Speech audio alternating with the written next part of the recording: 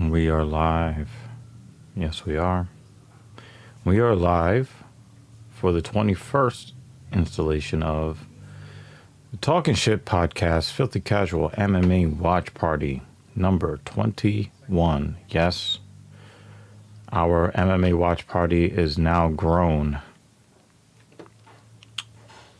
So, I want to welcome all of you to our show.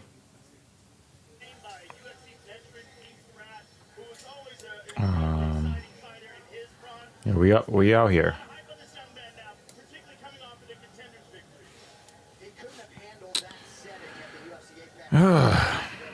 Let me guess. We've got one comment already. Is it going to be Blind Bat or is it going to be Jimmy Dean? My bet is on Jimmy Dean. And I was wrong. June 42 is good to see you. And of course, you know, this is the question. Of course, I have I've got Usman winning rather handily. Look at that fucking jacket that Bruce Buffer is fucking wearing. The guy misses one UFC event. He misses one. And he comes back with a fucking chameleon lizard jacket on. What the fuck? He's like, he doesn't like missing. He doesn't like missing work. Oh, we got Odie Osborne again. I like him.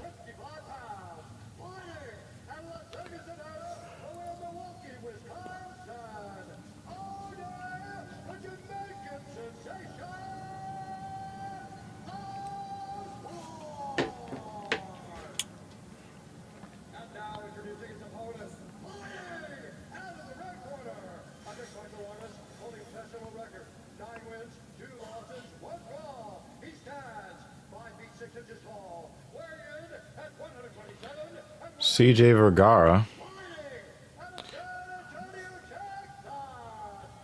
a moderate underdog against Odie Osborne.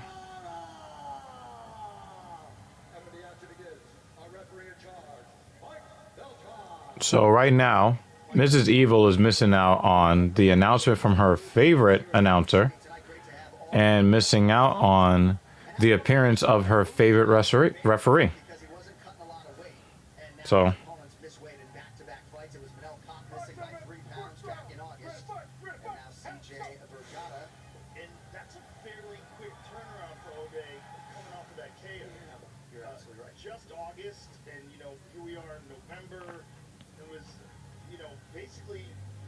The other lady showed up to the show.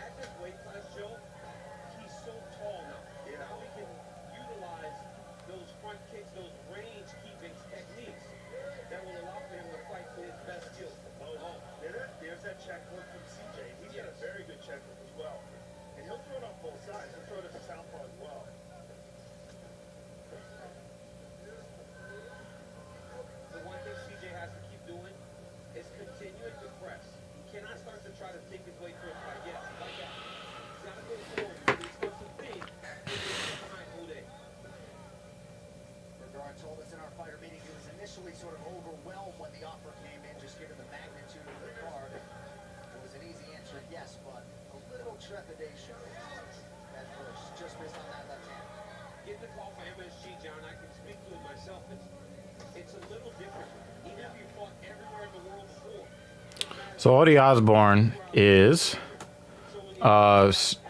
second fight in a row faced with a guy who failed to make weight. You guys know, the guys who know me, you know, I really hate it when fighters don't make weight.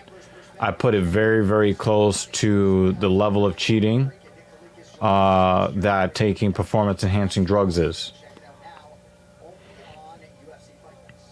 So, even with fighters that I like, when they miss weight, I root for them to lose.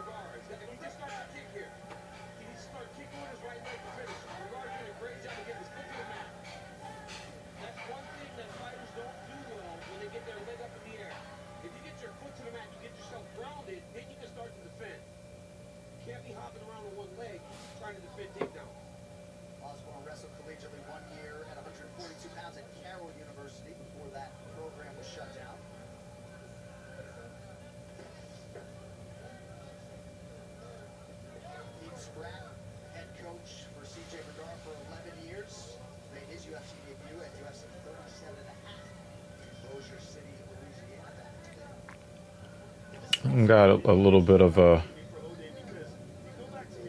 TTV Perks 7492. It looks like we have a new follower for the Talking Shit podcast, and we do appreciate you following. My co-host Captain Paul is on a boat, actually not far from where I live in New York City, but I do not believe that he is going to be available to hang out with us tonight. We will have Mrs. Evil here.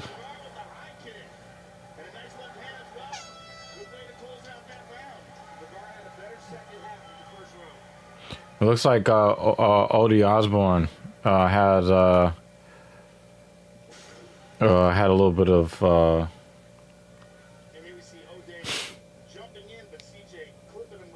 some adversity at the end of round one.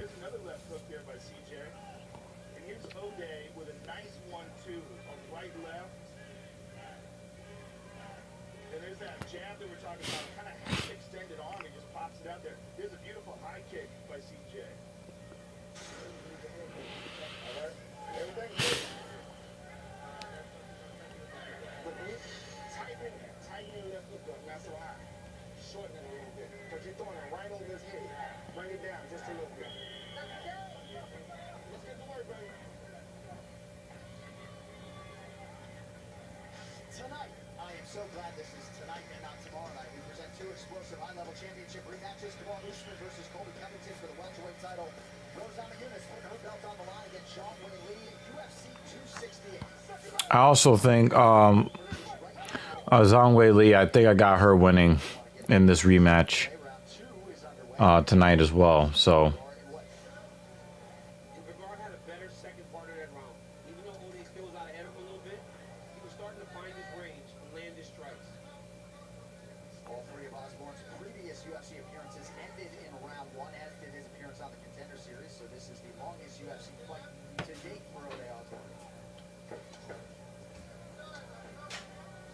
Minion pants for Mrs. Evil. Right now? No. No. You might want to bring that tray from this room over here so I can finish what I started. Okay. Yeah. I'm bringing my dinner because I'm hungry.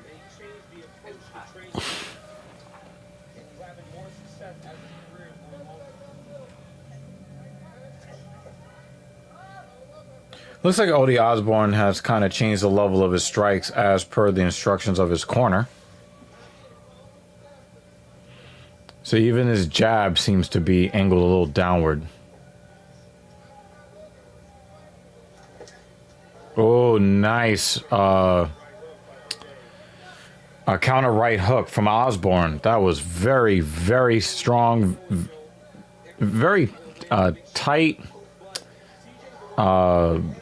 technique to his strikes there. Very, very flush right hook. Vergara did a good job of keeping his chin down, because if his chin was up there, you know, we might be looking at the end of this fight.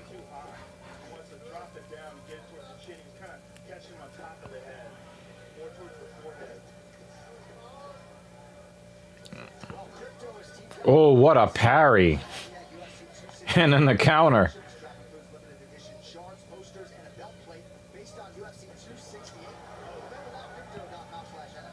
Now, Osborne got the better of, like, as far as the combo is concerned, but Vergara seemed to have hit him with more effect with that one shot. But again, I expect that to be the case when somebody fails to make weight.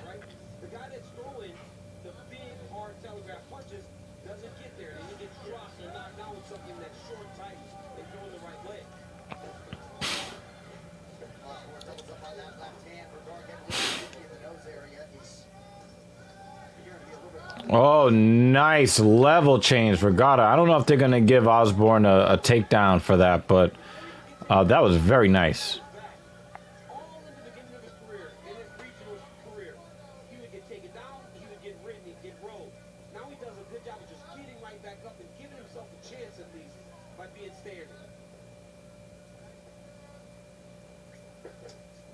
I will say that Osborne has turned the left side of Vergara's face into ground beef already.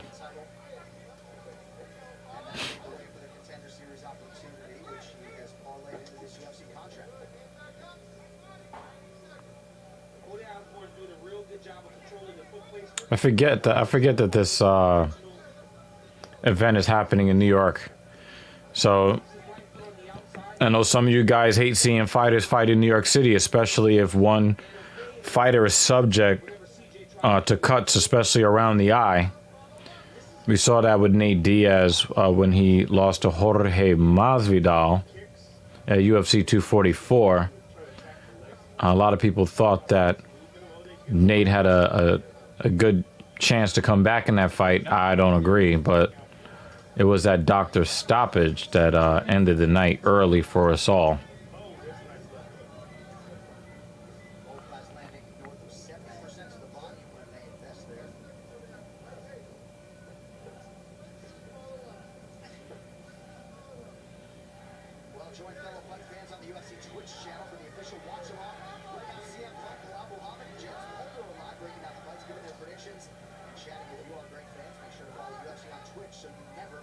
They got CM Punk still. They got Phil Brooks. All right, so Vergara, he lands the head kick. Somehow he ends up giving up his back. I don't know if this is one of those things where they give a takedown here. I don't know about that. Osborne definitely won round two. Round one was a little bit more difficult for me to call. But Osborne is definitely lumping this man up, at least in the second round.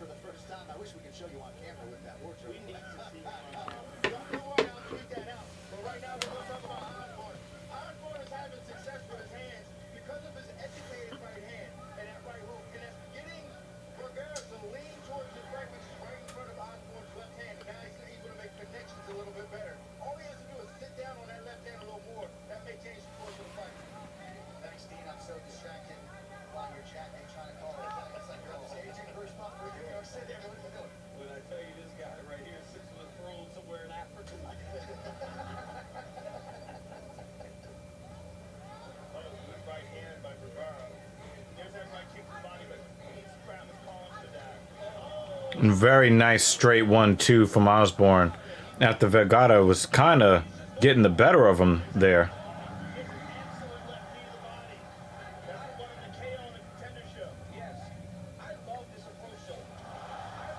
Yeah, that was a slip. That was a loss of balance. That's not a knockdown.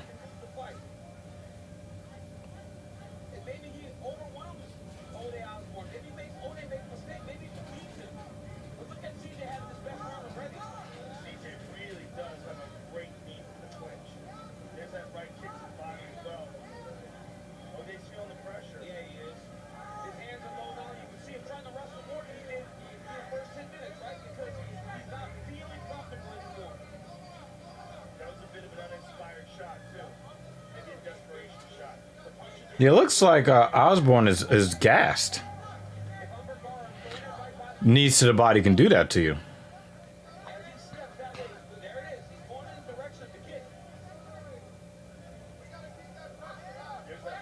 Are the fights on? Yes, Ryan Fry. We are happy to have you at a juncture in the stream earlier than the end. So thank you for coming through at the beginning. We are in the first fight, third round. Osborne probably had the advantage on points, but Vergara is kind of turning it up here in the third. But again, you know, it's very easy to turn it up in the third round when you've missed weight. So yeah, is that a takedown? But then he ends up on his back. He's breathing with his mouth open.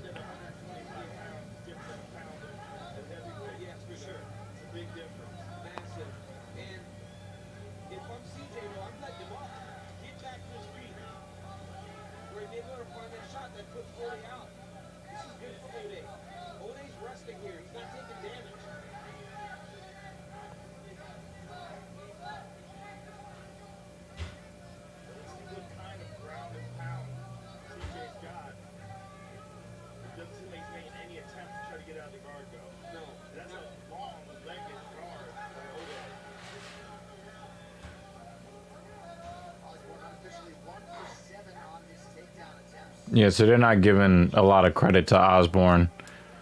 As John Anik just said, officially they've given him credit for 1 out of 7 takedowns.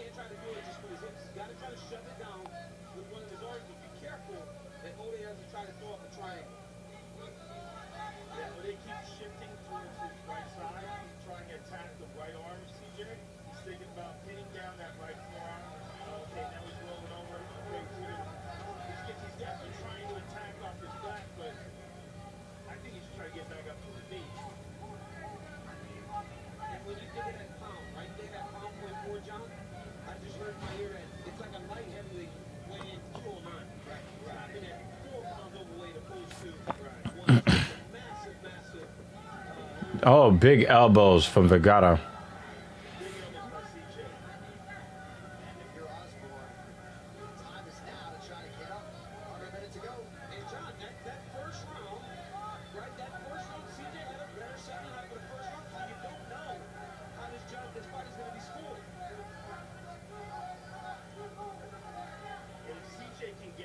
And here you have Odie Osborne that goes from having no fights in the UFC go past the first round to going to a decision.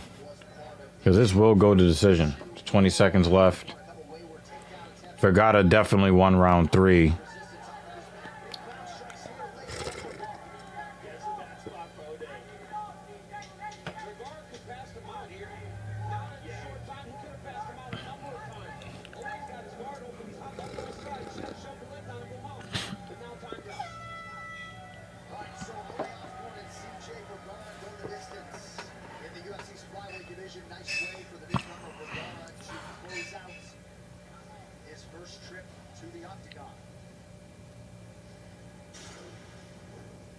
Here's some of that action when CJ turned it on. There's that right kick to the body that Pete's crowd had been calling for.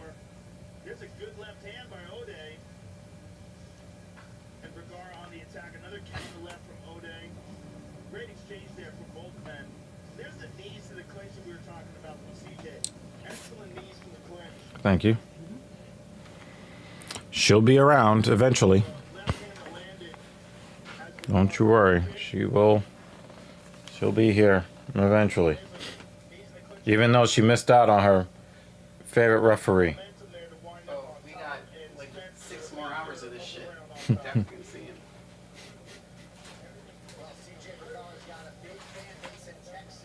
Well, being that Beltran did his job tonight, we will see him again.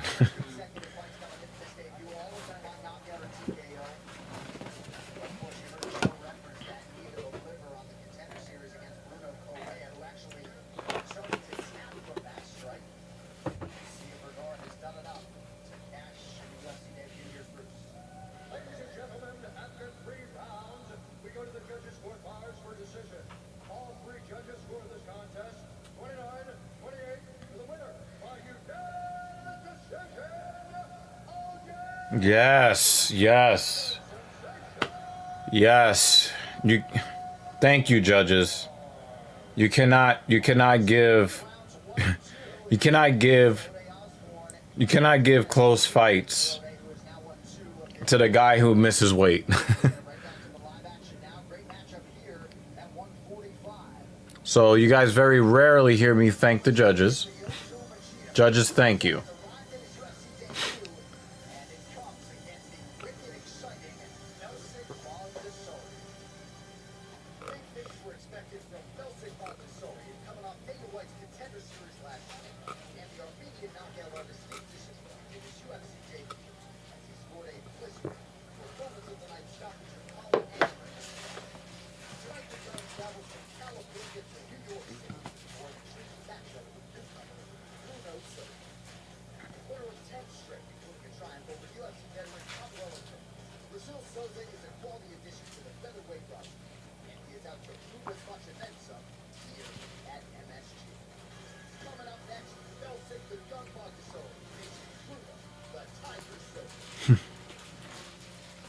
We get some decent nicknames out of these guys. I mean, they're kind of generic, but I'll take generic over Juicy J any day. Megan O'Leary's looking cute tonight, y'all.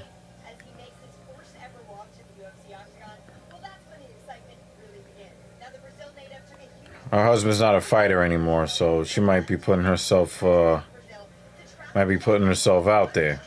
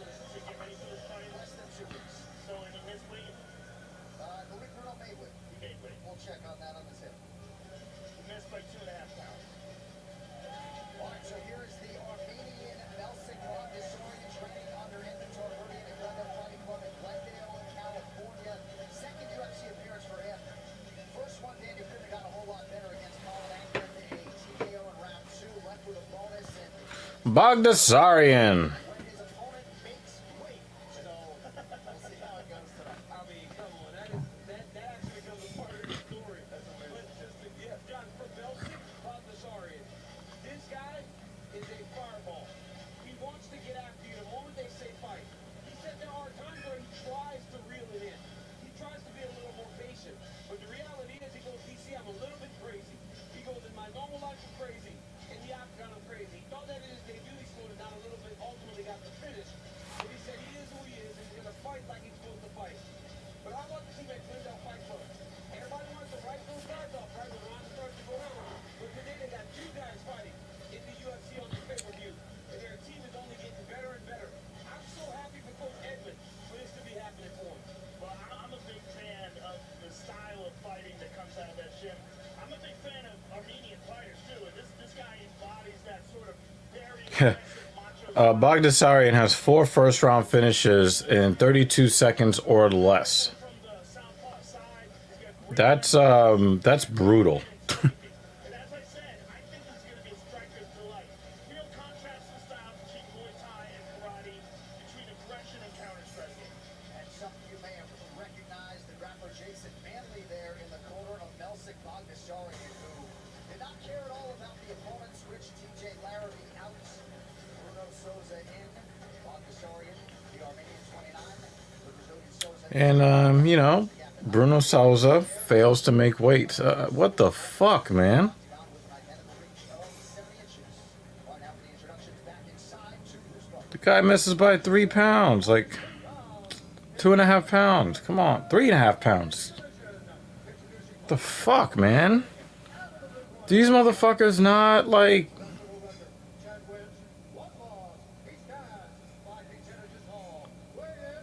These guys are supposed to be professionals.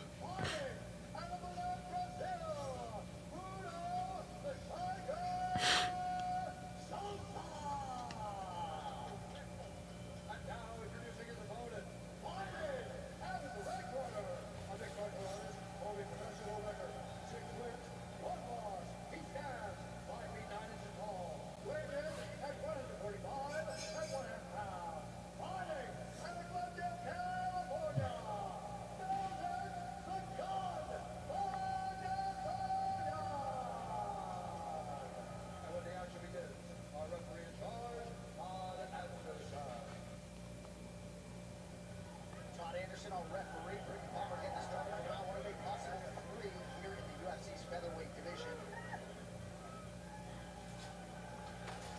Bruno Souza accepted this fight on October 30th. He is a plus 310 underdog. Melsik Bogdasarian prohibitively favored at -400. He is in white, Souza's in black. Southpaw versus Southpaw here early. The tiger versus the gun. Great nickname. See Bruno with that wide stance, finger covered, popping in and out. Belsik's more grounded. That's how you know he's a guy that wants to land with more intent. Bruno's fine, hot shot. The other missus asked if he went ginseng.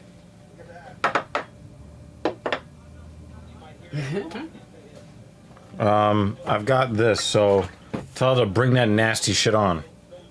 Said yes. Don't hear as much from the octagon. Holly Holm does it.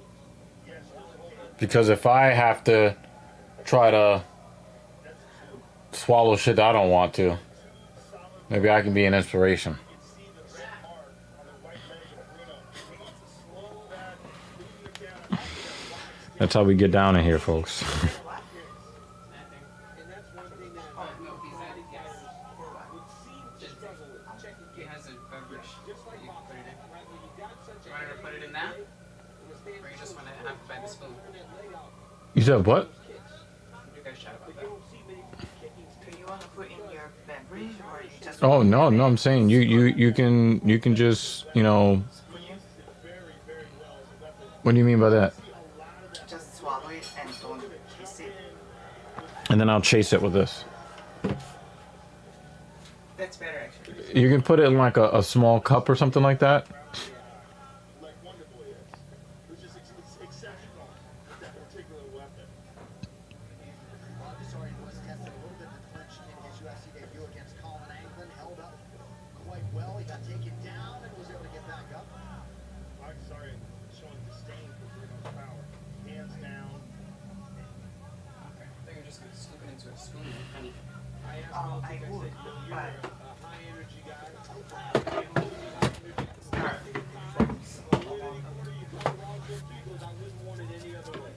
And then we are two. wait. Hello.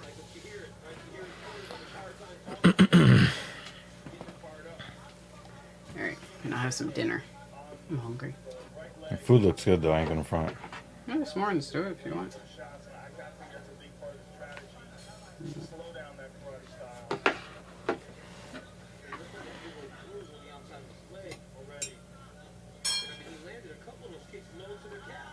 So just one fight so far. This is number 2. This is number 2, and I believe this is 2 fights. Guys, missing weight. Salza missed weight by 3.5 pounds. 2.5 pounds over the limit. And one quad is already destroyed. I peeked at that.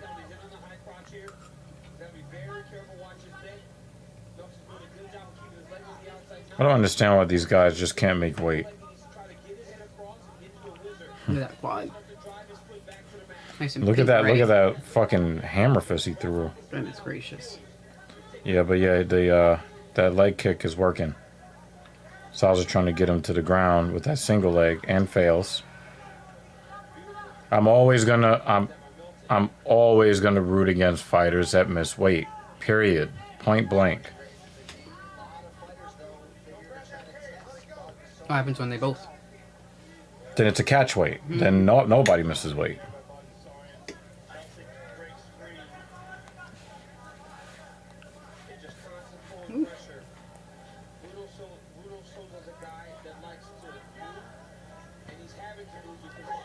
Ooh, nice one.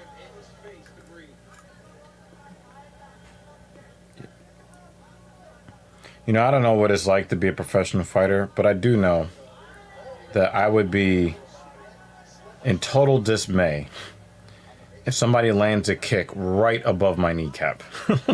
Like Bogdasarian just hit I Salza think with. it's bruised up. Yep. From the pistol whipping.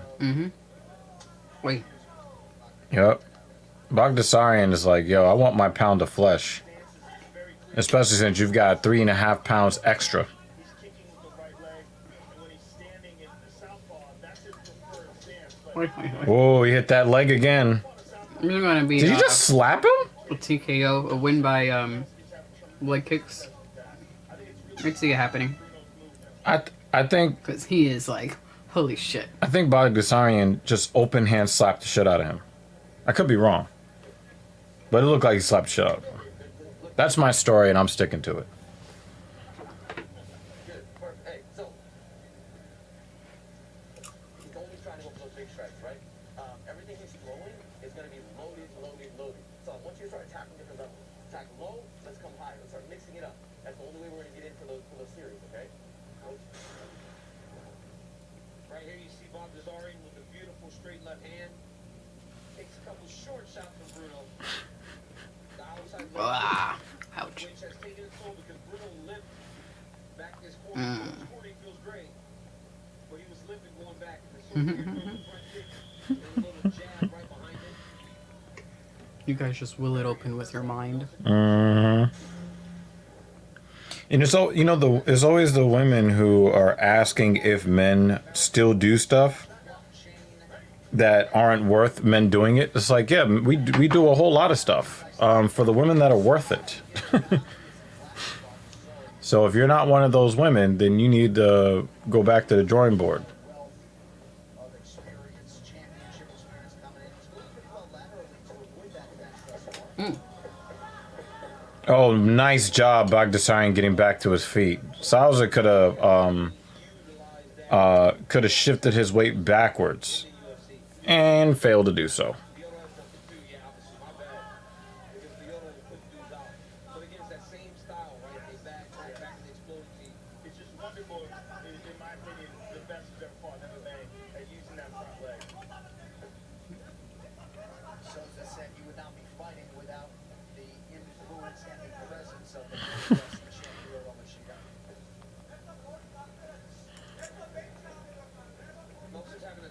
Almost crush your ribs with a kick. Bruno's just moving, right? This is his style. It's rooted in movement. Everything he does goes off of He has to move, because if not, he won't be able to use his legs. push you to get frustrated. Gonna chop that shit down.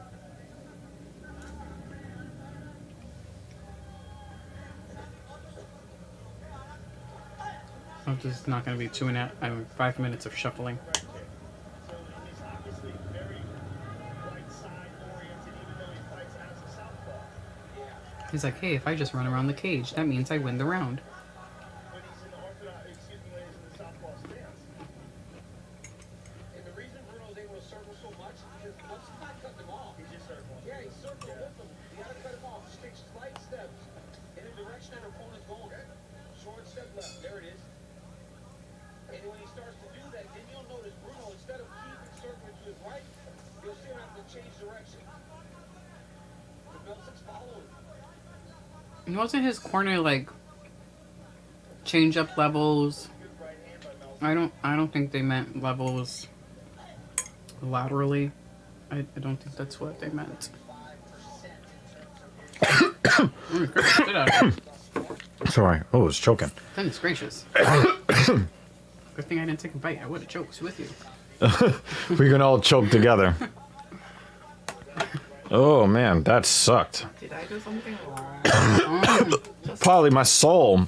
I think my soul sensed that shit. It's like she's coming in the room with some nasty ass shit. Ooh, and it's warm? No, it's not. Oh, I thought I saw a little steam come out. Yeah, from the lost souls. That Should I move away? I don't know if I want to. He's I about really to take want a to shot see of your ginseng. reaction. Just in case anyone's wondering. Knock it back. It's fine. Not as dramatic as I thought. I wanted some drama. Disappointing. I am disappointed. I think Drama came Mijin. before he took the shot.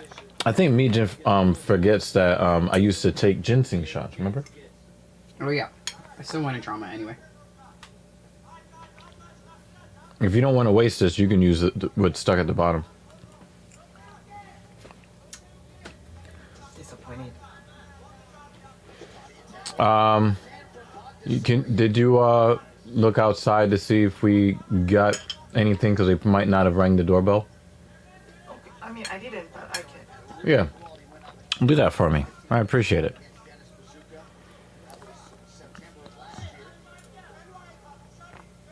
To your point earlier, Joe, in terms of the experience with Bogdassarian, over 200 amateur fights. Get the fighter. And the one thing that's happening with their team is a lot of these guys have grown up in that gym. They didn't move there. They trained there. Close them hands now.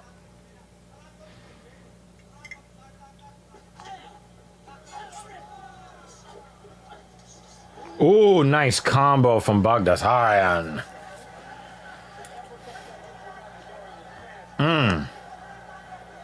There was some English on them too. I think Bogdassarian is going to win on points if he wins on points, simply because he's got Because the other guy Sousa just moving backwards ran constantly. away the whole time. Yeah. Yep. So a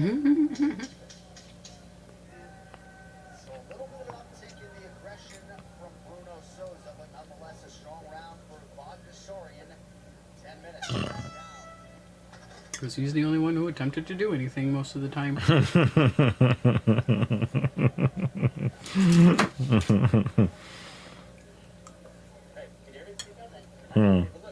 That's funny. And this corner is telling him the truth. Around so much. That last bit of the distance was perfect. Where he's staying there and staking it out. I don't think it's running as much. You understand me?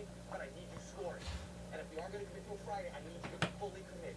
This is our last round. You have 5 minutes. How bad do you want this? So bad. Make a decision.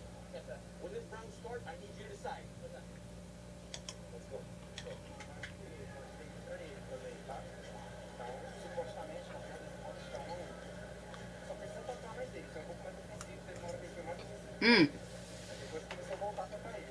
It's chicken sausage and pasta.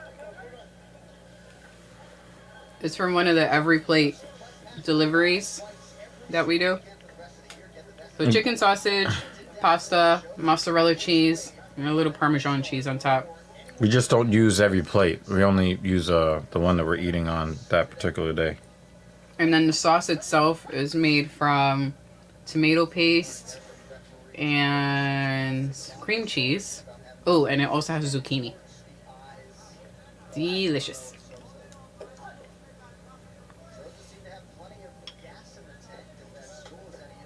He seemed positive. He thought that he landed a good shot with Wilson, but his corner's like, hey, we're going to be down 2-0. They told him the truth. Something came. Started the puzzle. Yes, he is. I like that one team just dropped in. He may have also been sent We found things on our porch. trying to slow down the pace in the second round was Was it a pirate? Arr. Oh, God. I think I might have to walk away a little while. He's generally much more reckless. This has been a more cautious, smarter approach than Bogdassari. I think he's dealing with a very confusing style. Yeah. I like the service, the every plate service. Hint, hint, hint, hint. Every plate, if you ever need someone to push your product. But anyway, Mm-hmm. they're really good. Not too expensive. I think they're the cheaper one out of the ones that I've used so far. And I like the recipes that they have to choose from. Hint, hint. Every plate. Yeah, that's my pitch. the orthodox stance, and he's so clear what he's doing. He's just looking to fire in and leap forward with a 1-2 punch, or occasionally a back leg kick. And you know, people will watch this. Excuse me. And they'll be frustrated. That's right. We're like more leg. But if you've ever seen a karate competition, this is how they look. It's not knockdown dragouts. It's a lot of this type of stuff. He likes the slapping. I mean, I don't Bruno understand. Slappins. See another Michael Bennett Page is fantastic at that. It's just really hard to close the distance. Lead-in knee by Souza is probably the most impressive thing we've seen him do. I mean, he waited until halfway through the last round, but, you know. You know I love bread, blind bat. Love bread. During the pandemic, when I was working from home daily, Yeah, she was gaining weight from while I was gaining weight, from. eating bread. Well, but then I got to the point where I didn't want to eat at all. So I had to make the bread, homemade bread, so that I eat something, because it ended up being the reverse. So I went from gaining weight to the bad way to losing weight the bad way. Anyway, I made some really awesome multigrain bread. I think it'd be awesome if you could try it one day. I'll let you be my my tester. Kind of abandoned it. And part of it is because now, as you said earlier in the fight, you said Bruno blitzes from the conventional stance. Even though he's southpaw, he blitzes from conventional and he was switching. Now he's staying conventional a little bit more, and it's killing those leg kicks of Milton. Yeah, he's countering from the southpaw with the right hand, and he's blitzing from orthodox. So from southpaw, if you look at him, he just wants a pop. And he said, "Oh wait, I can't bread, just Oh water." no! I got excited. I mean, wanted you, you to try I my mean, stuff. you can live longer hungry than you can thirsty. So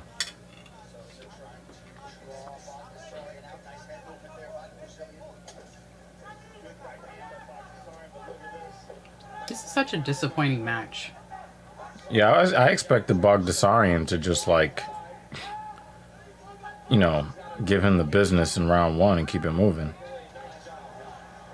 Nice job from Bogdassarian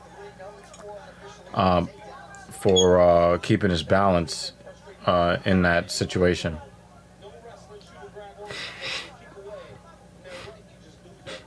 I feel like with all the leg kicks in the first round, it had me thinking that was like, this is going to be spectacular. Yeah. And he was going to keep kicking his leg.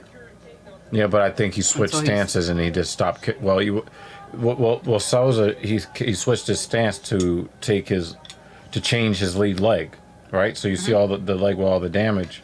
So I guess it would be harder for him to try to attack that front leg the same way. All right. But there are other things you can attack, like, the abdomen. Get some rib shots in. He has some powerful ass legs. Yeah. And he was But- just like, I'm going to stop doing the thing that is helping me win. Yeah, I think if he was honest with himself, he probably would not love this performance. Mm-hmm. Especially with the reputation that he has of, being a killer in the cage. I mean, he's got 4 KOs inside of 32 seconds, right? Mm-hmm. When you look at the end of round 1 and 2, they seem to be, See, look at that body shot. yeah, he seemed to just be content with, okay, I won the round, I'm gonna back off now. Mm-hmm. Yeah, that was He kind of punches like Nate Diaz, Souza. Mm-hmm.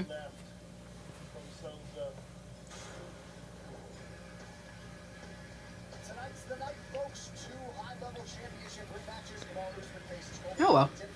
I mean, it wasn't the worst match I've seen, but Yeah, definitely didn't live up to what I thought it I could was be. expecting that to be better. right now on ESPN Plus. Belsic, Bogdasarian representing Glendale Fighting Oh yeah? Okay. trying to make it a 2-0 start in the I'm glad you're feeling better now. winning streak overall. And on the other side, the former LFA featherweight champ Bruno Souza trying to extend his winning streak to 11. Chris Buffer has the scorecards. Ladies and gentlemen, after 3 rounds, we go to the judges' scorecards for decision. All 3 judges score this contest 29-28 for the winner by unanimous. Wow, they gave him a round.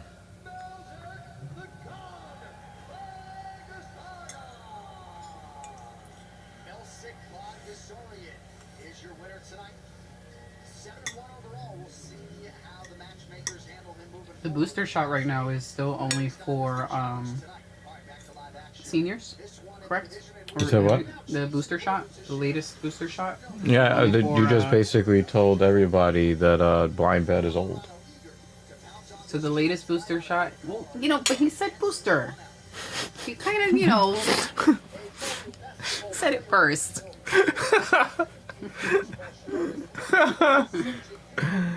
He's like, wait, I'm not the narc.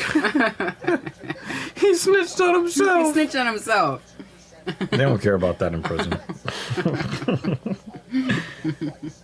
You dry snitching. It's also for people that deal with Oh. people in the public, and we know you're not one of those people. So. Dustin Jacoby's back. Okay. Wow, look at that 300 tattoo. That shit looks sick. The rest of his tattoos suck, but that one is. Like I'll give him props for all of his tattoos just based upon how awesome that King front one is. Leonidas. Whoo, that is a nice tattoo, man. This second round that I made, the second batch, came out better. You got fights on your mind? I got fights in my mind. The second round of sausage pasta came out better. I have to entertain myself somehow, okay? Are you not entertained? Oh, no, I was not. In that last one, I was not Russell Crowe, okay? It's not Russell Crowe. I would like to be Russell Crowe for this one. Alright, I feel better now. I feel human.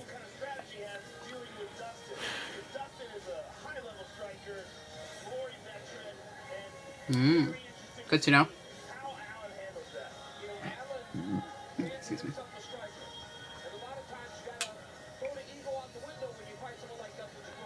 Yeah, that's why I was asking, because, some of my work is front-facing public, so I was wondering if I qualify yet, just based on that.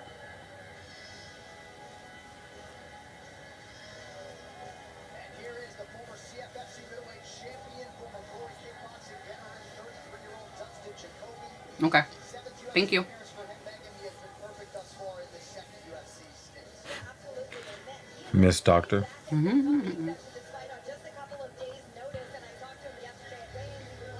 know what I think? I think Blind Bat is like one of those people that believes that misery loves company. Maybe.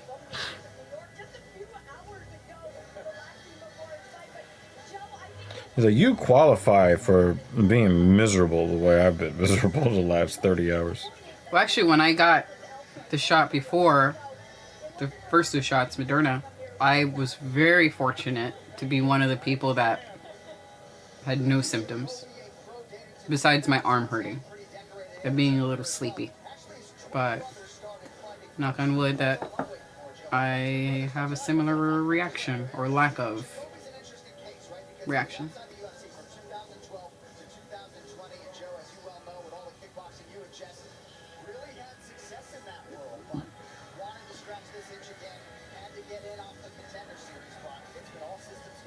This is a sucky walkout song. He's pumped. I do like him as a fighter, but come on, man. You got to choose a better walkout song than that. He's happy with that song. He's singing along. That's his groove, his thing. You know me. If I ever had a walkout song, it would just be people screaming. Like some heavy, like, sort of music, screaming and growling. And then I'd make sure that I look very bubbly and happy. Sound good? Okay. Okay. I'm gonna look it up, Blind Bat. So I can see where to go. Oh, look at Bruce. I told you were missing out. I know, I'm just seeing him for the first time now. Yeah, because you didn't show up on time. Well, did you want dinner? I Well, was I'm not making the dinner. but I wasn't the one In eating my it. defense, You're the one eating it. But you're probably gonna be hungry after that, right? And the food is gonna be left over for later. But you miss Bruce Buffer. In my defense, I was cooking dinner. Okay. Shoot. Starve. I think he's about to get knocked out. I think Dustin Jacoby is gonna hurt this guy. Wow, he's a minus 380 favorite.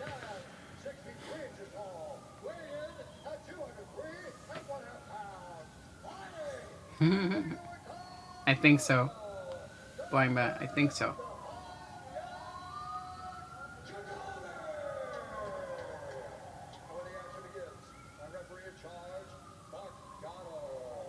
It's a good nickname, the Hot Yuck. Polish soldier. His grandma called Dustin and his twin brother Little Hot Yucks when they were growing up. Dustin Jacoby minus 380, the betting favorite, despite taking this fight on short notice. John Allen comes back at plus 300 and close Allen in black. Dustin Jacoby in white. Here we go.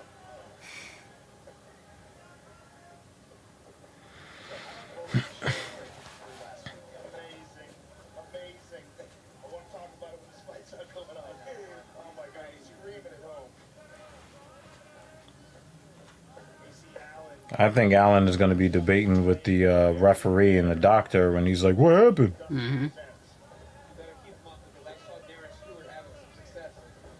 Once Jacoby lands, man, he can put you out. Find yourself in trouble. Jacoby got some That is a long big, legs. yeah, but that was a very powerful leg kick. Mm-hmm. Don't let Allen's fucking poker face fucking fool you. Mm.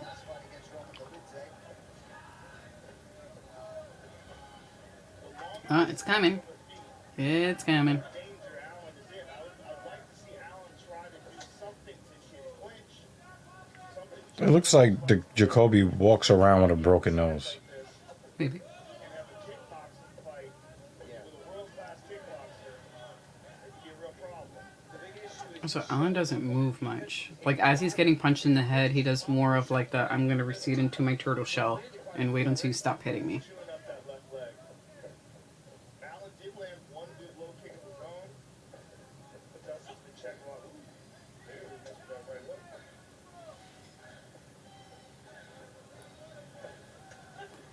WWE released Nia Jax. Ha! Yeah, I saw that. Mixing it up both sides too. Sorry, John. No, I was just going to say, he came on strong with that weapon and other things in his last fight. He had to settle for a split decision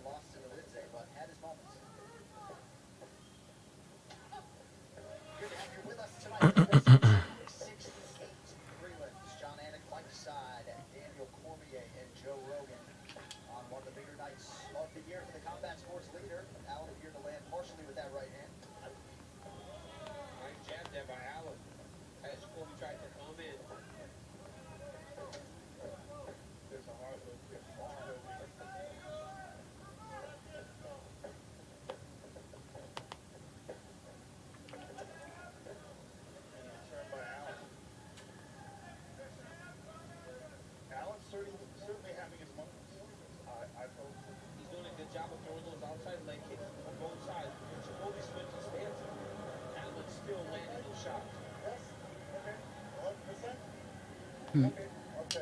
I could just imagine the people in the crowd since this is in New York. Mm-hmm. And they're just like, finally, we can fucking yell. So I think they're just going to overdo everything. Jacoby goes high. Allen raises the guard.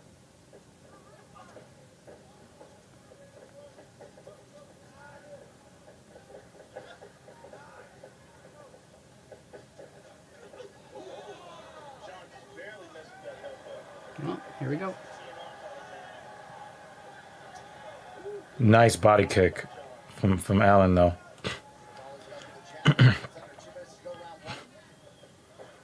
I'm having microwave turkey wings. Okay. Jinx. John is doing a good job. It sounds delicious. Low kick comes, immediately firing a punch, trying to catch Dustin's head before he can move it offline. Are they any particular flavor? Or it's just plain turkey wings? It's like barbecue turkey wings, Italian seasoning, garlic.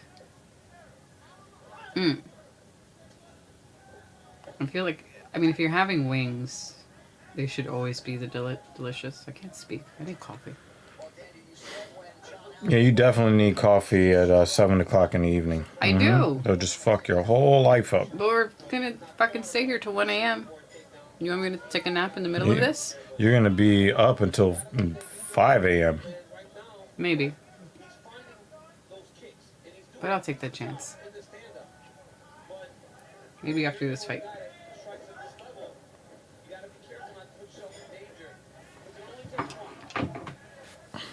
Actually, they are delicious. Okay. As long as they're not dry, right? Like a douchebag?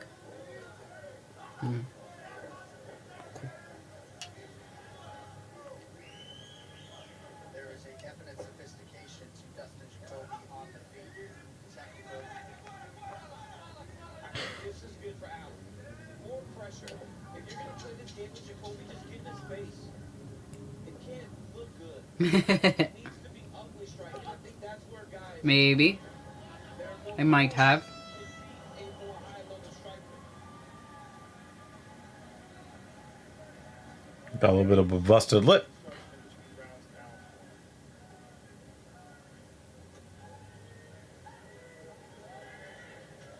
Is that his whole corner? Oh, I was about to say, where's everybody else? Where is everybody? He's way more tired than you. You just need to put more volume. You have to be the first one to hit. Right here you see Allen with the outside leg kick. Jacoby keeps lifting his lead leg.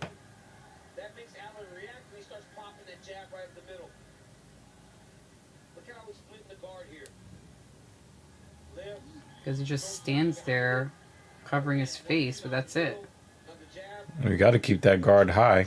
No, I know, but he doesn't move his head at all. He's just Head like that, that's what I movement. was saying. He just kind of like, I'm gonna wait until you stop, Mm-hmm. and that's it. A lot of these big guys, what they do is they're like, when the other guy is like putting out a flurry, I'm just gonna wait for him to tire out. But what if you get one of those big guys who's actually a little guy in a big guy's body and just keeps going? And what do you do then? I mean, Jacoby definitely does not look tired. Allen's corner was like, Yeah. he's more tired than you. I don't think Yeah, so. yeah, that's a mind fuck that corners play, where they're trying to trick their fighter into putting more output out there. They know that their fighter is tired, but like, no, that guy's more tired than you. Oh, really? Then they, get that second wind. I think it's bullshit, It's bullshit. and it never works. The guy comes out a little bit sharper for like the first 25 seconds, and then goes right back to how the previous round ended. Yep. So. Allen is doing a pretty good job of countering and using those leg kicks, but he has to be better with See, first minute, just having your hands. Allen is sharper, right? You have to intentionally block, deflect, or evade shots, just not have your hands up. See, You gotta really do a they need to hire you Thank you. as an analyst. I come with weird sound effects. That's a selling point. Remember when I hurt my foot last week? Yeah. It still hurts. Yeah, High I've seen that. Yeah, I've been through that. Like, wow, why does it still hurt? I mean, like if I walk around, it's fine. But you know, if my shoe is too tight or if I, you know, happen to press on it, it still hurts.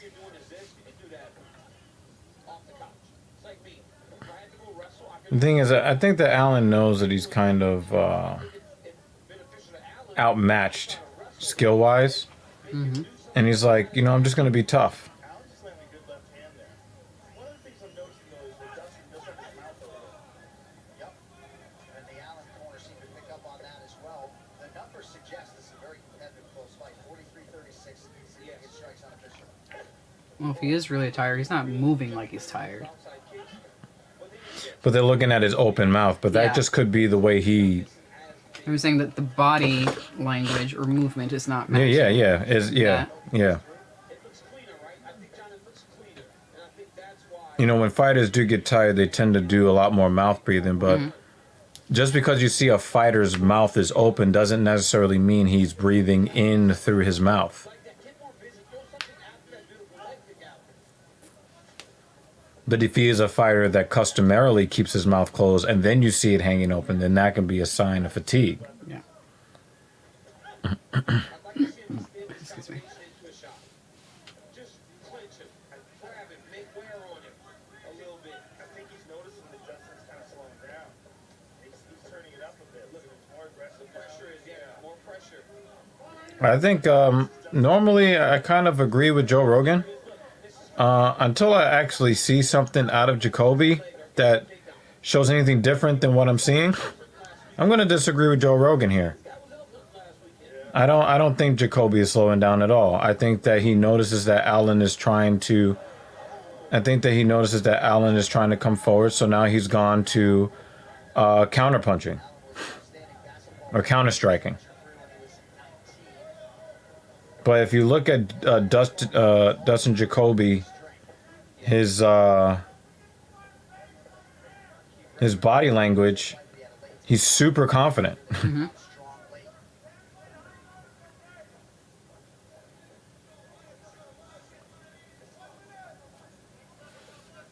a lot more volume from Jacoby unofficially. He's thrown 86 more attempts than Allen. 1 minute to go, round two. So much for Joe Rogan's theory that he's tired. He's still more active than Allen. Partially blocked by Allen.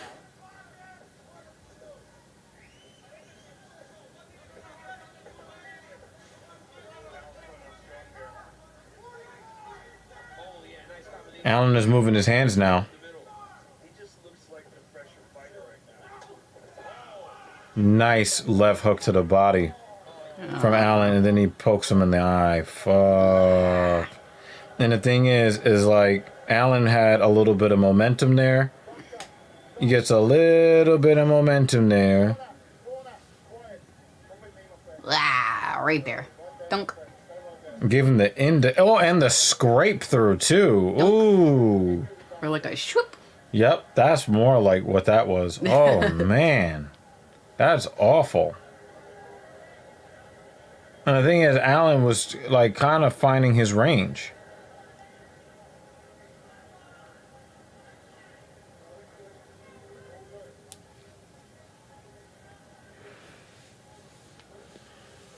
He was finding his range, and then like.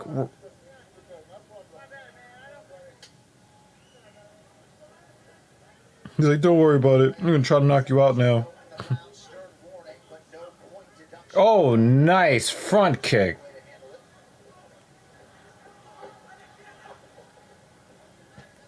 I like how Allen stopped the whole tie clinch thing by bringing the elbow down over the top. I like that a lot. Round three coming up. I will say that this round was closer. I don't know. I don't know if it's my bias towards Jacoby, but it's a very close round. I'll say that. So no matter which way the judges go when they score that round, I'll back that. Draw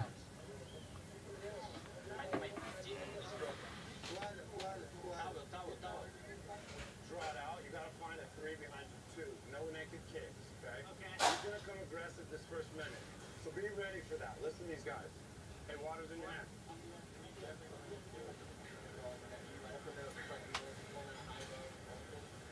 There you go. Good?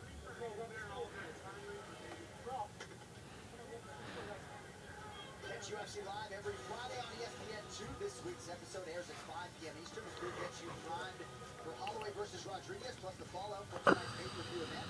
And for more breakdowns, interviews, and analysis, you can also watch the pre-show immediately after UFC Live. That airs on ESPN+.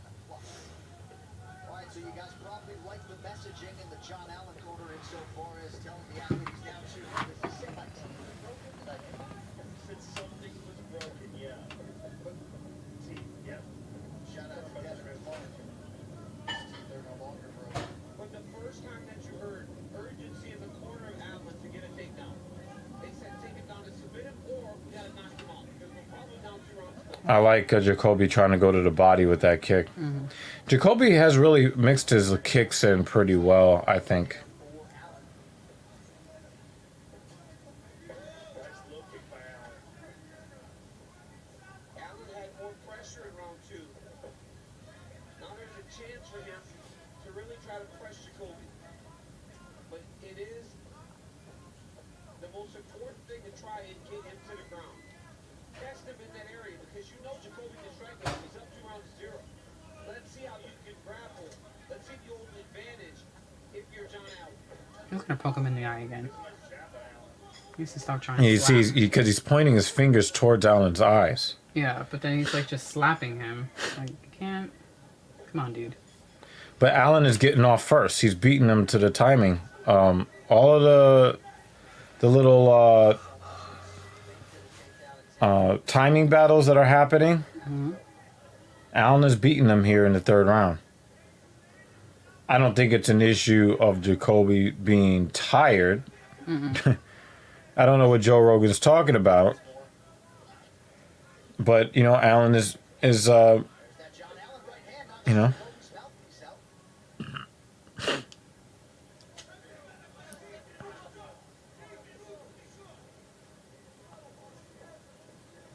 Trying to find a home for potentially quite a bit. 3 minutes to go. That's what he's looking for a lot, John. When he goes south, Nice that little check hook, little jab. Oh, nice little left hook from Jacoby as well. A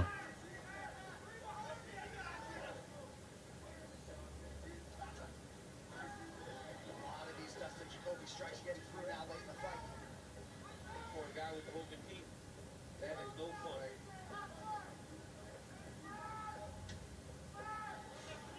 That was a baby tap. And if you need encouragement to get a takedown, stop getting But it's enough to distract them when trying to make decisions.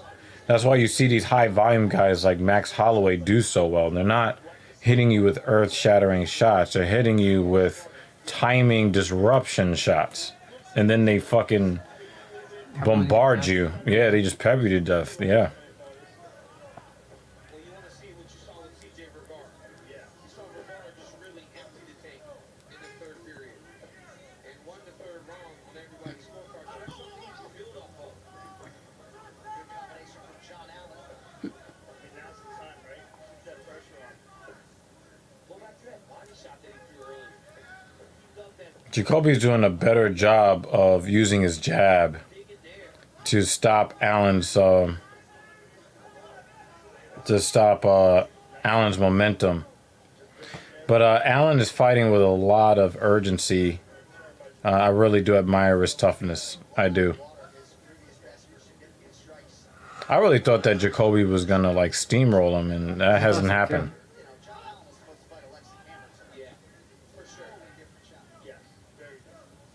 Got a hard fight. Jacoby's been on fire since he got back to the UFC.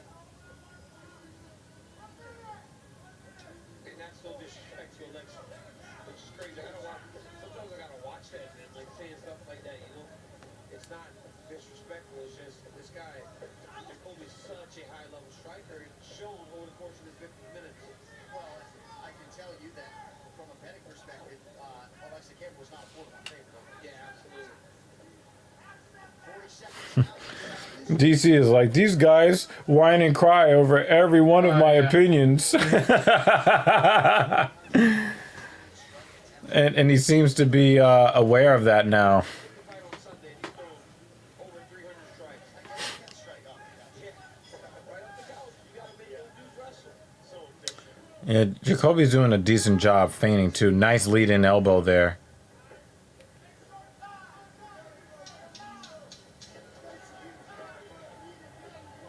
Was there a cut on Allen's forehead? Yeah, he got cut up in round 2. It seemed like he had like little. It's a little nicks. hard because he's got that hair that kind of goes over it. No, I know, but I saw it like when he went to his corner before. You can see like, yeah. Alright. How many rounds? How many fights do we have left? For this Oh, wow, this is the early prelims. I know. The prelims start at 8, and then the main card starts at 10. 1-2, pause, hit him with a third one. Outside kick by So it'll probably be 4, 4, and like 5. that beautiful outside leg kick. Yep, we got 2 more here. Yep. Round 3, another right hand. Spin.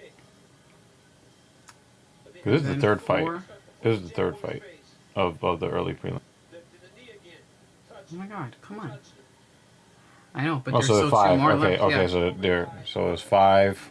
Is it 5, 5, 5, or is it 5, 4, 5? Gets the press of fashion, or at least I feel. 5, 4, 5. Okay. Yep. So 14 fights. And 2 of them featuring, at least 2 of them featuring fighters that failed to make weight. Streak to 7, which thereby would be the best stretch of his career. And he is competing in a I division don't want that to do is that. relatively wide open. Oh, this reminds me I have to make that call. Bruce Buffer's jacket. I know. Light as fuck. I'm pretty sure there's a Twitter account called Bruce Buffer's jacket. Oh, probably. Jacoby wins.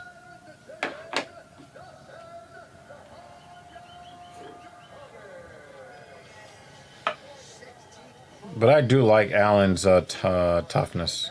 The Hanyak DJ. Whatever that means. But his walkout music fucking sucks. So, there's a Jan Vellante, his final fight in the UFC versus Barnett. We saw Barnett a couple of months ago.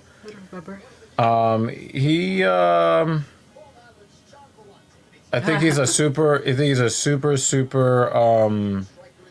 short guy. Oh, damn.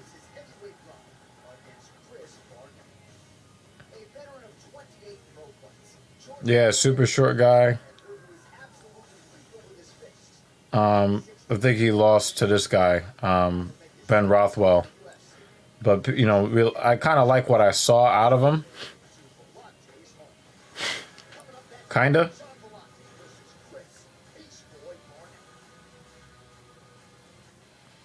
But you know, Vellante is saying goodbye to MMA after this fight, so wish him all the best in his life outside of professional fighting.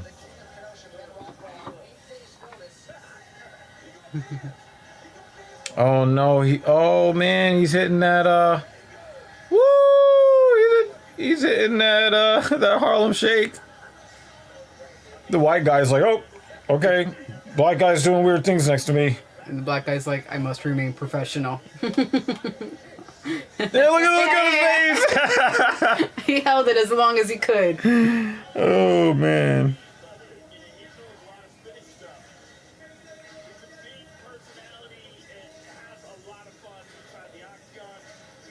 I just wish that he was playing like the actual special delivery song. Like that would have been great, but oh, he's playing the remix. Okay.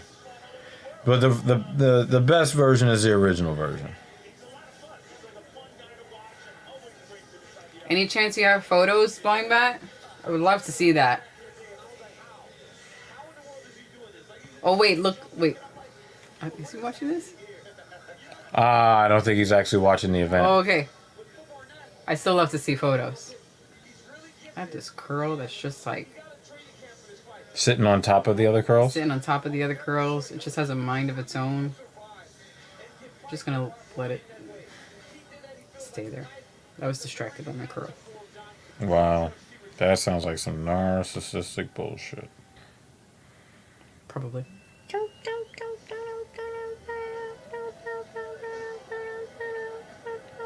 right, so here's John Vellante, one of the more talented American football players to ever grace the octagon. It is his 18th UFC appearance, and Megan, as I understand it, it will be his last. Yes, absolutely. It looked like there was some emotion on the face of John Vellante as he began that walk. He mentioned that he played football. Yes, he did at Hofstra University. He was also a New York Misty Evil Genius. champion, born and raised in this Interesting way to describe it. ton of support from the crowd, and I spoke with him earlier this week, and he said he just knew it was his time, that this would be his last fight. And what better He wished that his hair looked like mine at this point. to have his final Shit. walk to the UFC octagon, but it served as a heavyweight because, guys, and Daniel especially, I mean, who really wants to end their career doing a weight cut? Mr. Shattered Leg is in his corner. He can stand on it. I just hope that he doesn't fight anymore.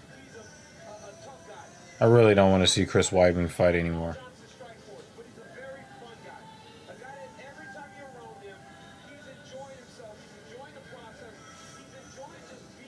This is the most physically out of shape I've ever seen Jean Vellante. Maybe I've just been like, fuck it. I'm going out anyway.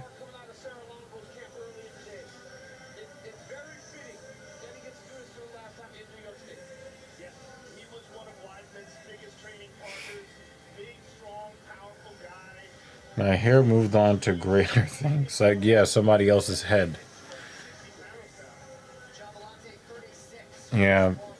This is the worst I've ever seen Jean Vellante. I think he's just done. I think he's mentally just done, and you know, if you're done, then be done. 5'9", 264. Let's tell you, he's a little guy. That jacket is not a little guy. It's like a psychedelic pineapple. He looks like a fucking lizard.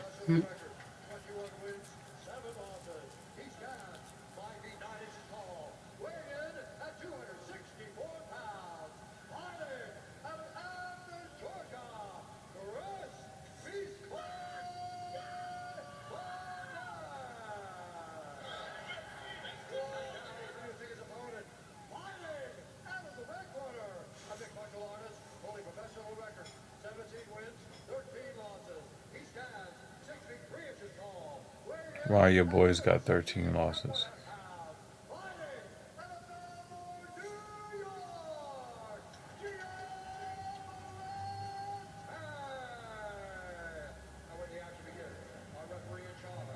Herb Dean. No? Nope. No? Murgliato. Dan Murgler. Dan Murgler. Dan Arugula. Trying to go out on a high note in what is his 31st professional fight. John Vellante, a MacArthur High School graduate, is in black. Chris Barnett is in white. Thankfully, Barnett's cardio's good because he probably burned like 75 calories dancing on his walkout. I think he cut a lot of his hair off since his last fight. Got to the UFC against Ben Rothwell. It was on Or short it notice. was ripped off. Didn't quite realize how big that UFC fight week would feel, and he was much more comfortable in his own skin here in New York. I'm telling you, man, everybody tries to downplay it until you're in there for the Barnett looks more like he belongs in the cage because he's not in there with Ben Rothwell. He's like 6'5", 6'6". His back is super scarred up. Yeah, probably from like, you know, grappling practice or something. Get a veteran like that on your UFC debut that's a crazy assignment. One thing Trevor Whitman said on our Either that or his wife is very, very attracted to him. that he needs to more and counter less, and I know that sort of dovetails with Keith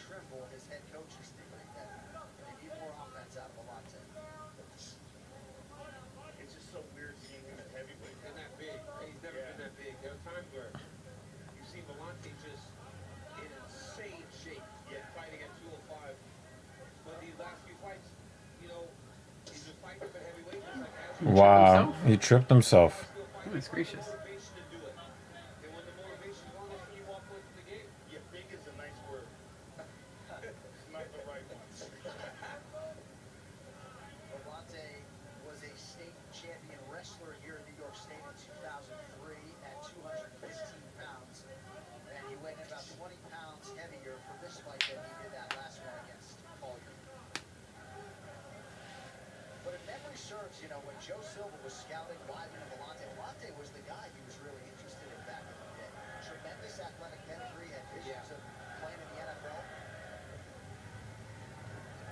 Volante's talking to him there. Yeah, I think Chris is saying something there. Nice front kick up the middle. I like Barnett's.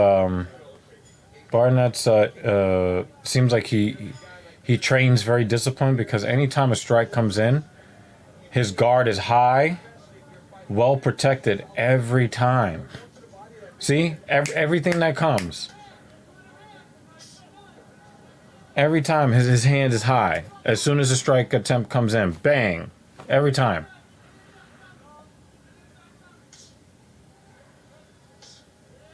Oh, nice trying to beat up that lead leg of Volante. Really working on the inside of that Volante lead leg.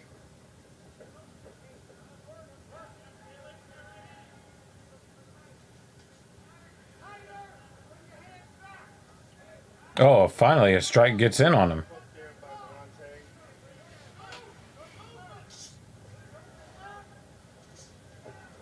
His left hand by Barnett. Barnett did a little split strike there where he had his left leg in front. Look at him. See him? Splits his stance to try to switch the idea where he's coming from. And he throws either outside kick or he'll throw that lead left hand there.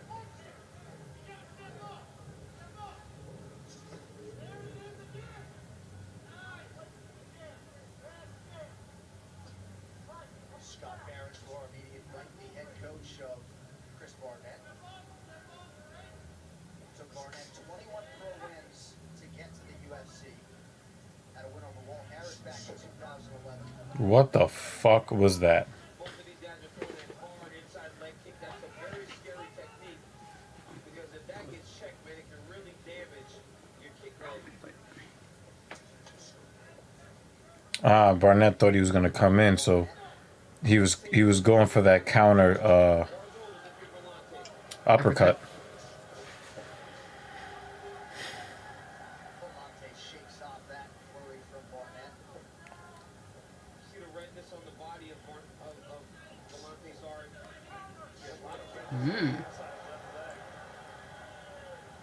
You're like, look at that big boy move. Mm-hmm.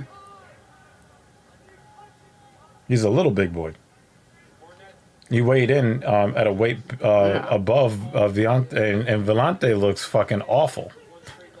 Listen, I'm impressed. I couldn't do that shit. I would fall on the floor. Like he almost did Yeah. Well, like he on the almost did first attempt. Yeah, that was it. On the first attempt. attempt. Yeah, that's what I'm The saying. second one was good though. That was the longest first round I've ever seen in my life. Holy crap.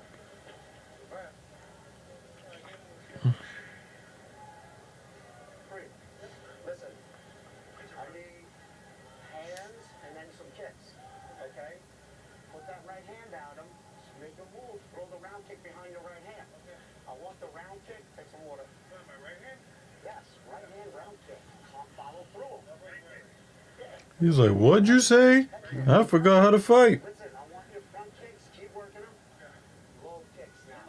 You lead the dance. You lead the dance with your circling and your feint. Here, his legs, so.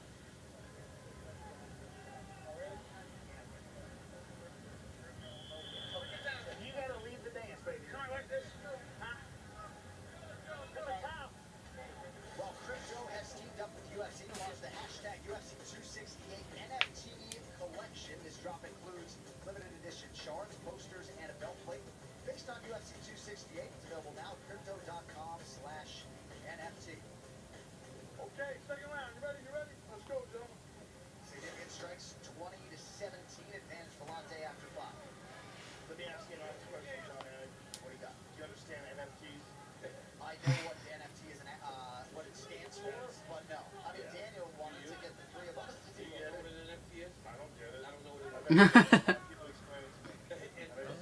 Yeah, it's funny how Joe Rogan doesn't know shit about anything, but people are going to him for medical advice. Non-fungible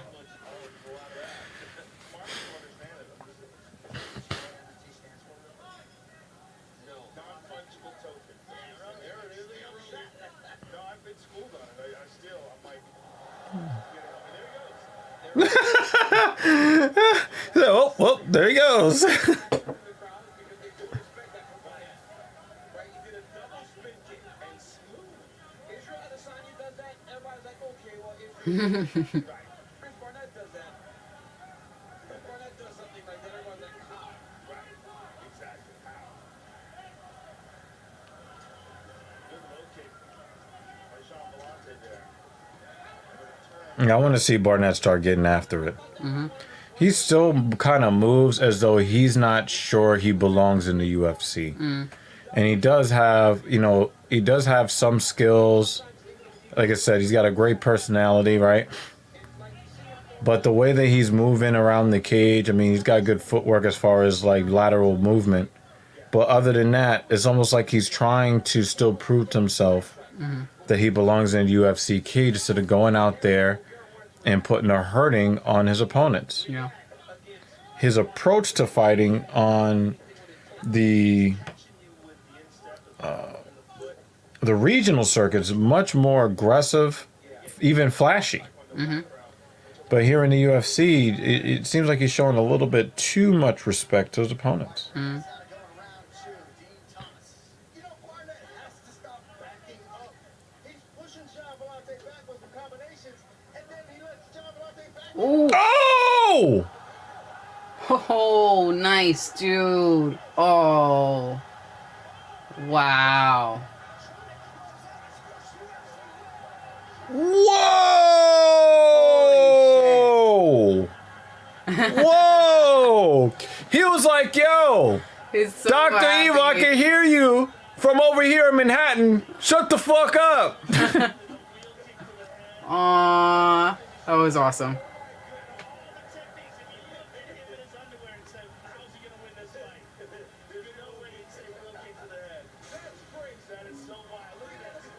And he got that leg up. That was great. That was beautiful. And now he's going fucking gorilla on him.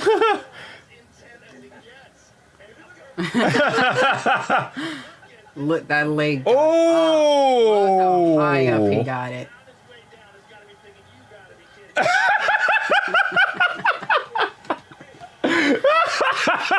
The celebratory flip. And so great.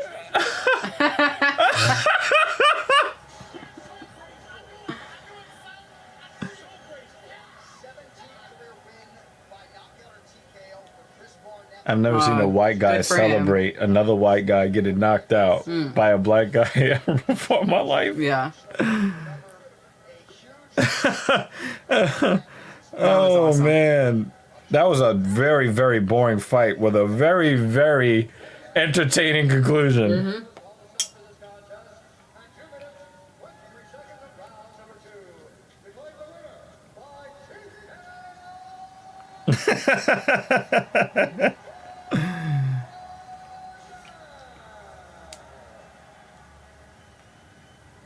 Aw. So sweet.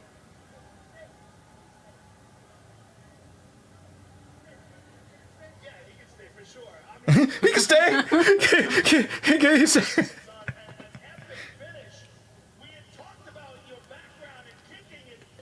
That is the appeal of Joe Rogan. Like, I think I like Joe Rogan. That was an F5 tornado kick. I don't know if that's knockout of the year though. Boom!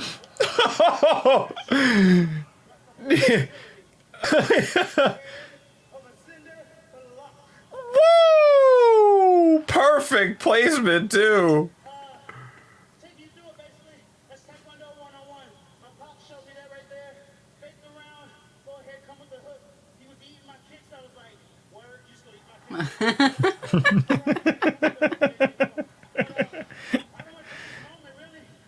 And he's got the stomach of Dr. Zoidberg. Excellent football coach. Got another one. And a son that's 22 months. This is his town. This is his fight. Y'all stand up. Cheer for my man. This might have been his last one, but this ain't it. He gonna be riding with me from now on. Y'all hear me? Cheer for this man. Stand up, New York. Stand up for this man. Yo, what I tell you about that personality?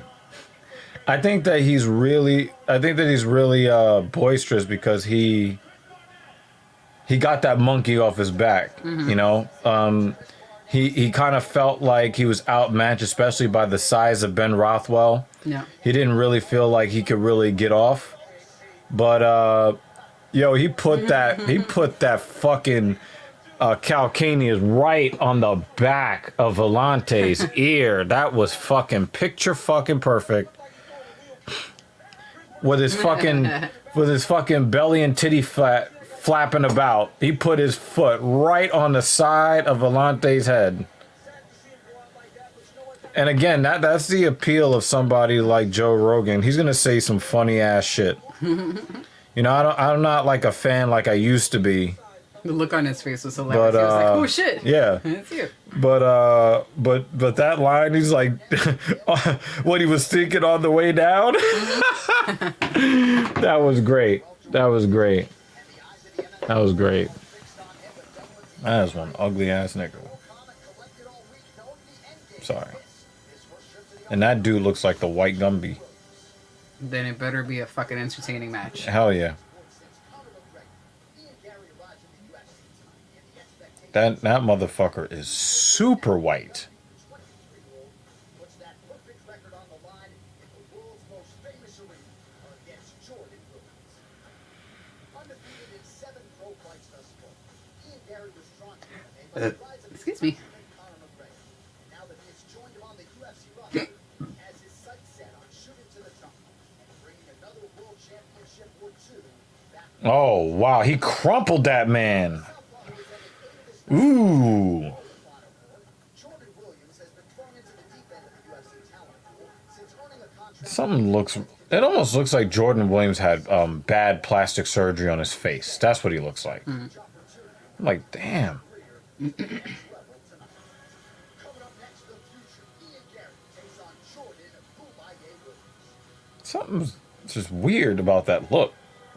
Jordan Williams has declared a goose egg season, and he is on the hunt. And now by that, he hopes to permanently All right, after this match, I'll get some caffeine. I'm afraid to move because I feel like this one has the We potential could of share being some done. pre-workout. I want the taste of coffee. Just, you know. The short pudgy one that looks like a larger, fatter version of the other two little creatine ones. Okay. You can give me one of those. I will bring it so you can see, just to make sure. Yeah. But yeah. Is there 2 short ones there? Yeah, but they're both the same size, and then there's one that's short but fatter. Okay. I think it's called Pre. Okay. Just put a scoop of that Check. and 16 ounces. And I think it's he has very high cheekbones. yeah, it looks fake. Yeah. It looks like he had bad plastic surgery. You know what it is? It's other ugly people that became ugly getting the kind of plastic surgery to look like that. And then it's just like, I just have that synonymous with Yeah, ugly. they're very high, and his face is kind of long. Yeah. It's a He combination. looks like one of those rock statue things you see in the history books. Yeah. Respects the technical skill of Ian Gary, but he understands that this is must-win for him. And a lot of times when we are backed into a corner as human beings, we compete and do better than we ever expect. He expects that tonight.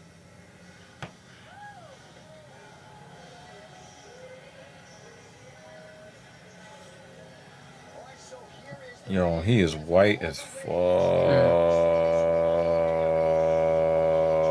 welterweight champion. Won that belt in June. Relocated to South Florida on August 1st. And Daniel, he makes his UFC debut here today. We had our fighter meeting with him. Confidence not an issue. Confidence is not an issue, John. Wow. Look at what Porsche is putting out. Hmm. The 919. Oh my god. I don't give a fuck about the woman. That car looks fucking. It almost kind of. It looks like It's like an animated bug. It looks like a combination of the Bugatti Agera, no, the Koenigsegg Agera, and the Porsche 918. It looks like a mixture of those two things, especially with that wrap around that fucking wrap around fucking visor like windshield. That shit looks fucking sick. It looks like a. It looks like one panel, like a one sculpted panel. Can you imagine a rock chip hits that, and then how much it's gonna cost to either repair or replace that shit? Yeah. It looks like a bug, but an animated one with like big anime eyes. Well, the headlights kind of Yeah. look like that. Look like compound eyes. Cool.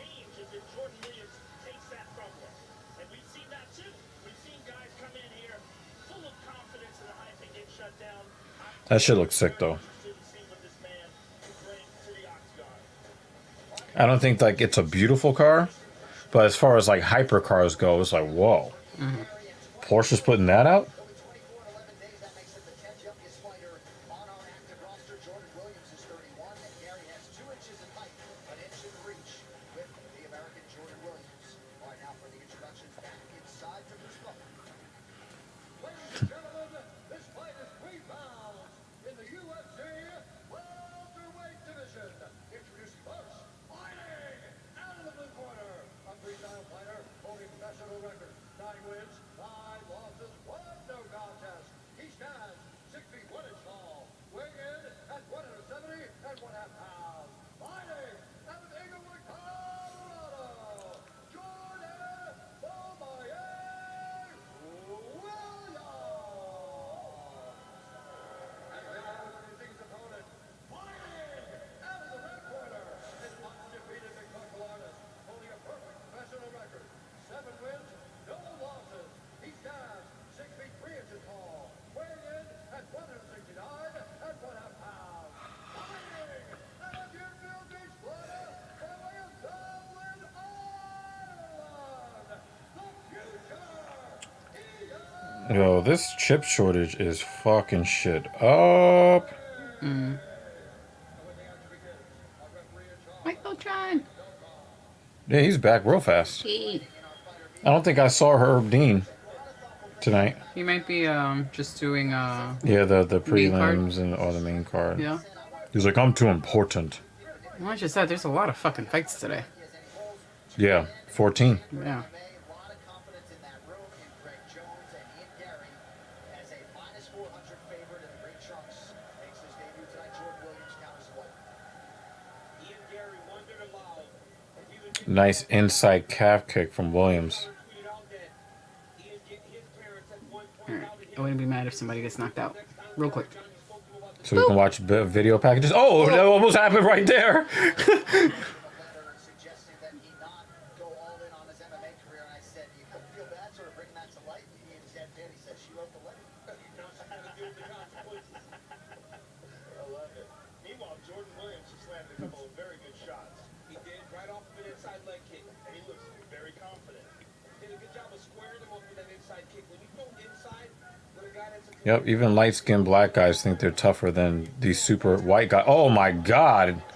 He popped his head back. He defended head kick. Gary's got good range of motion on that kick. Yep, I don't see. But I don't, he don't look very Sorry, durable. Gary. especially when it didn't go his way in his first He looked like a rock'em sock'em robot. Uh huh. See some redness on the nose area of Ian Gary. And that's from that. Don't worry about that, the redness on his nose. Joe Rogan, that's just, cocaine usage, okay? Back in 2013, 2019, the pro debut for Gary. The one thing Williams cannot do is start to overextend. He's got to stay within himself. He's found success landing early. He cannot overextend though and open up counter opportunities. attack him again. Caught him on the end of that right hook. Nice right He's got a nice whip-like high kick. I say high kick instead of head kick is because it looked like it could have been going for the body or the head. But he whips that leg through. I mean, if he can avoid getting knocked out, he can do some damage with his kicks. Mm.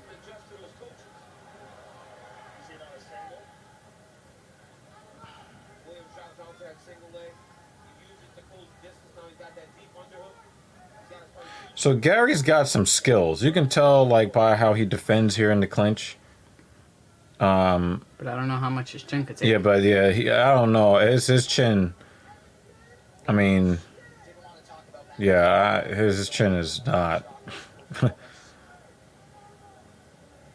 I thought he was killed on one of those shots already. off at the start, man. He's doing a good job of really dictating and controlling. And he has landed the shots in this first round. There hasn't been much from Ian Gary to write home about yet.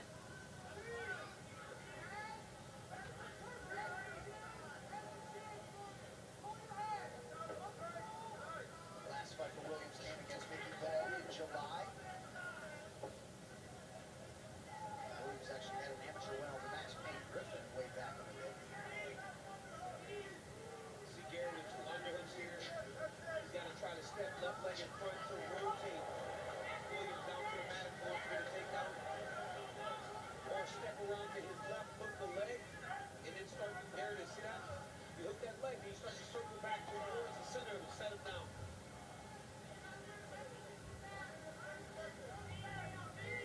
He's just smushing his forehead. Good right hand there on the break by Ian Gary, but so far he hasn't had the big moments that he had hoped coming into this fight. Oh, good left high kick. Look at that nose. Mm-hmm. And he did it moving away with the front leg. It's beautiful. Nice little jab from Gary. He is getting tagged. Look at his face. Mm-hmm. Taking a lot of those straight left hands. I mean, he came in there super white. He ain't that. He's all kinds of red and purple. Right hand is there for Williams. It's because Gary backs up with his hands down, and Williams is not getting to him with the initial shot. It's the one that follows it. He extends his combination. There it is. See like that? He'll extend his combination. One extra punch. And because Gary expects Now, we don't really respect Gary's chin, but he's gotten walloped, and he's still there. He's not doing the stanky chicken. I mean, he probably will in round 2. Oh! Oh! Oh! Oh! Damn.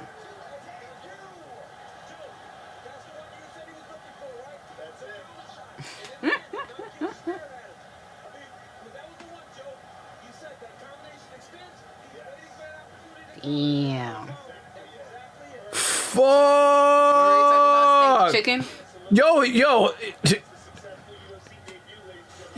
was the one looking like a rock'em sock'em robot. Look at this! Boom! Look at that spit fly! And Ian Gary just stops him dead in his tracks and turns the lights out. Let's look at it Whoa, whoa, whoa, whoa! He saw the whole thing. Boom! right on the chops. Boom!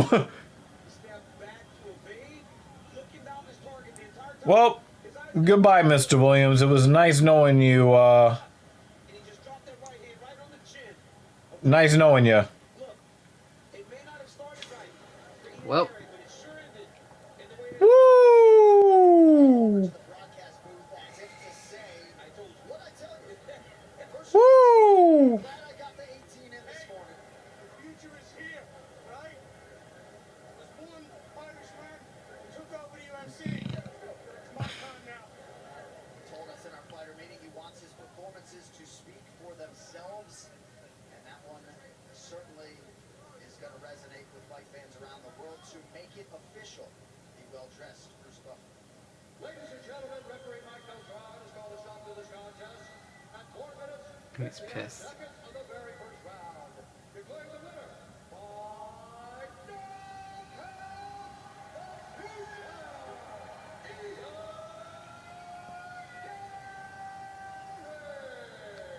Wow. That's all I can say is wow.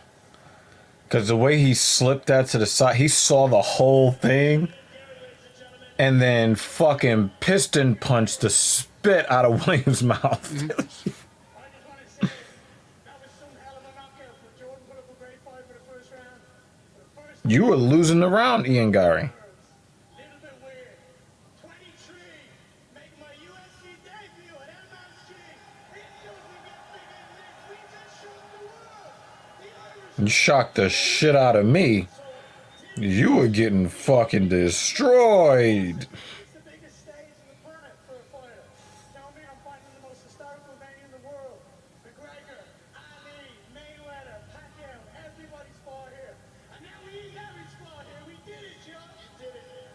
Listen, Ian, it's an amazing opportunity for you to be here in the UFC. Look at this SL. 3 years of age, It's nice. undefeated. Yeah, this shit is pretty. Stack up the rest of this talent-filled welterweight division. Well, firstly, I want to say a massive thank you to the guys at Sanford MMA, to my coach Henry Hoos, Jason Stroud. Boom. Hold all of that. My last fight, I fought the world title fight. My team didn't show up, and I won a world title fight. Now I signed to the UFC. I'm with the best gym on the planet. I have a lot to learn. I'm 23 years of age. We're going to be a world champion. We are taking over the division.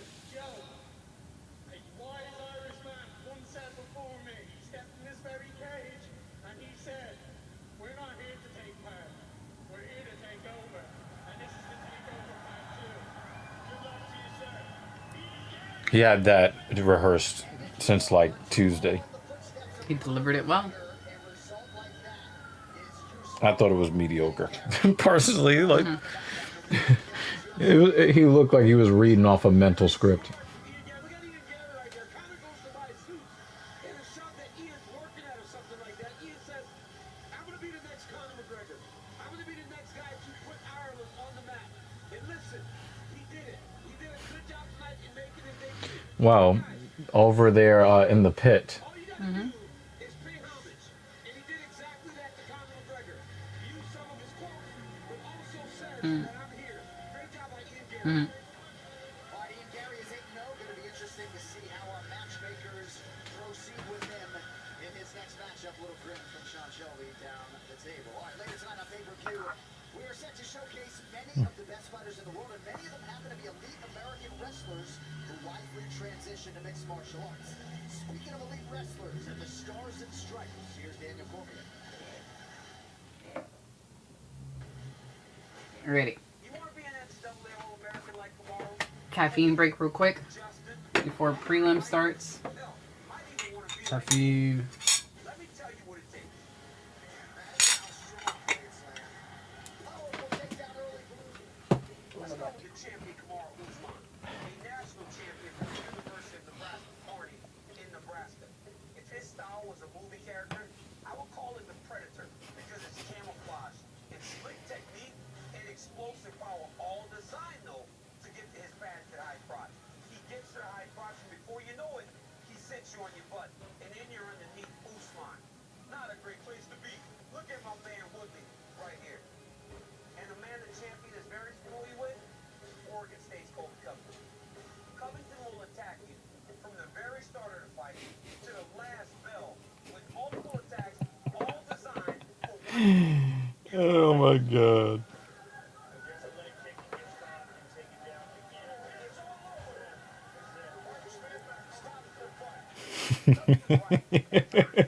lot of times Covington's also wrong, but none of that matters. He has one thing on his mind. And not being it's the best with chaos. Oh man. Really stand up. I call this guy a modern-day Chuck Liddell. Footwork, stand up so good that he doesn't even have to rely on his greatest skill.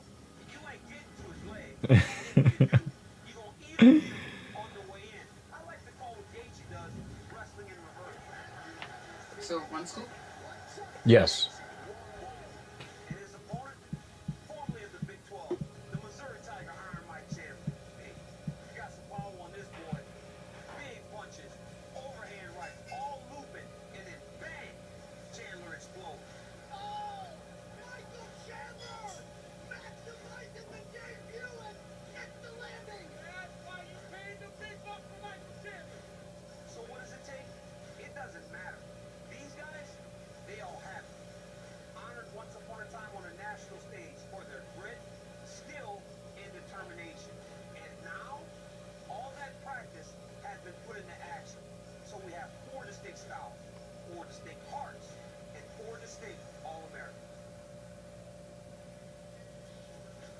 Much has been made of the fact that Kamaru Usman has never been put on his back in his UFC career, and rightfully so. But the man with the most takedowns among active UFC welterweights, of course, is Colby Covington, former Pac-10 champion at Oregon State University. And all of these numbers, of course, as you see, rank in the top 3 among active UFC welterweights. We didn't see a lot of wrestling in the first meeting, Daniel, and of course, folk style versus MMA wrestling is a totally different beast. But how much wrestling are we going to see tonight? I think we have to see some. If Thank you. Covington is going to be successful in this fight, he needs to be at least attempting or threatening takedowns against Kamaru Usman. Because for as good as he is, and for as much cardio as Colby Covington possesses, without the wrestling, he's pretty normal. He's like everyone else.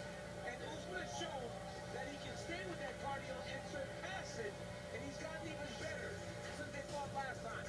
And then you look at Michael Chandler, wrestled in the Big 12 at Missouri, a phenomenal wrestler, but he doesn't really use it. But he may want to use it against Justin Gaethje. Justin Gaethje wrestles to defensively stay up on his feet because he knows that he can knock anybody out. This fight right here is going to build the roof of the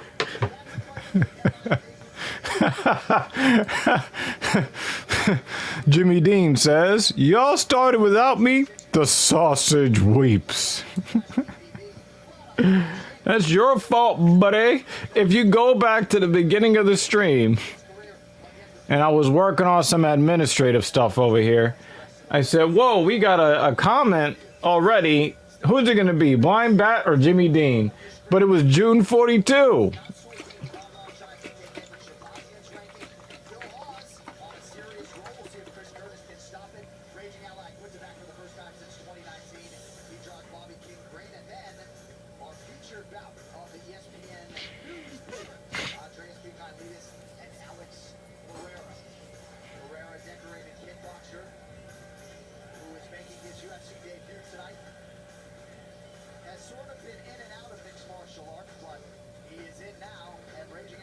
Two lightweights I actually like, Bobby Green and Al Iaquinta.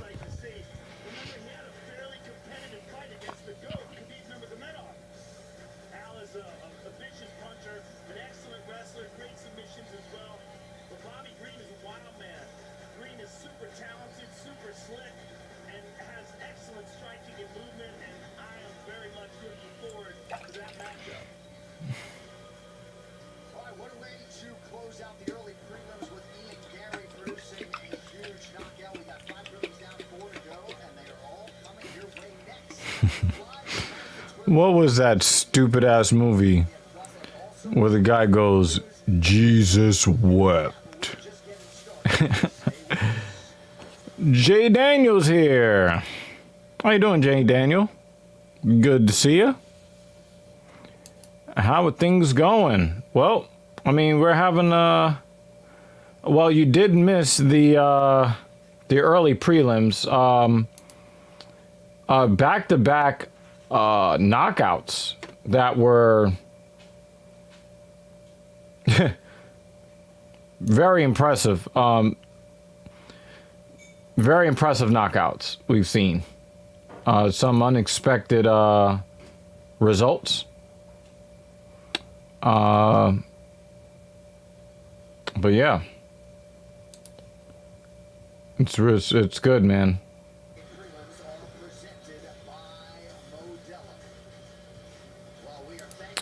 Glad to be here anyhow. You're going to have to take a back seat to ambiance, though, making dinner for myself and the link. So I'm putting Gary Clark Jr. on the main sound system. All right. Yeah, we had this guy, Barnett. He looks like a burnt butterball turkey, but he put a hell of a spinning heel kick on Jan Vellante. Holy fuck. And then we just saw a fan of Conor McGregor make his UFC debut. He looked like a Rock'em Sock'em robot where he was just getting pummeled, and then like 10 seconds left in the first round, he puts a precision right hand fucking piston on Williams' jaw. Holy shit. What a beautiful. And then he follows it up with 2 more straight rights, and the dude is just out before he hits the ground. So that was a really nice end to the early prelims. We've got the prelims up now. I got Usman by 3rd round stoppage. I think that Usman is a better striker than the last time he faced Colby Covington.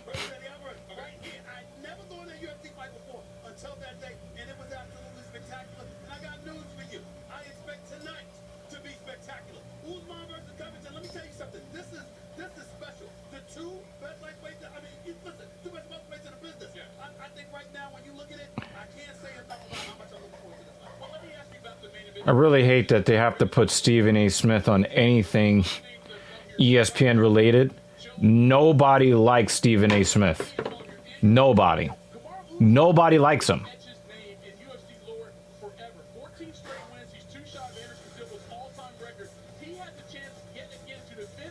And they've got him up in everybody's goddamn face. Nobody likes Stephen A. Smith. I don't watch ESPN anymore because of him.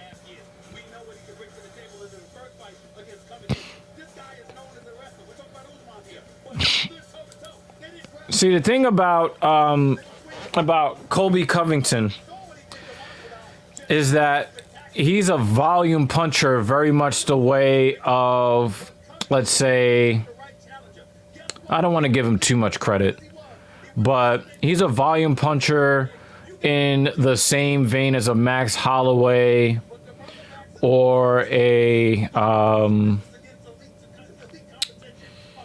he just fought last week.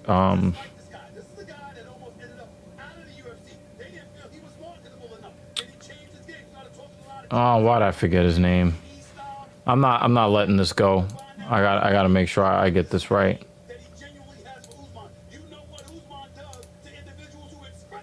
Hold on.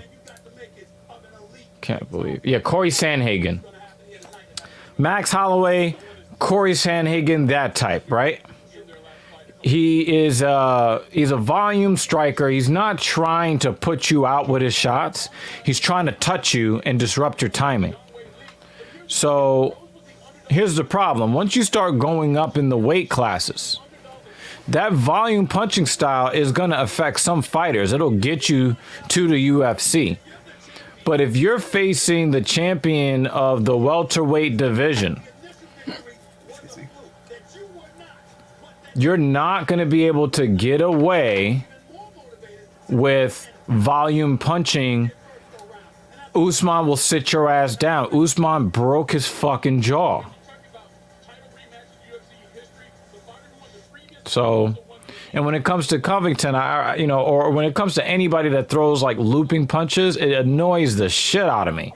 It's wasted motion. It's not, I know that, a lot of guys are trying to get around the guard, but it's just not terribly effective. Even when you connect, it's still not terribly effective. So, but I think that Usman is a better striker than he was before, and he already broke the man's face.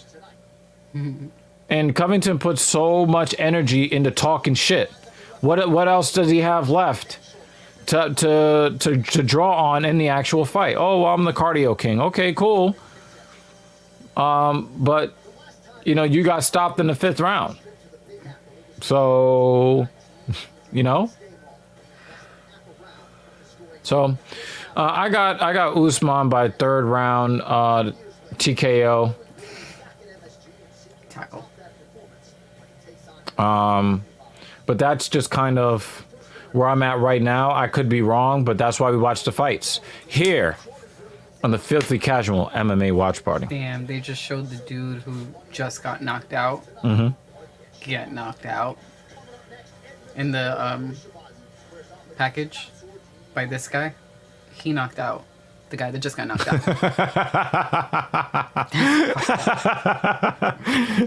You know, somebody with the editing wheel was like, Yes, they were. Laptops and more. With new deals starting Thursday at Target.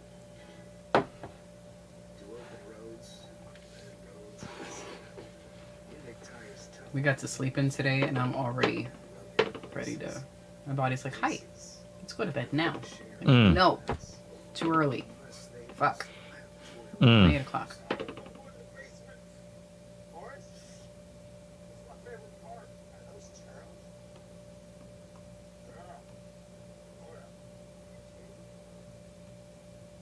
That was weird.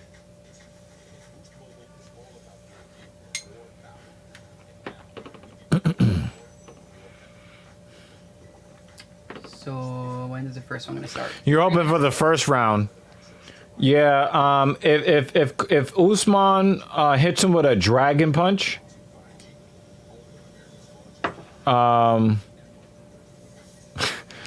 if Usman hits him with a dragon punch that lifts his soul out of his body and has it floating over his body, like And crying as it's floating. like Dr. Stephen Strange in the first movie. Yeah. Yo, if it happens in the first round, Jay, you know I'm gonna be celebrating. I like this commercial.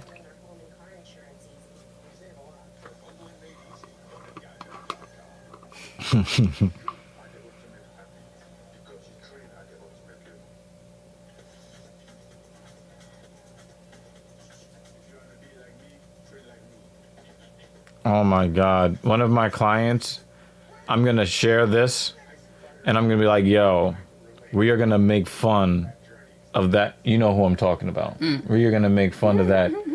You wanna train like me? You guys are terrible. Hi, Jimmy Dean. Welcome, welcome. I see everyone was like, early prelims are done. I'm coming for prelims. Hey man, because we started without him. Oh, well, you're late to the party, dude. She was late to the Late. party too. But he was late. There's another guy that No, we're happy no. that's not here. How's your week going? How are you guys? I need this coffee to kick in like now. I Well, already it's put gonna be- together my evening. Get through this pay-per-view coffee. You know, it's gonna, it's I'll not have gonna. no problem sleeping though. Well, especially if they keep playing these fucking makeup commercials during a UFC event. Stupid Arts Festival. That sounds awful. Sounds wonderful. I just But wanted we're to say talking. that. There's a man talking here though, so Sounds wonderful. it's awful. Wonderful. It's awful. Wonderful. Ooh, I almost Is that did that Edmund too. Shabazian? We almost had spaghetti and meatballs also, but the ground beef is still frozen, so I said fuck that shit. And made Nasruddin ground sausage. Imavov. I kind of liked this fight. Oh, of course he did, because he's adorable. Your dog is freaking cute. A lot of people believe this 26-year-old is going to be a force to be reckoned with in this 185. I'm glad. I'm glad. But I was really thinking that Edmund Shabazian was going to be like, Shabazi, by the way, still the 9th youngest fighter on the entire roster at 20. Oh, So- I wasn't paying attention. I hope. Imavov, 26, still a young man. I don't know. I do like both of these fighters, so it's kind of hard to be like, oh, we're gonna root for this one over that one. But after that annoying guy beat Shabazian, that shit just made me fucking sad. You poor thing. I can't imagine being trapped by strangers in conversation for 40 minutes. I would like start inching. Well, you're a New Yorker, he says. I know. Like even after 5 minutes, I'm like, so I think I left the stove on. I don't know. I'd make up any fucking excuse. Just like, haha, yeah. Goodbye. Literally backing up and running away. Be like, listen, I got shit to do. Or you could just sneeze. Be like, oh man, I got the Rona. my throat hurts. Hey, yo. Gotta go. Anyway.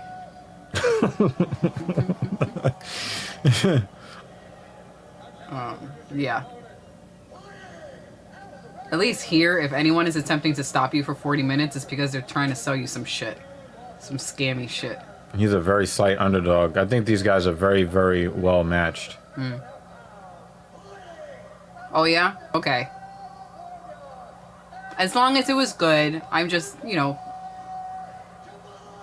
I think that would be terrible for me. A stranger having small talk for 40 minutes. Oh. But as long as they were dude nice. with those shoulders. Okay.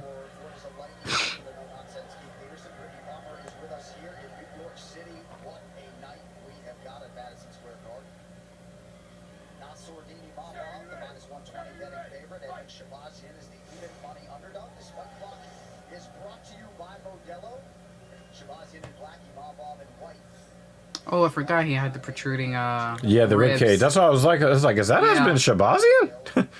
Yep. I really would not want to catch a body kick with a rib cage that flares out like that. But imagine the one doing the kicking and then you make contact with his rib. I feel like... You're gonna crumple those which ribs. No, you're gonna hurt them ribs. Those ribs are they're not very.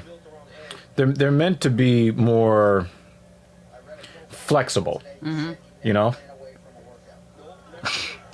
Damn. All right. But at 40 minutes, is it still technically small talk? Yes. Like, which really? After 40 minutes, it's well, I guess you could say it's like water torture or waterboarding. At that point. I don't know. I feel like 10 minutes max. After that, it's just full-blown conversation. It's no longer small talk.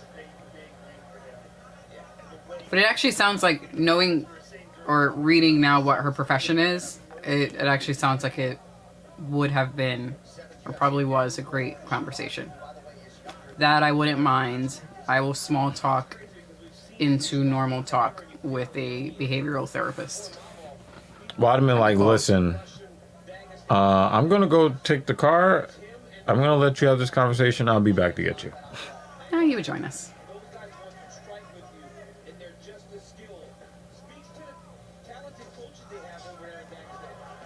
Shabazian is Leg this looking. time. Yeah, Shabazian's leg is looking a little bit on the sharp side. I really hate it when I see people try to escape off the side of the fence with their hands down, running away. I've seen so many guys get knocked out trying to backpedal around the edge of the cage away. Excuse me. And then, Yeah. it's just so dumb. Or you think that they have their hands down almost as if they're bracing, like they're going to fall on their ass, possibly? You know what I mean? No, I think that they think that they're out of danger, so they drop their guard. And then they get knocked the entire fuck out because that dude is lunging after them.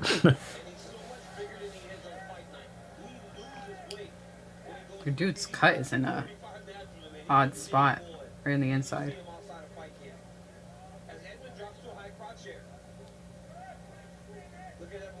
Yeah, I feel you, Jimmy Dean.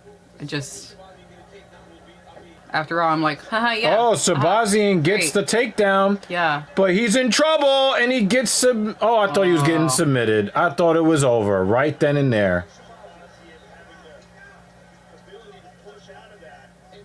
I also normally have my headphones on, so I even though thought could that was hear a people, guillotine finish right I'm just there. like, what? You weren't speaking to me. I heard nothing. Edmund's doing a good job not letting him get to his feet, and then he let him get to his feet.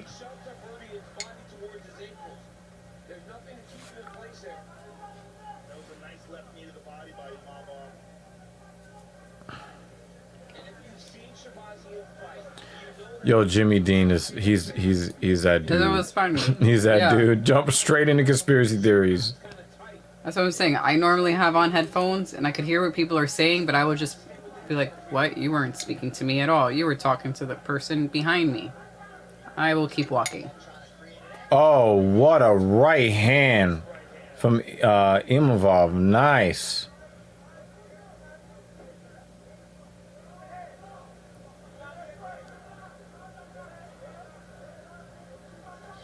Nah, you're kind of feeling more of like a blank face, right? Not really a bitch face. I've never known you to have that.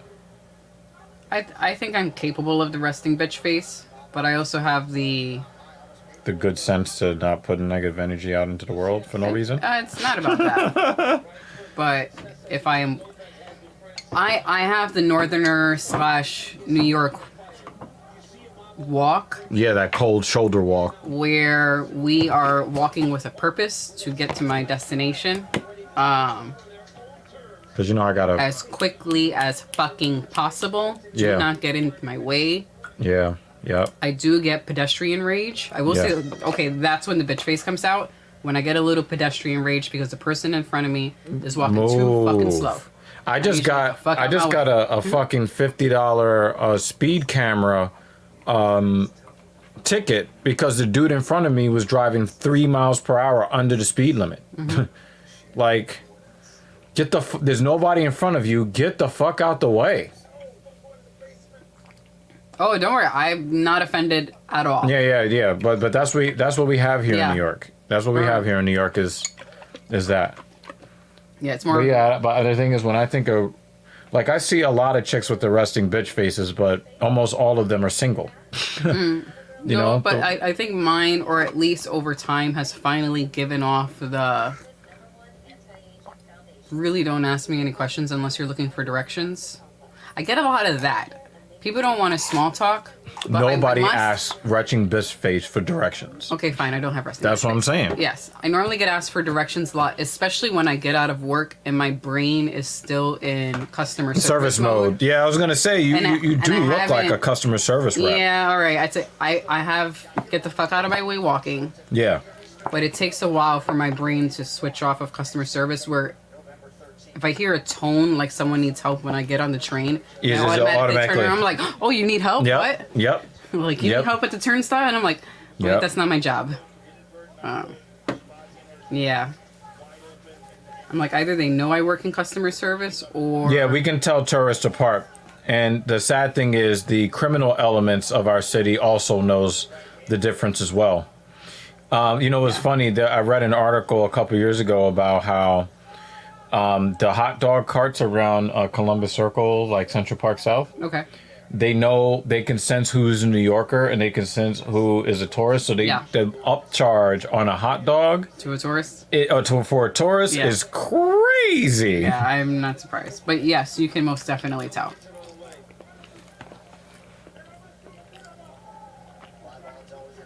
So I thought Imavov was a little bit better in the first round, but Sabazian got the takedown. So. Who knows who won round one? Honestly, I have not been paying attention to this fight this whole time.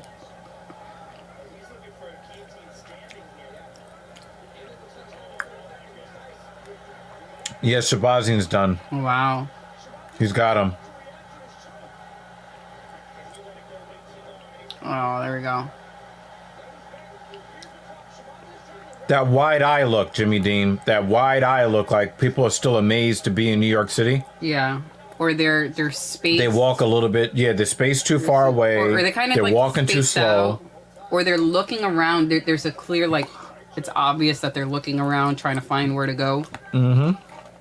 Versus a native is, even if they don't know where they're going, they're walking as if they know where they're going. Yeah. They won't realize that they're lost until it's too late.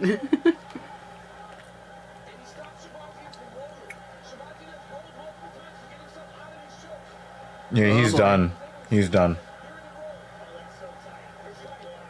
He's like, I ain't bitching out. Shabazian does not want... If he doesn't get this, the dude's arms are going to be cooked. Yeah, that is true. But Shabazian's moving... His movement's very strong. Oh. Wow, he gets out of that. Wow. I thought he was done. He's still going. And he's got another fucking guillotine attempt. Wow. I thought he was done. Google Maps has helped. And now he's trying to get an arm-in guillotine. Oh, that would be hilarious. If he's like, psych, I'm gonna get you like this.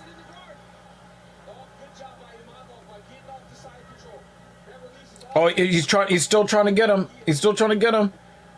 All right, now it's a full guard. He gave up. Oh man. Yeah. There's too much autoerotic asphyxiation going on in here. Woo! Without Oh, I feel that's a like- big cut. Oh, that is. Even with Google Maps, you can still kind of tell because I feel like the ones that are lost, they're still just enjoying taking in the scenery, so they're not really paying attention to Google Maps. They're more likely to ask for directions. Yeah, he is gushing. Yeah, that blood is running. It took you arriving, Jimmy Dean, for the blood to finally come out. There was almost none in the early prelims. I want to thank you for bringing the blood.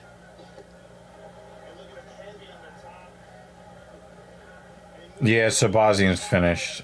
You see his body language. You see how he gave up that position He's so about to easily. get busted open again in another spot. Oh no, I think he's got him in a crucifix. Yeah. Yep. Yeah. Oh, It's stop over. it. Stop it. Just. He's got 35 He's seconds. Smush in the face. Oh, And ow, he's ow, dropping the ow, elbow ow, on his ow, face, ow, and he's ow. stuck. Keith, stop it. Keith. Nah, but Sabazian's still trying to get out. Oh, So I feel like that's just. Like wow, he is on dropping the cheek. elbows on his face. Holy fuck! Like I was just waiting for the cheek to break. It might have. Oh. That was brutal. That was. Oh, I've never seen somebody get direct elbows dropped on their face that many times. I feel like on Clean your, elbows. Okay, so when he you was caught in the crucifix. when you finally get your soundboard, one of the buttons needs to be Nathan Explosion saying brutal. Brutal. Yes. Cause that was brutal. Look. Oh my god. Oh, and then he's just smushing it. Look. Boom. Yeah, and Boom. smashing Boom. here. Oh my yeah. god. Oh yeah.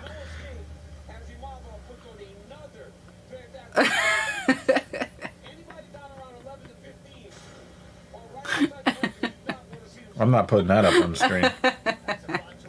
And Cyril gone. Oh my god. Oh yeah, he needs to sit. Oh my Busted god. open in two places. Yeah. Oh man. Yeah. And it's really difficult. It's really difficult to see Edmund Shabazian. He's busted open here, and then it seems like over- around the yeah, temple, Yeah. and he was just getting elbowed in this cheek. Like I was just watching it, waiting to see his face collapse. yeah. Like just collapse in. It did not. But the thing is, it might not collapse, but it could have still fractured. Maybe, yeah. Oh. It just sucks to see that happen to him. He's a young kid with a lot of talent.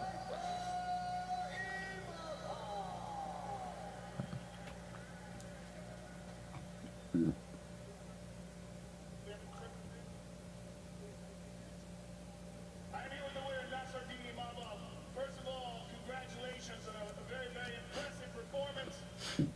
You are really starting to emerge as one of the more interesting contenders in this division. Give us your thoughts on how this fight went. Félicitations pour ce combat et tu es en train de monter comme l'un des meilleurs contenders. Donne ton avis sur ce combat. Merci bien. Mon adversaire, qui était là, qui a donné un combat très solide. Merci à lui, je suis désolé. Mais, voilà, je fais le mieux que What the fuck is up with this guy's haircut? qu'il a pensé. What is that supposed to be? Mon place est parmi les meilleurs.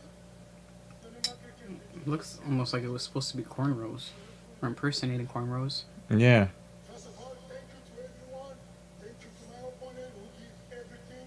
I'm sorry to my opponent. I didn't want to hurt you, but this is the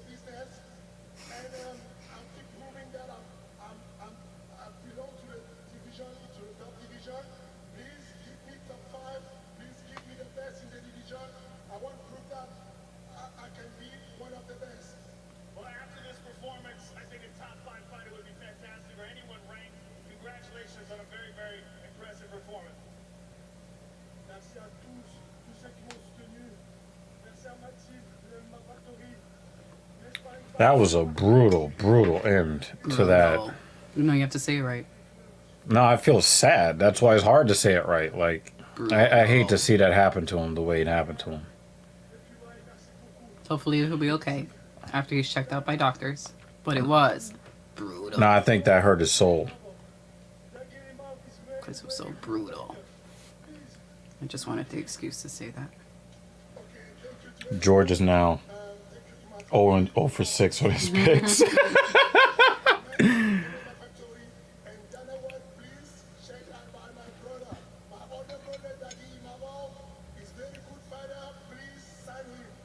Congratulations, sir. Nasruddin Imavov, ladies and gentlemen. So that was just the 12th knockout from the crucifix position in the illustrious history of the Ultimate Fighting Championship. Better learn that name, Nasruddin Imavov.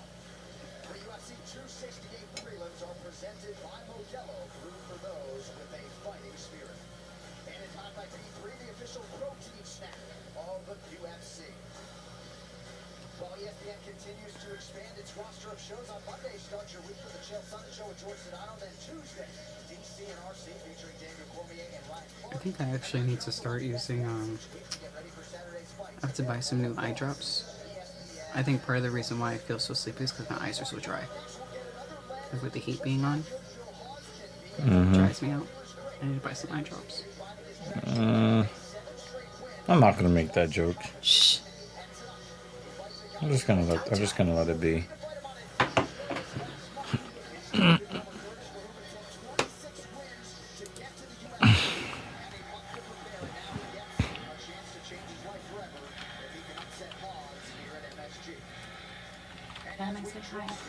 To tonight's UFC 268 main card, here's a quick preview of 3 of the bigger fights you will see live on pay-per-view later this evening.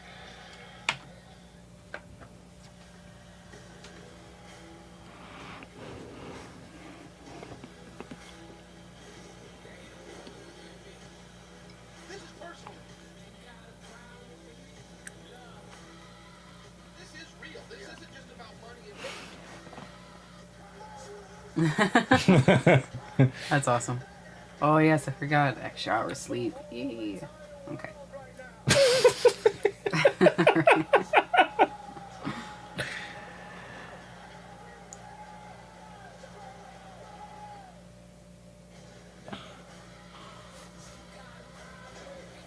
don't know, but my enemy's trying to take everything I am. Justin Gaethje is the scariest guy that I've ever fought. The craziest guy that I've ever fought.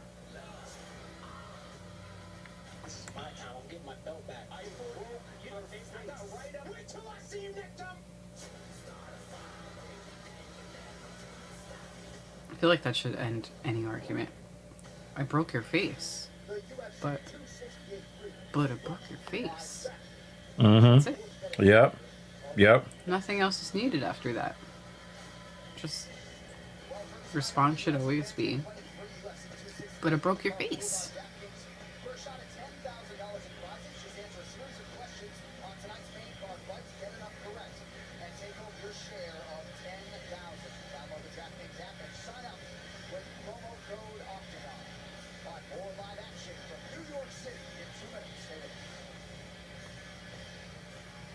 Some carriers will give you just one easy entertainment subscription. One is enough. With Verizon, there's up to 7 entertainment subscriptions with your unlimited plan. That's 7 times Excuse me. 7 times the 7 times the music, gaming, Disney Plus, Hulu, ESPN Plus, and more. That's 7 times the entertainment because everyone deserves better.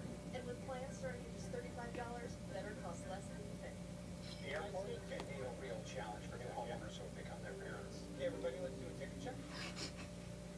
Paper tickets. We're off to a horrible start, but we can overcome it. We're not going to point out our houses, landmarks, or major highways during takeoff. Didn't buy anything. I packed so many delicious snacks, but they're 2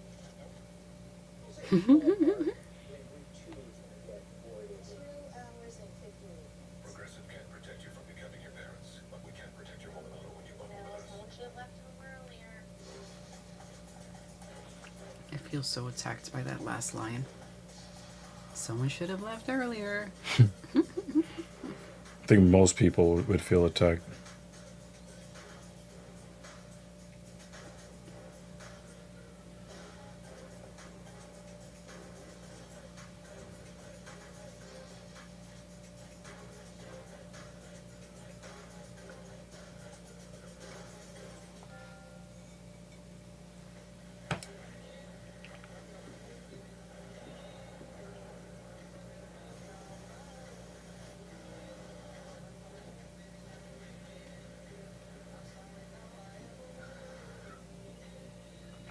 Look at that orange.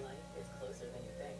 For the first time ever, buy your new car entirely Yeah, from home. the car was At home. a nice shade of orange. From dealer to driveway. Almost like a dull orange. Mm. You know, I kind of like that burnt orange. I mean, remember what got me kind of into Yeah, I like the orange. thing that we're trying to get done next month? Yes. You know, it started with that burnt orange color or something a little bit Yeah. When they in that showed family. I feel like they should have showed the car more. I mean, it's a car commercial. Should have showed it more. It was such an awesome color. As a military spouse, I've seen firsthand the level of dedication and commitment that it takes for our military members to serve our country. I want to say thank you from the bottom of my heart for your service. You doing what you do makes it possible for me to do what I do. I could not be more grateful. I want to thank the men and women who served our country. This is the land of the free, this is the home of the brave. Thank you very much. Well, in 2021, ESPN supported DAV virtual career fairs have engaged nearly 7,900 veterans and spouses, resulting in 200 Alright, what's next? being conducted and almost Dun, 1,000 dun, job dun. offers made. Thank you to DAV. All right, so DC, I gotta think Kamaru Usman gives you a lot to work with on the telestrate. I mean, I'm all over it. I'm all over it, J.A. So here's the deal. Usman standing on the target. Cody Covington's head. He constantly goes forward into his opponent. Now watch this here. Colby lands. Colby gets that first. Look at Usman's shin. It's up in the air. But it will not deter Kamaru Usman from going forward into him and dropping his right hand on him. Oh, is that the one where he broke his face? Yeah, that was the fight where he broke his face. No, but I mean that shot. That No, his face, his jaw was already broken at that point. The guy understands that he has to throw. He has to throw a combination. So you have a broken face and you're crying blood. Because that's what it looks like. Just tears, blood. Right back in and land with his own one. Kobe misses with two. Hey, it's right there. It takes Kamaru Usman one shot to do the damage that Covington does with multiple. And I think that was the difference in fight one. And that's why Kobe looks so beat up. He landed just as much. Now watch Masvidal. He gives him the left I like how this dude has already lost his voice. doesn't address this. He gets hit with the left hand. But this big right hand is always what's in Hello. the hand and bank. Definitely enjoying it. Sunnyvale 99, how you doing? We're waiting for the next one to start. And Sushi Master is back. What's up? And by getting you to be distracted, he can get to the right hand. He's not the fastest guy, but when he lands, it's cutting in your seat and starts to finish deep. He certainly put We hope you also enjoy the fights too, Sunnyvale 99.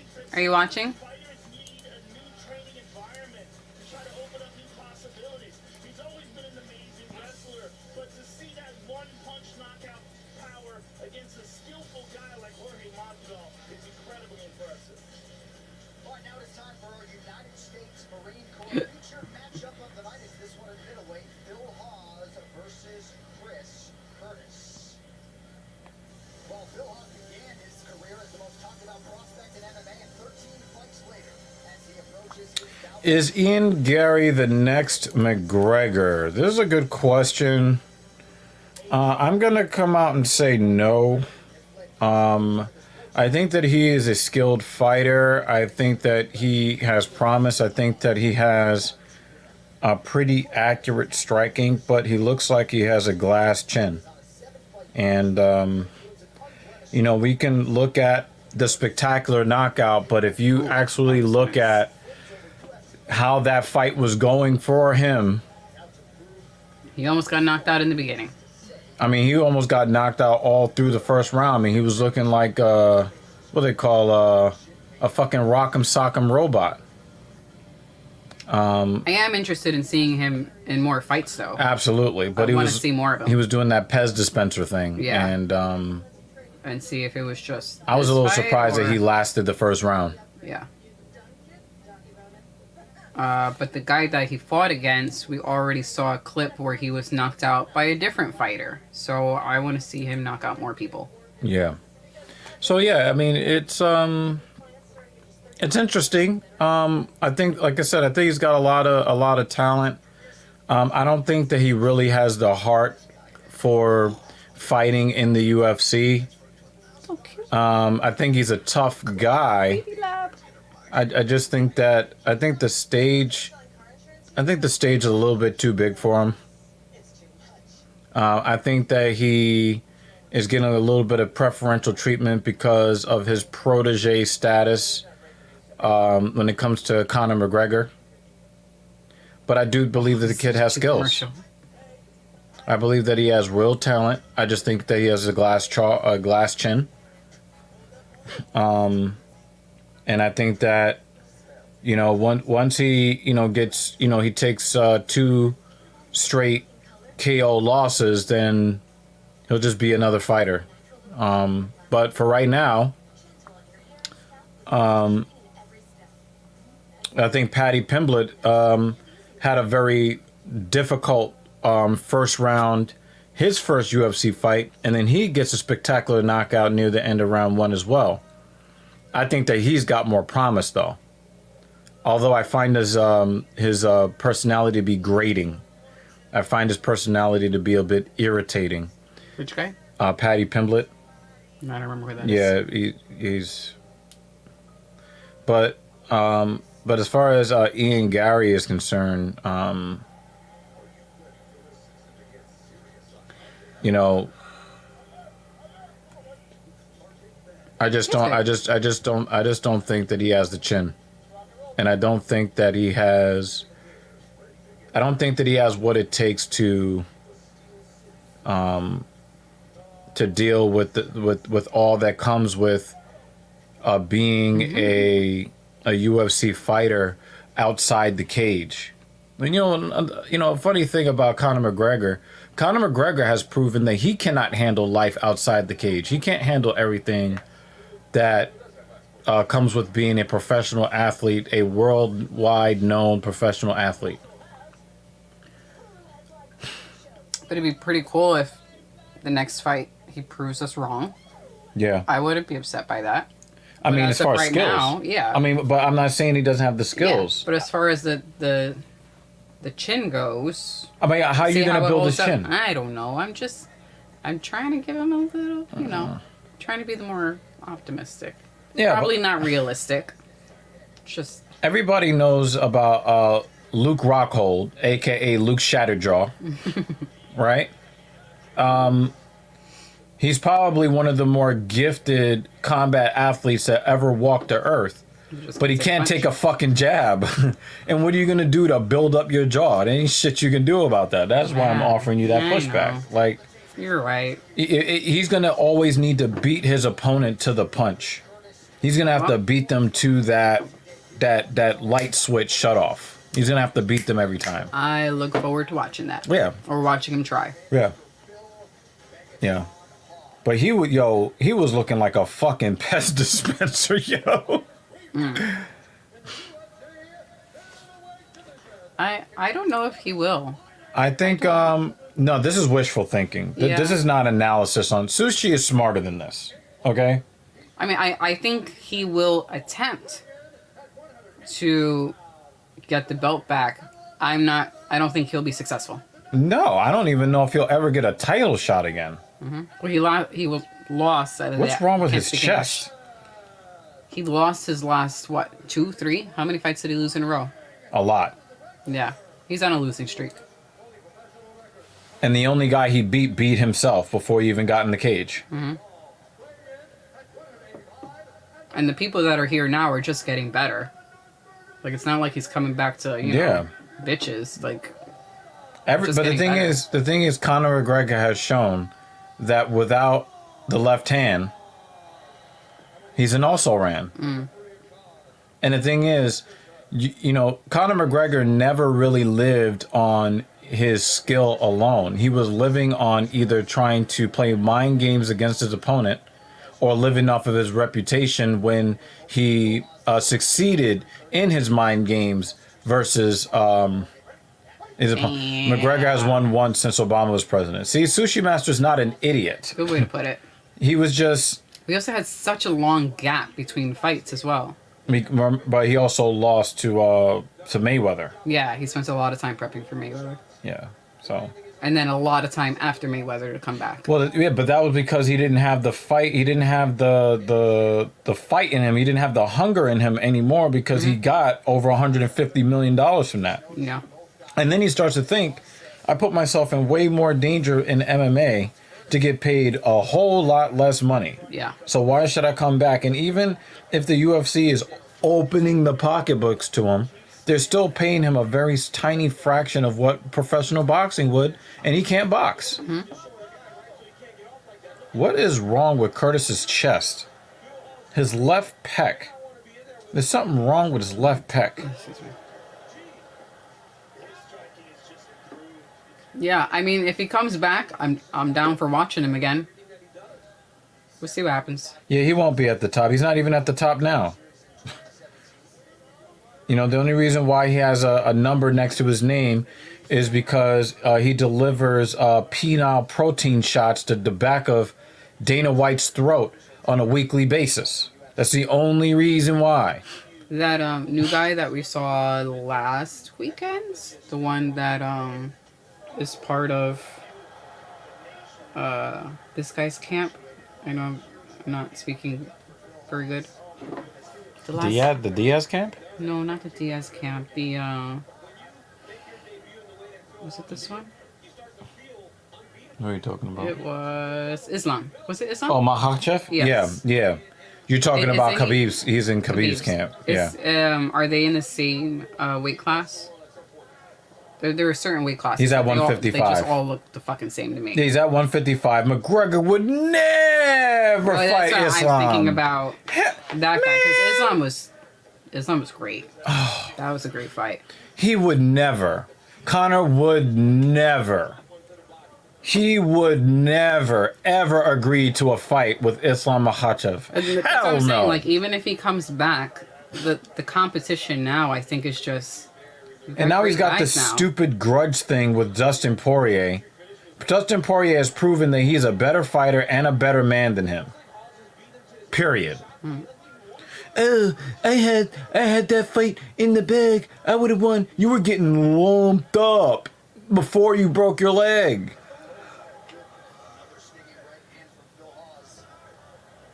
What's up with Curtis? He's so. I mean, like, yes, go ahead and defend yourself. However, he's so. Well, I feel like he's not even. But here's the thing, I'm just gonna throw something out here, some Okay. wild shit. Wild shit. Let's go. Okay. Hawes, his cardio is out the window after the first round. So let Hawes do whatever he wants to do, blah blah blah. But he's not gonna have shit for you in round 2 or 3. So I think that he may be kind of conceding the first round, knowing that Hawes is gonna be sucking wind. So, let him burn himself out.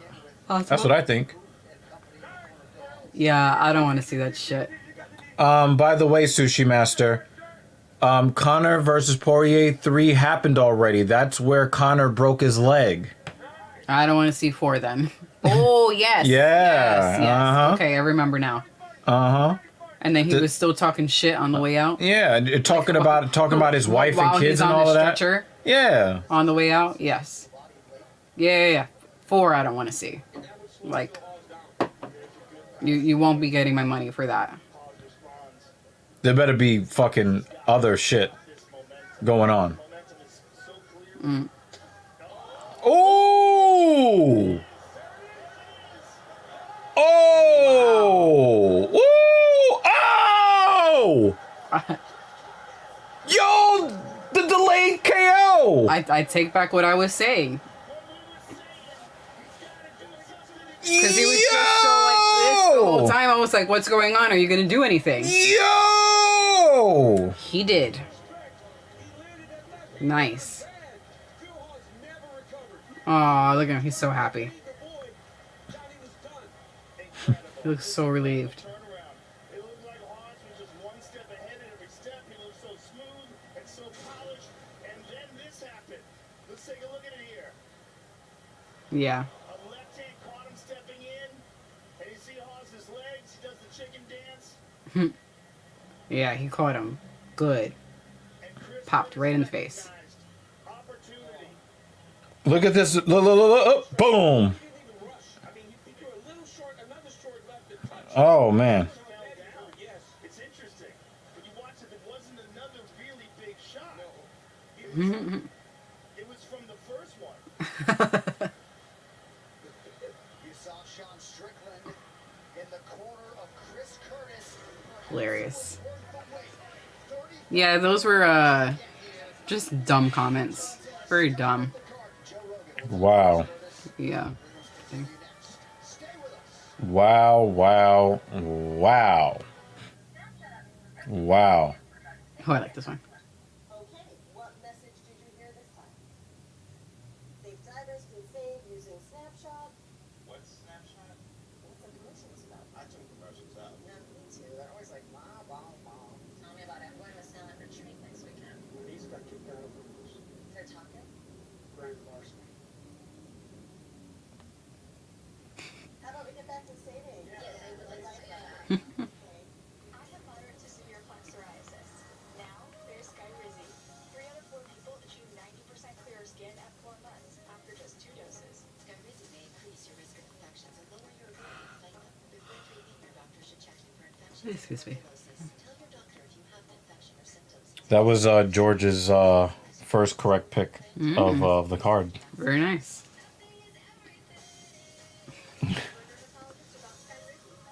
Did he bet? He claims he does. But he's wrong so much of the time that I don't believe him. Because I'd be like, damn, you'd be a fucking paraplegic by now if that were the case. All right, 2 more in this prelim.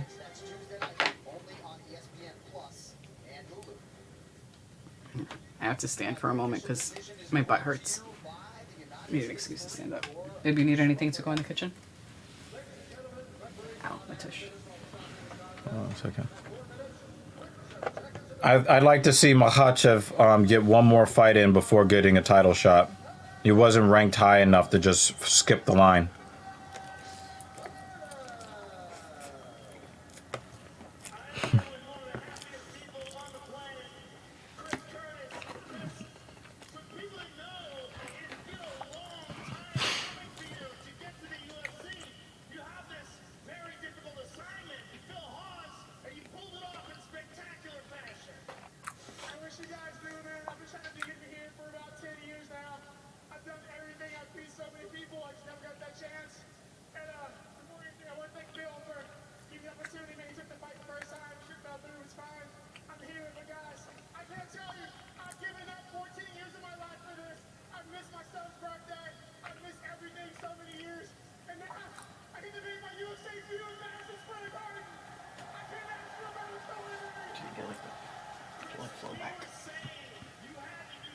We are in agreement, Sushi Master. I have to attend to somebody's butt cheeks right quick. Give me a second.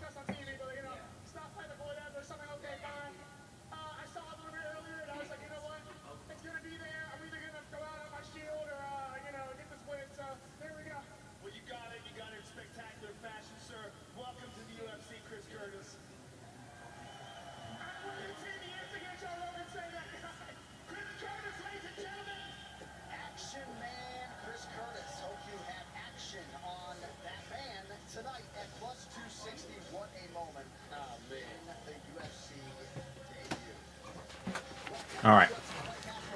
But yes, I had to attend to some cheeks. I am in agreement. That kick that Rose landed was some fucking voodoo shit anyway. Yeah. Double cushion the seat. Butt hurts.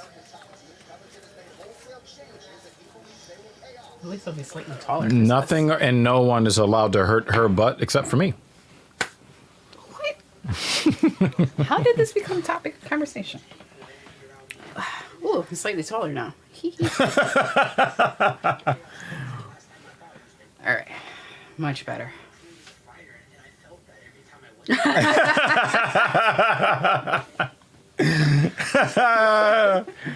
Oh man, as long as it's the right sausage, right? And honey buns. Honey buns. And I'll stop Hawaiian? it there. And I'll stop it there. Hawaiian? No, because I knew I was going to walk into something. I'm glad you didn't catch Hawaiian it. buns? I'm going to keep on moving. Nope. Anyway. Buns. What was I going to say? Oh. I was distracted by Jimmy Dean. The next chair that we get, I need to look up a chair for me. Because I'm using this wooden chair. We can't see it because the banner's in the way. Yeah, we'll get a nice little something. Double cushioning it. So yeah, I need a new chair. I mean, we need other things too. We need a lot. There's a lot of shit that we need. But I'm just gonna add a new chair to the list, and it's gonna be great. So I don't sit here complaining about my butt. Oh, that's why Colby stopped talking that racist shit. Look at the gym he went to. Look at all the instructors are like Hispanic and look like Brazilian and shit. They look like the type of dudes that'll wait for you outside. And they know that you can fight, so they'll just shoot your ass. Mm.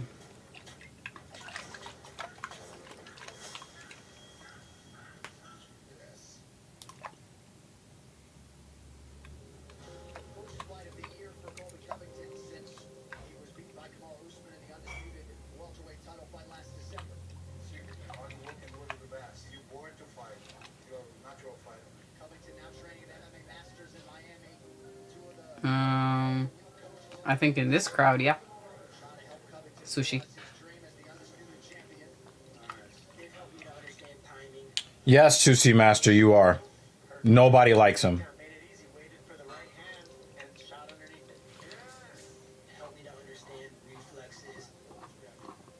Like if he becomes the first fighter that we see retired in the cage by force, I will not be upset whatsoever.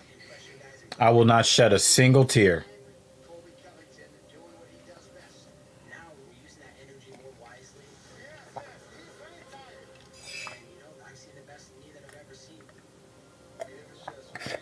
I like how he's bragging about beating somebody that everybody's beating.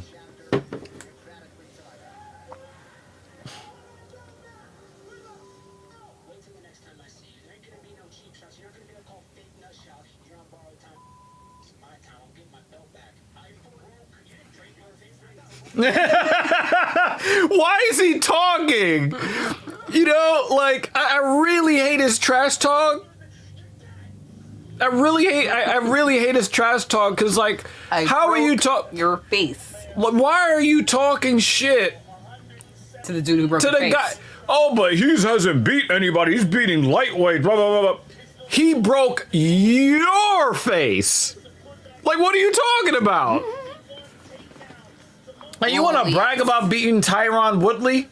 I think I beat Tyron Woodley yesterday. That sounds so delicious. So when I make mine, I also make it on the cast iron, but we're in an apartment, so we're not doing that outside. Yeah, we should let everybody know what you're responding sorry, to. yes. I'm responding to cooking meatballs on a cast iron skillet. Meatballs. Yes. And you know delicious. when anytime somebody says the word skillet, I think Peter Griffin, right? Oh, I know what you're talking about. I don't remember the whole. I'm sure you remember the entire line. You have my permission. We already got corny. I'm just saying, you know. You might as well just say it. I know.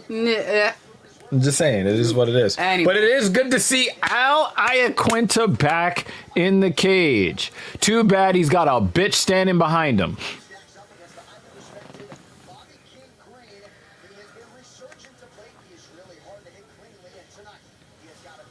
What's the temperature like over there? It was pretty warm over here in New York today. We had a nice warm day. Nice and sunny. Actually, the past couple of days were pretty good. I want to send His patriotism is so fake. It's ridiculous. My thoughts and prayers, because it's normally what you say when people died. I just want to see the weather for tomorrow, because I will be standing outside all day. I have so much less respect for her now. It's crazy. Balls. Oh, like today. It's going to be nice. Oh, actually, it's going to be nice this week. Low 60s. But then, what is the day that we actually need to get shit done? We can't win. But we still have a whole week. And maybe Because we get that what we could need. change. Maybe we get the access that we're looking for on this day right here. Mm-hmm. But, of course, it's got to be with... Yeah. But also, whenever, at least during this time of the year, when you have a spike in temperature, it's followed by rain. Or it's in conjunction with rain. Yeah. It's going to be nice tomorrow. It is what it is. New York City Marathon is tomorrow. She will not be running in this one. Not this one. I had the opportunity to, but I chose to defer to next year. Because Boban! The last time we saw not prepared. Boban, John Wick was killing him with a library book. Oh, yes. Yep. But it's going to be nice anyway, because I'm going to work. I will volunteer. Khabib is not just over Jones because Jones uses steroids. There's another reason, Sushi Master. Another reason is that Jones has 2 fights in his career where anybody watching the fight will tell you he lost the fight. Like, he legitimately lost the fight, his first Gustafsson fight. He lost that fight. And Reyes, he lost the Reyes fight. Mm. There are fights that is not even a question of maybe did he win or maybe he didn't win. There are 2 fights that he should have losses on his record, and they aren't losses because of some kind of weird ass bias and bad judging. But he has 2 of those fights on his record. Khabib has 1 round lost. 1 round lost in his entire career. 1. So when you're talking about dominance. Also, when you bring up Jones, you're going to have him kill my eardrums. That's just what it is. Ow. Justin Gaethje needs to win. I am going to agree with that, but then anybody who's at the top of the lightweight division needs to win, right? I will be happy if Justin Gaethje wins that, because it will continue to show that Michael Chandler isn't really UFC level, right? Another thing too is that over the years, I've grown to become very annoyed at Scott Coker. Scott Coker keeps running his mouth. He started running his mouth when Glover Teixeira submitted Jan Blachowicz. And then he wants to say, well, my light heavyweight is better than the UFC's light heavyweight. But the guy that is running through your division right now was getting victimized by everybody in the UFC light heavyweight division. So you sent your, supposed Superman style champion and Michael Chandler to the UFC. And he gets 1 highlight reel knockout, but then he gets knocked out by somebody who doesn't knock anybody out. Scott Coker, please shut the fuck up. And I'm kind of rooted against Michael Chandler because of Scott Coker. Because Scott Coker can't run. Scott, your fighters are not better than UFC fighters. Do you treat your fighters better than the UFC treats its fighters? I'll give you that. But please stop trying to compare your fighters to UFC fighters. Stop. I watch Bellator events. It looks like I'm watching minor league baseball compared to Major League Baseball.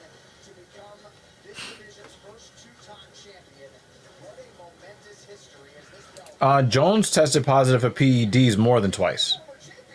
So... More than twice against Cormier? No, he only faced Cormier twice, so he's like But yeah, batting specifically 1,000 for on that. cheating. Yeah, but he's and then Jones was the guy. Jones is the guy that pioneered the acceptable amount of performance-enhancing drugs in the system. He pioneered that. You can't be the greatest of all time if you're pioneering acceptable levels of cheating chemicals in your body. Fuck out of here with that. Gaethje should not get some sort of title shot. He should be getting the title shot. I don't understand who would deserve a title shot more than him besides Dustin Poirier. But Dustin Poirier, he voluntarily. Herb Dean must have been like really mad. Yeah.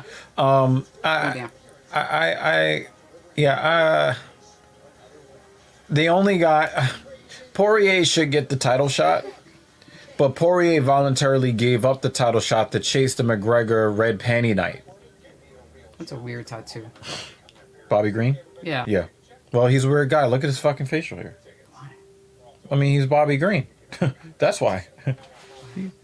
He should change his nickname to Effin. Bobby Effin Green. He don't give no fucks. Progressive can't protect you from becoming your parents, but we can protect your home and auto when you bundle with us. I should have left home earlier. Hello, everybody. It's Emily Arlook, aka Nomi from Grownish, and it's time for a Max swap. What am I in for? We're going to be swapping out your look and your character Nomi's with high-quality designer pieces. I would rather get the new Progressive commercial because it has cute animals. Well, it's just Progressive and they make really good commercials. So modern. The stitching on this is incredible. Look at this sweater. The Oh my details god. are amazing. Can you believe So anyway, TJ Maxx? Nomi's casual this commercial's too long. softest I've ever. I think the older I get, the less I like women's fashion. And the velvet jogger is the perfect cut.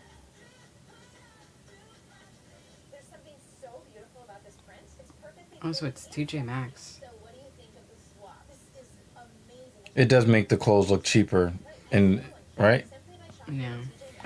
Sushi Master said, "Why are you a Satanist?" Yo, Seth Alonso, you're making that's quite a claim. That is quite a claim. Dana White is an annoying jackass. However, he give sets, out money? He sets the tone. No, he doesn't. He takes in the money.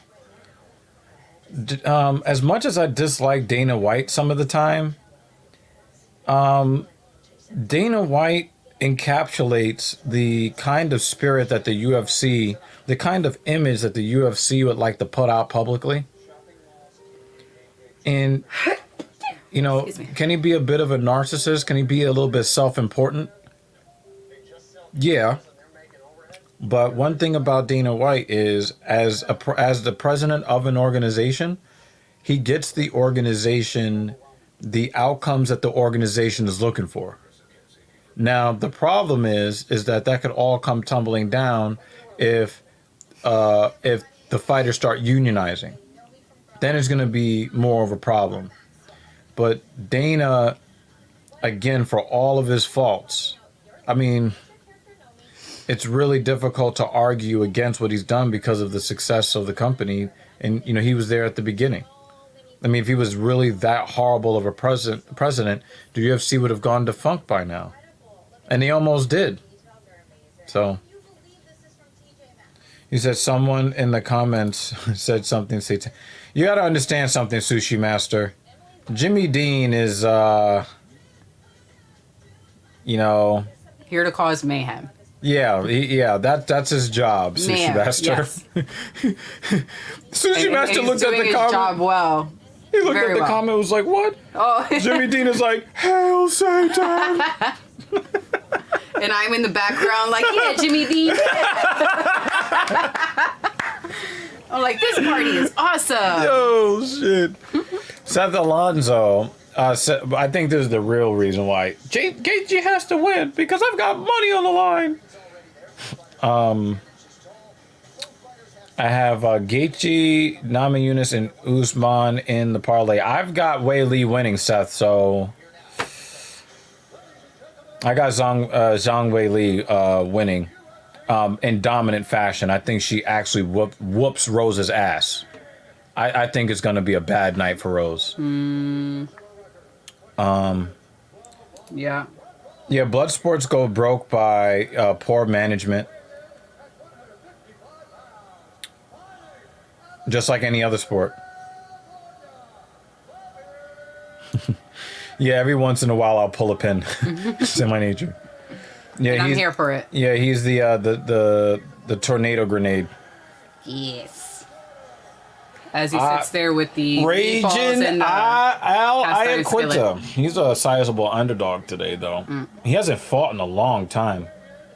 Oh, poor Sushi. Yes, yeah, Sushi. He got Jimmy D's got Sushi Master's head spinning. What are you doing, Jimmy?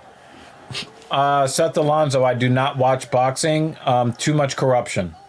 Too much corruption. I'm done with boxing as a sport. I don't care about it. I don't care about the fighters. They're not compelling. The sport's no longer compelling. There's no integrity. The only thing that I would say good about boxing is that the fighters get paid a lot of money, as well as they should. Other than that, I have nothing good to say about the sport until they change it from the ground up. The judging is more consistent and less full of shit. That's a yes, Sushi. Yeah, but yeah, Jimmy Dean was joking, Sushi Master. I know that was. There's a great personality matchup: Bobby Green and Al Iaquinta. What kind of sauce are you adding to the meatballs? Are you doing like just a regular tomato sauce, marinara, or barbecue sauce, like a Carolina Gold, something really Bobby sweet? Green employing that oblique kick. And then you cook it a little longer so that it makes like a little bit of a crunch. Wrong one. Yeah, I didn't like what happened to that boxer because I think she had already suffered a really bad knockout loss a couple of months prior to that loss that she took where she got knocked out. I didn't like that very much at all. Listen, man, don't judge me, Jim. Yo, I'm taking barbecue sauce with anything dinner related. Shit. Have you had? I'll take barbecue sauce. I'll take barbecue sauce with hard-boiled eggs. Shit. Or what if you put like a different sauce on the spaghetti and you make it more garlicky? Oh, getting hungry again. I'll probably get a snack soon. Jimmy Dean is like, Mrs. Evil just went fucking nuts. I don't know what's going on. Knuckin' futz? Knuckin' futz. Nah, I'm all right. I'm all right without her. She's a one-trick pony with a terrible attitude, terrible sportsmanship. The UFC is doing just fine without her. She has a personality better built for WWE anyway. WWE is really struggling right now. Perhaps maybe she gets if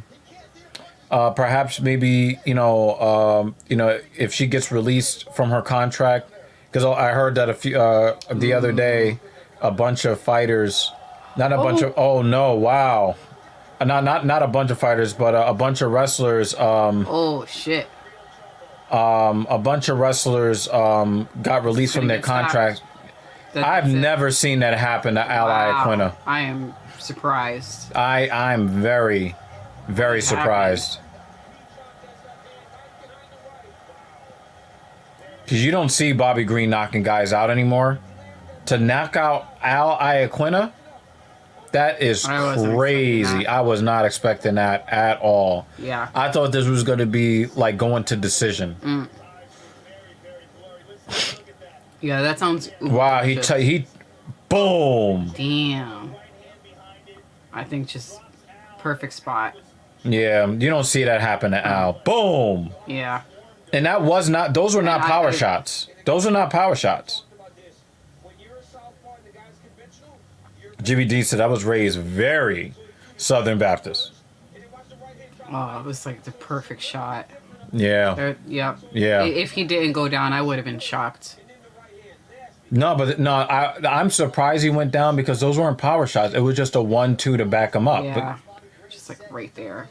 But it's just... Boop. Yeah, sometimes it's not how hard you hit, but the spot that you hit it. Uh-huh. All right. Oh. So late.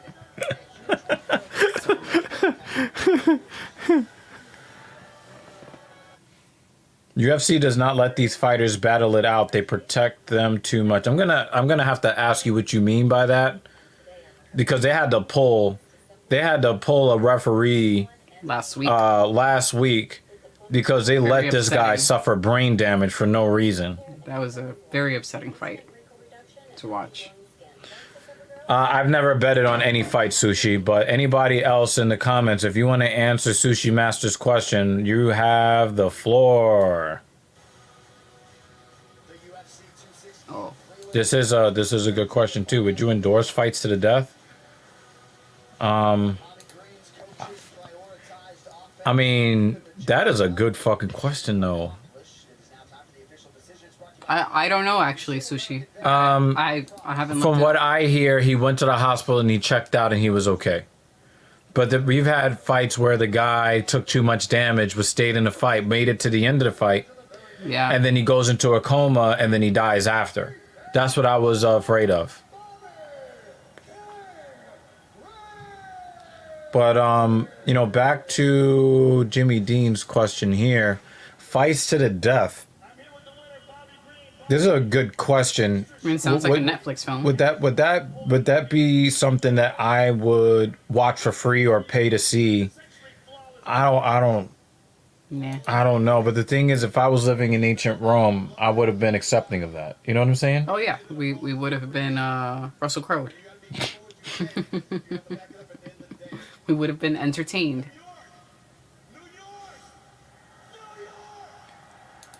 It depends on. I don't think it's necessarily just that it was 3 or 4 shots. It's what happened with those 3 or 4 and shots. it's the body language after. Yeah, Are they just or slumped during. to the ground, Yeah. or Yeah. you know? Because it's like, okay, if we took your methodology, right? Somebody gets starched with a one-hitter quitter.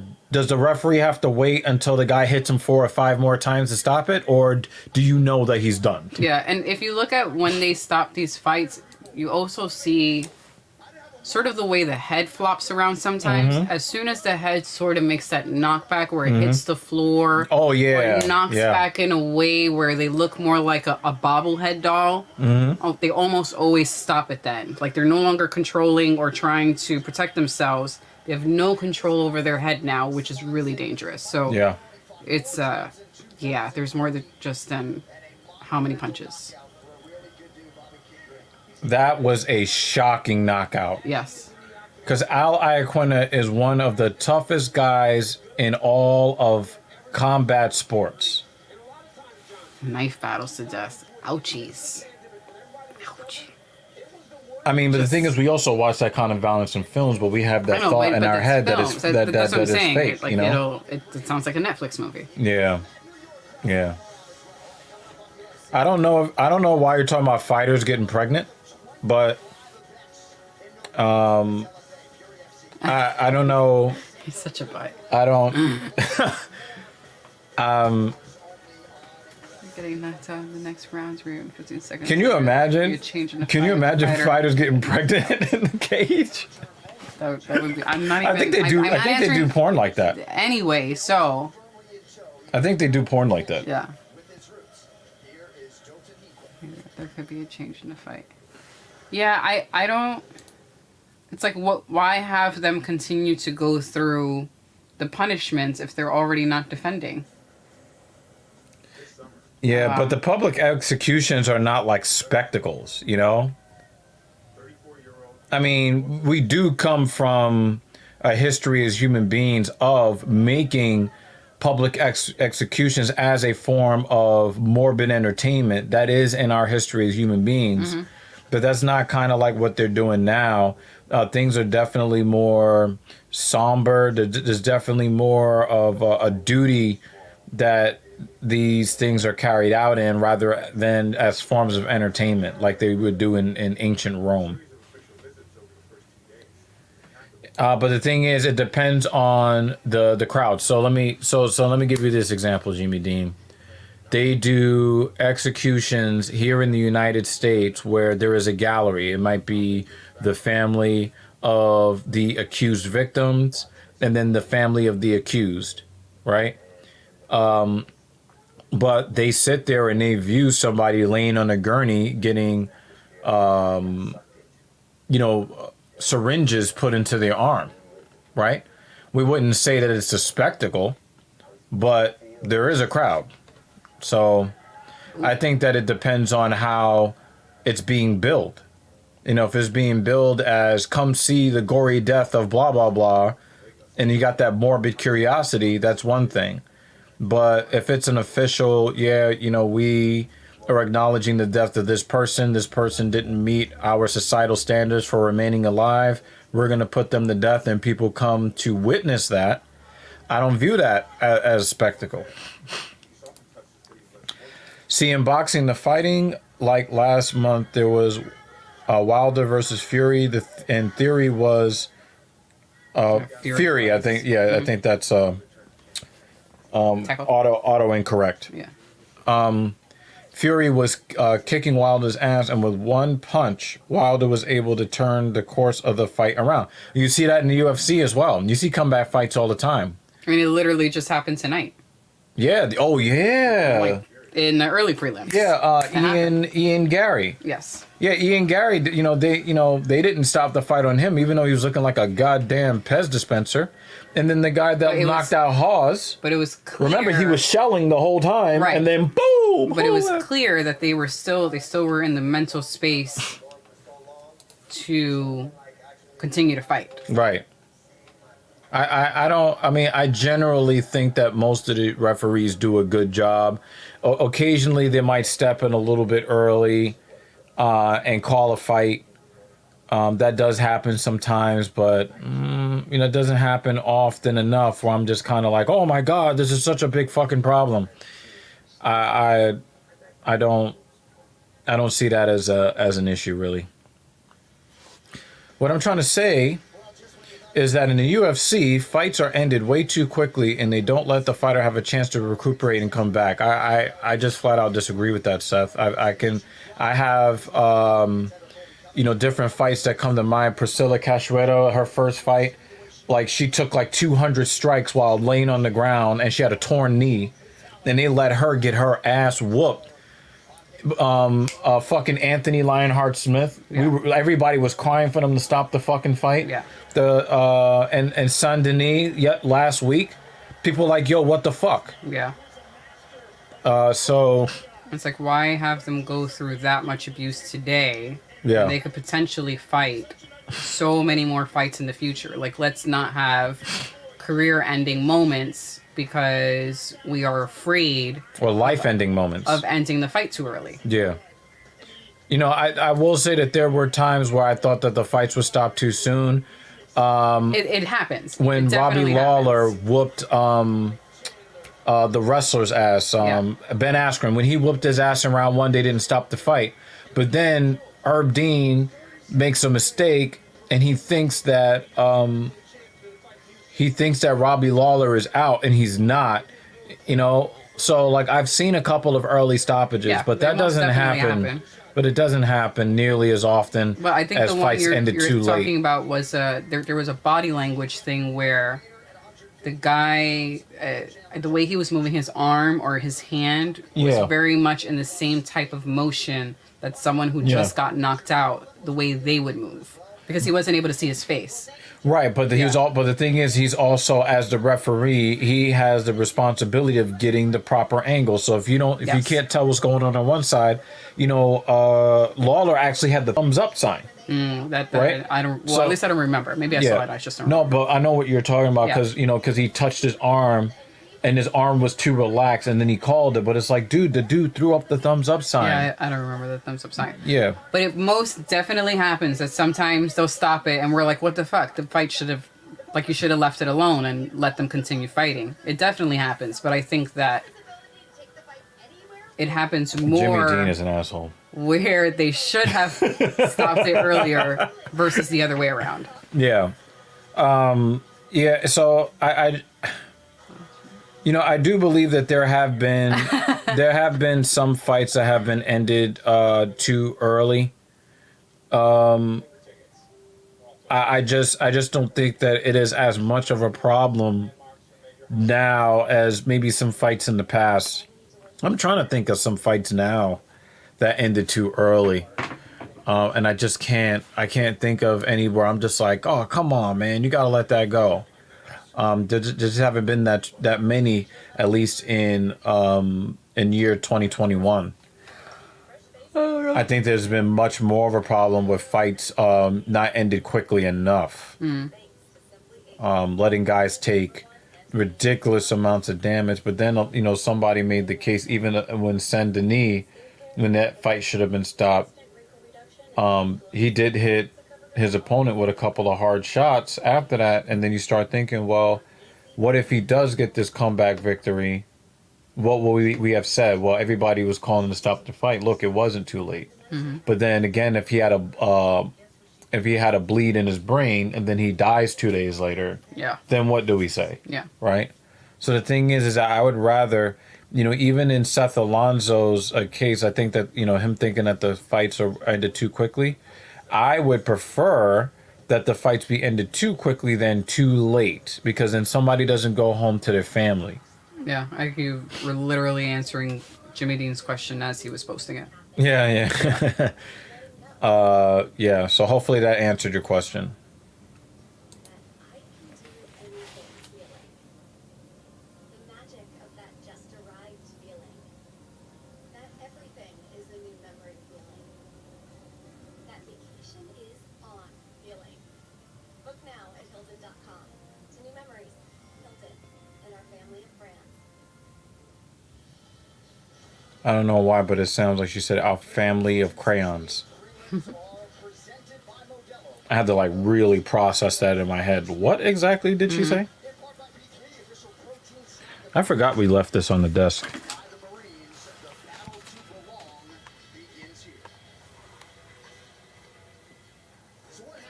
I would love to rock this, except that this wears off so easy. Like Mercedes-Benz, you can do better than this. He said Lewis versus Gane was stopped early. I don't remember. Hell no. Hell no. Lewis got fucked up in that ending sequence. No. I don't agree with that at all. And we're talking about by Lewis's standards. This argument that I'm having with you, Seth, that example of that particular fighter, I believe actually proves my point more than yours. Because we've seen Lewis lose the entire fight until, coming with that. Remember the Volkov fight? I'm trying to see the end of that fight again. Yeah, we're on a clip. Yeah. No. Oh, these are the highlights. Because I think, was that a pay-per-view? I think it was a pay-per-view.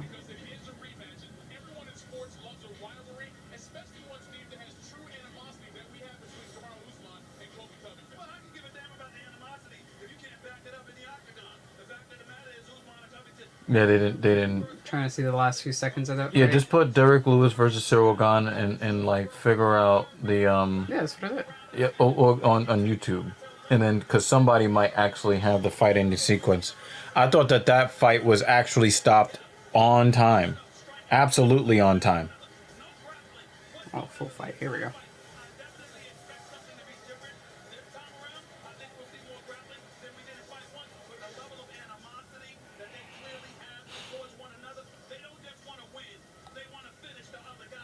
Okay. Yeah, so fight ending sequence right here. The end of the fight. Look, he's backing up.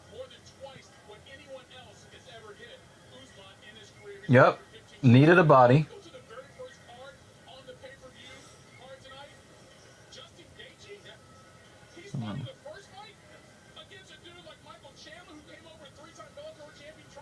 Yup, he hit that leg, remember? Hit that leg, he bent over, and then he was giving him a lot of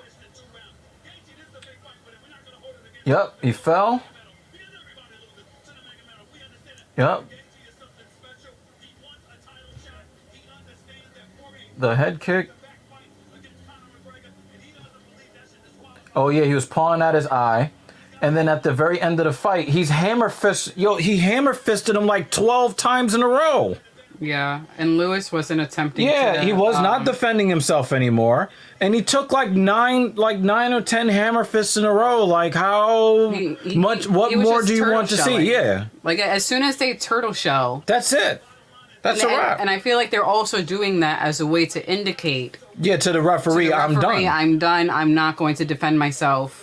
Right. Make him stop. Because they're not going to say it, because if they do a verbal tap the strikes, you're never getting your man card back after that. Yeah. So he's just turtle shelling, and then even after he hammer fisted him. He didn't get up and go, "Oh, I just stopped." Right. He knew he was done. I'm Yeah. done. I gotta disagree with you, Seth. Like completely. Sad they're defeated. Now maybe you wanted it to continue on because you wanted to see them fight some more. I'll take that. Because the thing is, with Derek Lewis, right? We've seen him be dominated and then pull some shit out of his ass at the end. But he was no longer defending himself. It was done. It was over. He took the leg kick, that last leg kick he took. And you saw that little grimace? You saw that grimace that you never see from him? It was over. It was over. I mean, how many more times do you want to see Gon punch him in the side of the head? Like he hit him. He was hitting him. I don't know what more. I don't know what more you. As a matter of fact, put the link to the. Oh, I have to find it again. Hold on. Wait, you're not a mod on the channel though. I gotta make you a mod before. Well, you might get away with putting a link in there. Yeah, you might be able to get away with that. Yeah. Yeah, Seth, if you're still here in the chat, copied. I know. Go wait. Thank you. The lady is gonna put Oh, wait, hold on before I do that. You wanna give him the timestamp, right? Give me 1 second. Nope. I wanted to do this. Right. Before I do that. Even though you said that he's been dominant and has come back, he's been dominated and has come back, he can still pull something out of it. But again, I agree with you, Mr. Alonso. I agree with you. But you've never seen him turtle shell and take 9 punches to the side of the head unanswered with no defense. You've never seen that happen before. He took that leg kick, he turtle shelled, and he was getting GMP'd. He didn't move from his position. He had no body language whatsoever. He never tried to intelligently defend himself. I'm trying to get the timestamp. Yeah, get the timestamp for that final sequence for when the fight basically is about to end. About to get it. Right. Yeah. There we go. So let's say 8:25. 8:29. 8:29. Yeah.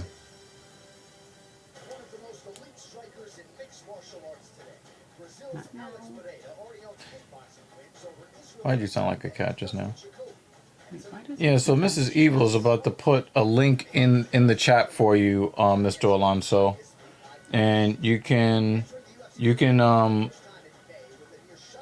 what do we say? 8:29. 8:29 ish. Yeah, just 8:29. Here you go. Right. So hopefully that comes out, and Where's the delay? Where's the link? Oh, maybe it doesn't let me send the link. It might not allow. Can you send the link to me? And maybe I can put it in there. Send the link to my. Where am I sending it to? Send it to. Send it You get to. it there? Send it to my phone.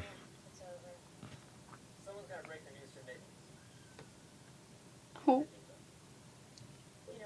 That was the commercial I was waiting for. All right, copy. let's go into.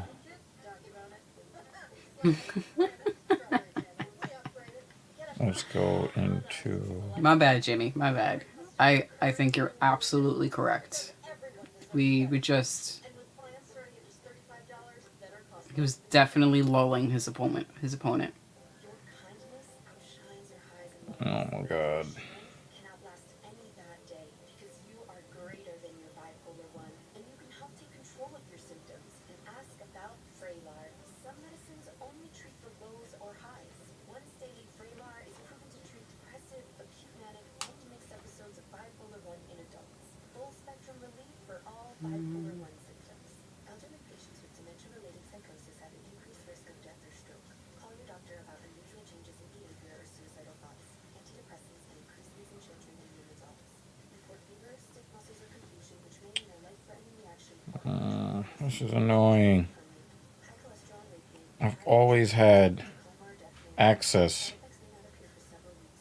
Common side effects include sleepiness and stomach issues. Let me Dysfunction and restlessness. go to YouTube Studio. Why don't you just pull it up on a different tab by that name? Oh, because I had to You know how some carriers give you so little I had to end up living with it? copy. I had to copy it. Phone for a shiny new one. You break it, Um, we upgrade it. You dunk it, document it. wish Planet, strawberry I jam. wish there was some way that you could. Phone on us with select That's what I'm saying. Just pull up another tab and search for this name. because everyone deserves better. Oh yeah. I could just do it like that.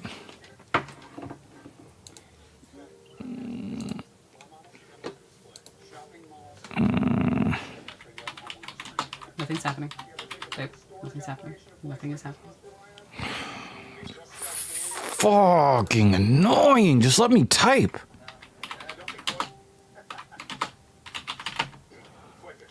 can be overwhelming. Make a sec. Have we seen this strip? Progressive can't save you from becoming your parents, but we can't save you when It's this one right here. But you know what? I'm still gonna get it. Sponsored by Cerveza Modelo Joe. All right. So I am going to put this link in there for you. Does it come out? Sorry, I was distracted by the talk of bread. Oh my Carrying god. gold butter. Did it come out? Yep. All right. Yeah. So there you go. That sounds delicious. I love bread. So Buttery bread. Seth, hit that link. Go to the 8-minute 29-second mark, and then you watch that fight. Watch that fight ending sequence one more time and tell me that that was an early stoppage. I'm just thinking about garlic And didn't Derek Lewis just roll over on his back and just Yes. lay there after that? Yes. I mean, what more do you want from that sequence? I want garlic bread. Don't you frequently buy some fucking specialized fancy ass butter? Yes. The grass-fed butter from Trader Joe's.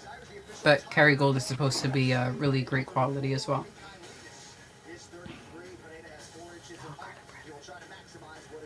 Been very good. I haven't had a lot of bread. Okay, well, wait. I did have French toast, like, yesterday. And it had coconut flakes on it, so it's like a toasted coconut French toast. Oh my god. I might just salivate and like, drool all over myself just thinking about it. Well, you better save some of that sloppy. I'll think of garlic bread. I don't care Garlic what you got to bread. think of. You were like, wow, babe, that was great today. I'm like, yeah, I was just thinking about garlic bread. garlic bread with the grass-fed butter.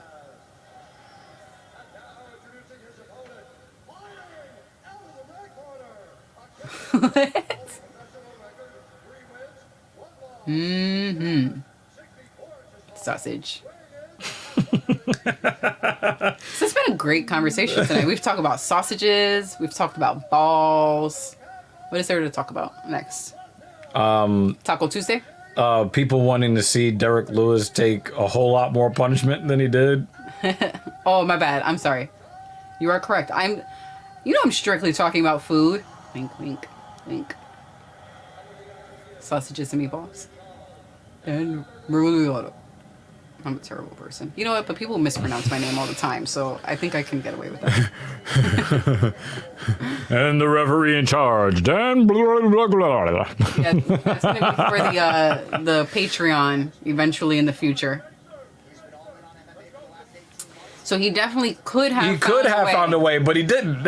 He chose not to. But we have these conversations too after, where we're like, if the person had just done X, then it would have been fine. But that's after the fact, and they didn't even attempt. Yep. Wait, isn't this Pereira guy the last guy that knocked out Israel Adesanya? I don't know. This is one of the most I'm actually anticipated. legitimately hungry right now. Yeah, this is one of the most anticipated UFC debuts that I've seen in a while, because he knocked Israel Adesanya out in Muay Thai kickboxing. When? Like how long ago? A very long time ago. Oh, okay.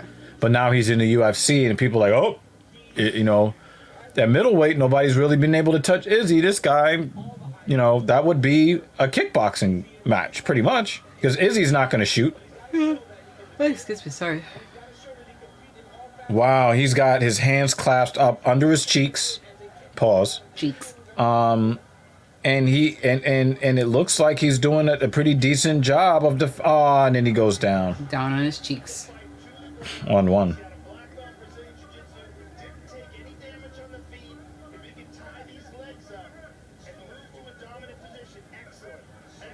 All right, he's got his shoulder on the cage. He's getting back to his feet.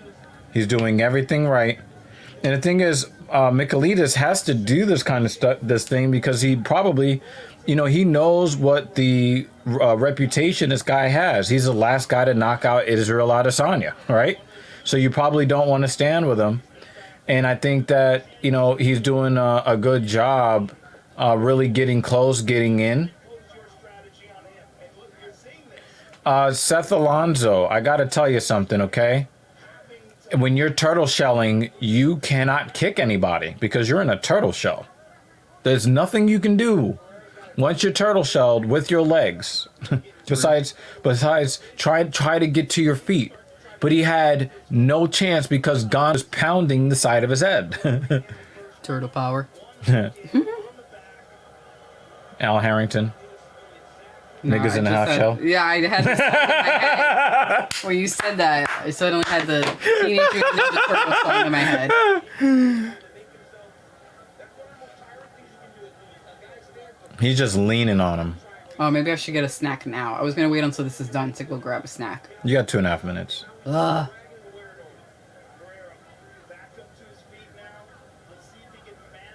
He needs to separate the hands. And the thing is, Pereira has to, you know, he has to. You see how he used the threat of the Kimura to then get him to posture up. That's why Dan Hooker losing the way he did was so embarrassing, because nobody gets finished by Kimura anymore. People use the Kimura now as a way to, you know, change the positioning. I'm Stylebender versus Usman. Usman doesn't really seem to be interested in doing that, and I don't think Israel really wants to do that either. And I think some of it is for racial reasons. I think that they say, well, we have a black heavyweight champion, we have a black middleweight champion, and a black welterweight champion, and they really don't want to be in a situation where it's one African guy going up against another African guy. I think that there's too much respect there. I do not think that we'd ever see that matchup.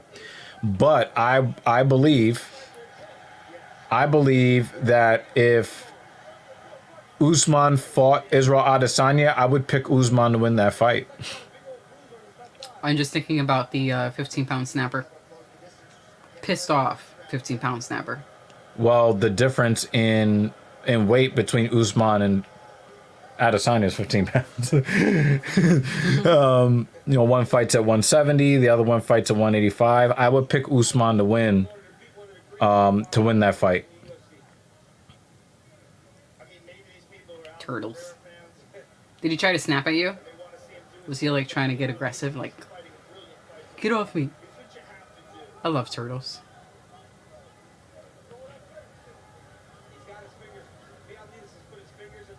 All right, once the horn goes off, I'm grabbing his neck. The last time I said that shit, somebody got a knockout with like 10 seconds left in the round. I'm okay with that too.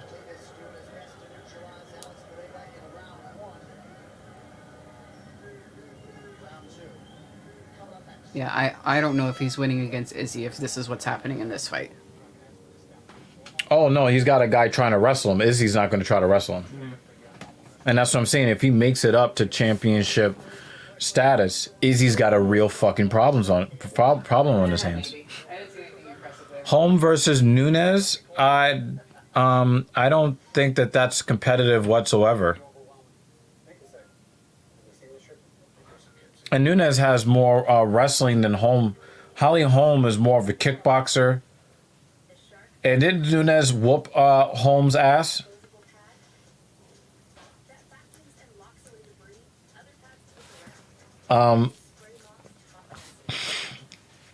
Yeah, I would take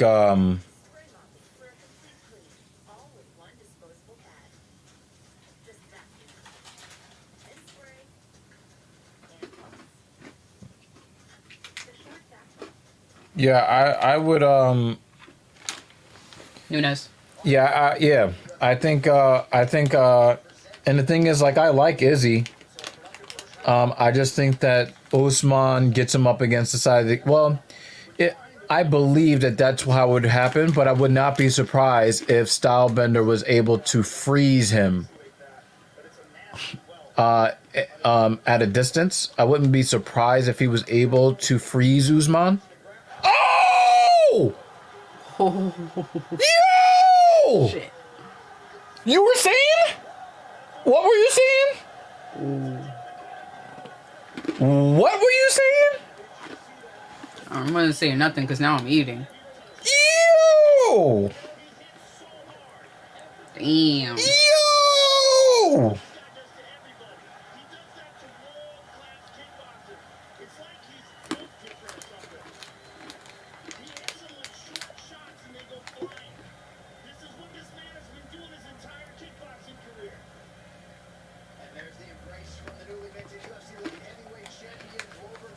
Whoo!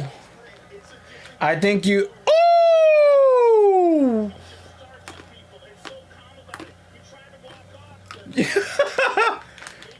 Boom! Oh my god! Oh my god! Oh god.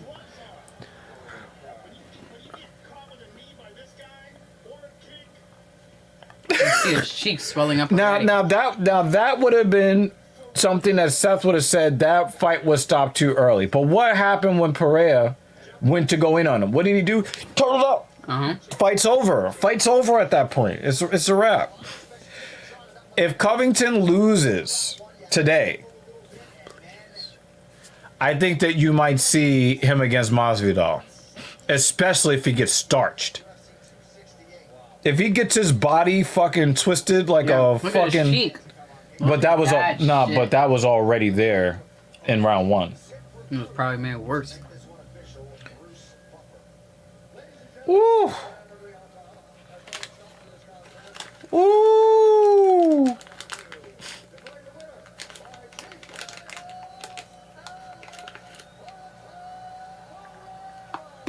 Woo!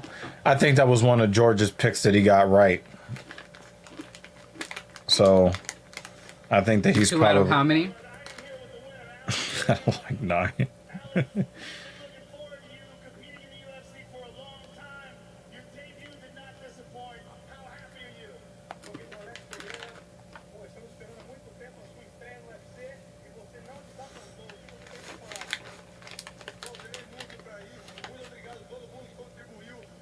Well, that's his third straight correct pick after getting the first 6 wrong.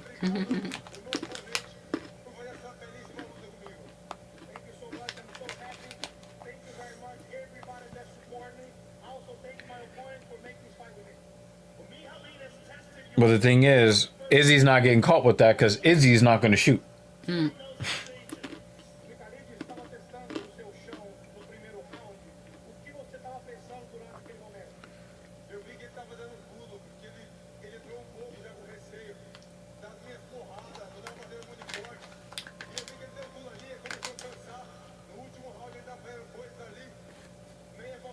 Masvidal is the only person I think that can maybe beat Usman.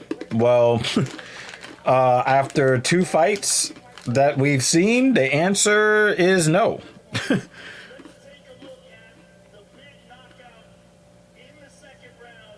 A beautiful flying knee. Not as pretty as it gets. He got his fucking body fucking twisted. The moment he went down because you tried to walk away.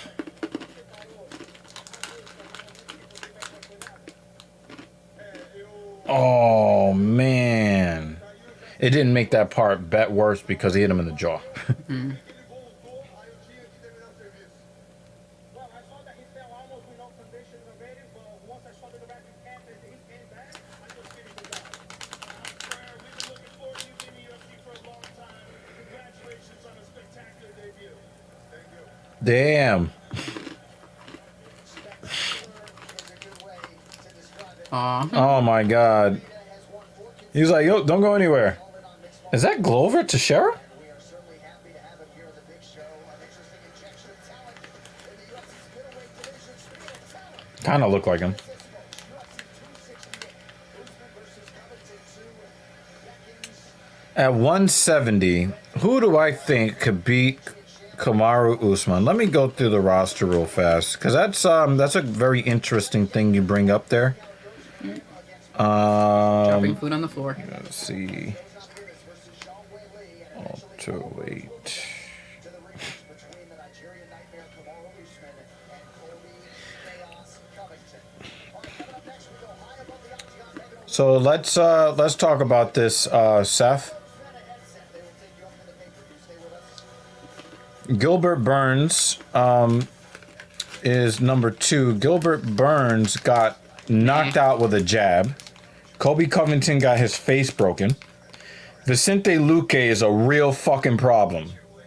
Khamzat Chimaev is a real fucking problem. Leon Edwards, no. Stephen Thompson would be a problem for Usman if he can get to the fucking title shot. Stephen Thompson is a real problem for Usman. Michael Chiesa, no. Obviously, Masvidal, no. Magny, no. Bilal Muhammad, no. The Leech, no. Ponzinibbio, no. Nate Diaz, no. Daniel Rodriguez, no. Kevin Lee, ha ha ha. Jeff Neal, no. Sean Brady, no. Rob Lawler, no. Muslim Salikov, no. Eliezer Zaleski dos Santos, no. Miguel Baeza, possible. But probably no. I don't know. He's ranked 22. No, but he's 10-1. And he lost that weird decision to Ponzinibbio last time. Jake Matthews, no. Michel Pereira, possible, but probably no. Nico Price, no. Tim Means, no. Nicholas Dalby, no. Alex Morono, no. Max Griffin, no. Donald Cerrone, hell no. Do we have to go past 30? Because it might be like a young up and coming guy that I'm not I haven't think thought if of. you're going past 30, Matt it Brown, should just be no. Randy Brown, nope. Kalen Williams, no. James Krause, no. Mike Perry is out of the UFC. Danny Roberts, probably not. Alex Oliveira, nope. Francisco Trinaldo, no. Ramazan Emeev, no. Diego Lima, hell no. Court McGee, Claudio Silva, Lyman Good, Carlston Harris. We haven't seen Lyman Good in a while. Matthew We'll just call it no from Semmelsberger, here. Just all of them. Jeremiah Wells, Worley Alves, Michelle Prazeres, no. Dwight Grant, hell no.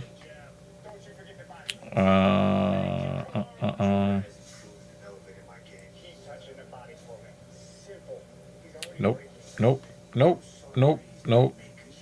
What weight is Poirier fighting? Lightweight. What number is that? I still don't have the 155. numbers associated to. 155. That's the weight class below 170. Gotcha. Yeah, Poirier's a lightweight. I'm trying to see if there was like this up and comer. Now you're at 67. Just No, because I'm Really thinking that searching there now. might be like a prospect that is up and coming that might at be this like point, you're reaching. 6-0 or something like that. You're reaching now. Ramazan Kurmagomedov, he's undefeated. So Ian Gary, we just saw him tonight. He's now 7-0. Dope. 8-0, I think now. He's 8-0 now. Yeah, at that point, I think now Yeah. you're really So now you're starting to get to these young, undefeated fighters like Josh Quinlan, AJ Fletcher. I don't know if they're all ready for the belt. Right. No, I'm just saying like guys that have a chance to beat him, which is what Seth was asking. He said I still think Masvidal you're is the reaching at that only point. person that I think that can maybe beat Usman. And what I'm saying is that I don't think Masvidal can beat him, and I think Masvidal understands that now. But when you're talking about people that could possibly beat Usman at 170, that list is actually rather short. I mean, he twisted his shit. Mm-hmm. That shit was crazy. It is the never-ending nightmare. A 14-fight win streak, 100% takedown defense, 20 of 20 takedowns successfully defended. That is an incredible statistic, gentlemen. We will talk about 100% takedown defense. Who does that? Magnoloini alongside Chael Sonnen and Anthony Smith. Chael, we've had a lot of finishes tonight, but let's look forward because kicking off this UFC 268 pay-per-view is an incredible 155-pound fight between Michael Chandler and Justin Gaethje, two of the very best. When you look at this one, and I know you've studied it closely, what's the difference maker? And possibly a number one contenders bout according to Dana White. Uh-oh. Getting ready. We're getting ready. We're getting ready for a hot take, y'all. We ready? Y'all ready, y'all? Here it comes. Waiting. Oh, I'm bracing. I'm bracing like when I saw that dude take that knee to the fucking jaw. To get a hold of Justin Gaethje, that means Justin Gaethje can land one of those big bombs. I think that if Justin Gaethje can put one of those hard shots on Michael Chandler's chin, it's going to drastically change the entire game. I think Gaethje is going to Back-to-back gold belt that they both want to earn here at 155 pounds. Chael, who gets it? a top 2 UFC fighter of all time. Excuse me.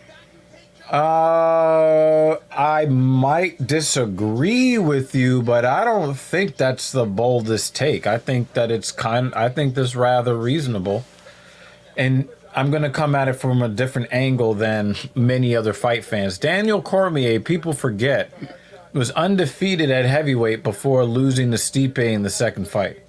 Daniel Cormier was dominant at light heavyweight, since the Strikeforce days. So, but for me, that isn't necessarily where that. Also, he was champ at the 2 heaviest weight classes. Never been done before, heavyweight, lightweight. I don't think it's ever been done before, light, heavyweight, and middleweight, right? It was Israel Adesanya that tried for that, and he failed against Jan Blachowicz, right? Now, Daniel Cormier was champ in the 2 divisions that matter the most, which are the heaviest divisions, right? But not only that, Daniel Cormier is a fantastic human being. Simple. A fantastic human being. As a man, as a father, as a husband. You don't see any scandals, no cheating. I mean, he had the whole towel holding incident. But, for the most part, he's been a model citizen, a stand-up man, and a top-tier fighter. I think that he kind of ruined his legacy a little bit with the loss, the 2 losses to Stipe, and in the 2 losses to Jones was found to have cheated. So Zhang Weili is the favorite. Like that was a fluke. That was a fluky win. But also in Rosa's defense, when she lost the belt, that was a fluky loss. So. Well, that was the one where she landed. Yeah, she got slammed. But she was whooping Andrade's ass the whole time. Yeah. I thought that she might have had damage to her spine or some shit. Mm-hmm. But yeah, I don't think I disagree with you, Seth. Even though I want to agree with you, but I don't think that that's that much of a hot take. I think that it's kind of reasonable, you know, depending on how. Why does her titties look bigger with the shorter hair? Yeah, I just don't think. I just don't think that's that much of an. I think you. I think you wanting Derek Lewis to get punched in the head 12 more times. I thought that that was quite a bold take. Colby Covington is a plus 250 underdog. Eesh. Look at that fucking I know. jacket. That is a bad omen, though. When you start feeling yourself like that, I don't think that that's a good thing.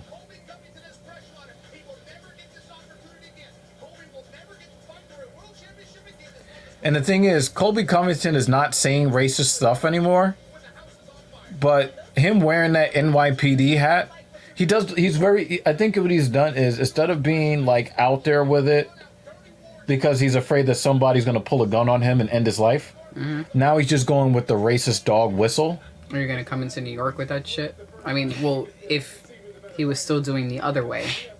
Yeah, I don't know if that's the smartest way to go about it, because he said that security had to come save him from being murdered in Brazil when he started talking all that crazy shit in the cage after the fight. He said like they had to take him out the back way. Right? So I'm glad that he's not, and the thing is, from what I understand from people who claim to know him, he's not a racist.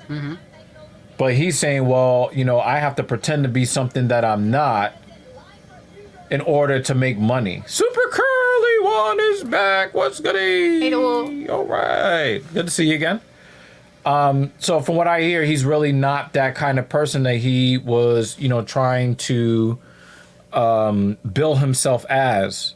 And I think, yeah, to the point where anytime he was on the card, I refused to buy the pay-per-view. You know, because I'm not going to put money into his pocket like that. You can't believe it's 10 o'clock already. I think we're having too much fun. It's good. Keep having fun. But yeah, that's what I was saying. He could not come Jimmy into Dean. New York with that red hat bullshit. Yeah. Yeah, so the thing is, he comes in with the NYPD bullshit, and the NYPD here in New York is very unpopular. And, you know, as a black man living in New York City, I can tell you that I understand why the NYPD is unpopular, although I will say that I think that it's a little bit unfair. Just a little bit.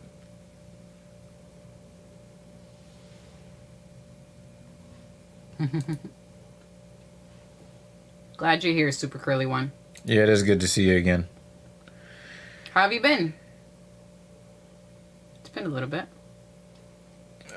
Is Gaethje fighting yet? Not yet. The main card is about to start. Main card. Yeah, I'm trying to get them to recognize that I just paid for it. Here we go. Now it's loading up. No, it's not. Technical difficulties. Yeah. I mean, we should be up and running before the fight actually starts, though. Ooh, maybe you should have a banner that's like a technical difficulties banner. Oh, we're you know, if I can get my my channel manager to like do his job that he gets paid to do every month. Have like a really silly technical difficulties, you know, robot malfunctioning. Yeah, we have that on Black Power Magic Hour. Yeah. It would be nice if they would recognize that I've already purchased. Yeah, let's make sure we do that so they don't charge it more than once. No, they won't do that. Okay. Yeah, so it's popping up on my phone. It's just that, you know, it's got to pop up here.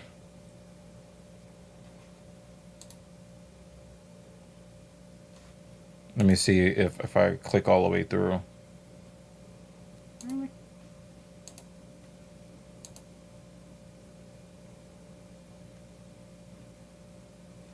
Yeah, I guess they kind of... We know. Come on, ESPN. See? There it is. I had to click all the way through. Goodness gracious.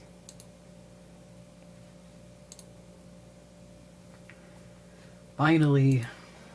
Finally, The Rock has come back.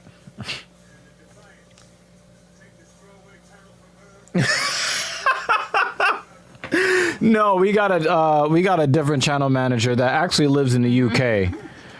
Captain Paul is part of the main crew. Okay, Captain Paul is part of the main crew. The channel manager knows who he is. He's not in the stream like he really should be. But again, he's in the UK, so. Got a super curly one believing in Santa now. Oh, he said now I believe in Santa again as well. Wow.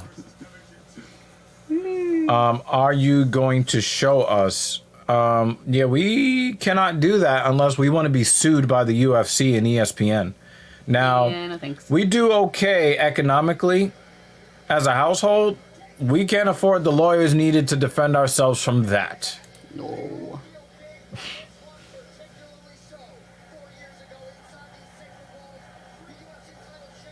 Yeah, I don't think he's from London, though. Do I stream every day? Well, on the Dr. Evil Genius channel, occasionally coming home from the gym, I will do a driving live stream. But as far as the podcast is concerned, I've got some life changes going on. And my co-host, Captain Paul, he's on a boat right now. And even before then, when he had some time off, there was a death in the family and some family difficulties and things of that nature. So we are looking to get more daily content as far as short form videos and long form podcast episodes. So stay tuned for that.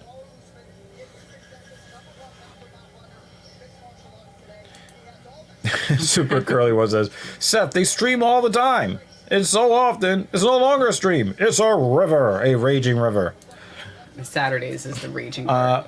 But when it comes to like the UFC events, anytime they have an event that does not feature people that abuse their women to the point that they almost kill them with their bare hands, when they don't put those people on the card, we're here. See you, Jimmy Dean. I don't know what he's talking about, but Jimmy Dean, thank you for coming through. As always, you are always welcome here. Have a good night. Jimmy Dean, thank you so much. See you next time. But yes, Seth, you know, we're here for me and Mrs. Evil, number one. She's here for most of the events. No Saturdays. Unless there's a family event going on, which Right. there will be next week. Next Saturday. So Right. I will miss At least part of the show. It's my mama's And birthday. I'm hoping that we get Captain Paul Gotta go to celebrate. actually show up for work. Oh man, look at that piston of a right hand. Mm-hmm.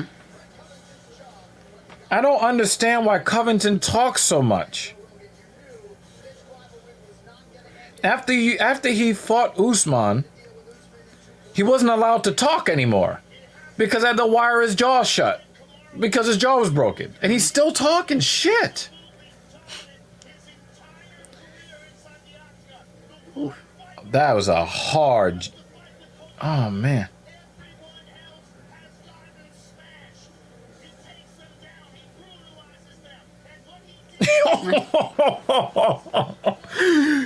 I see him.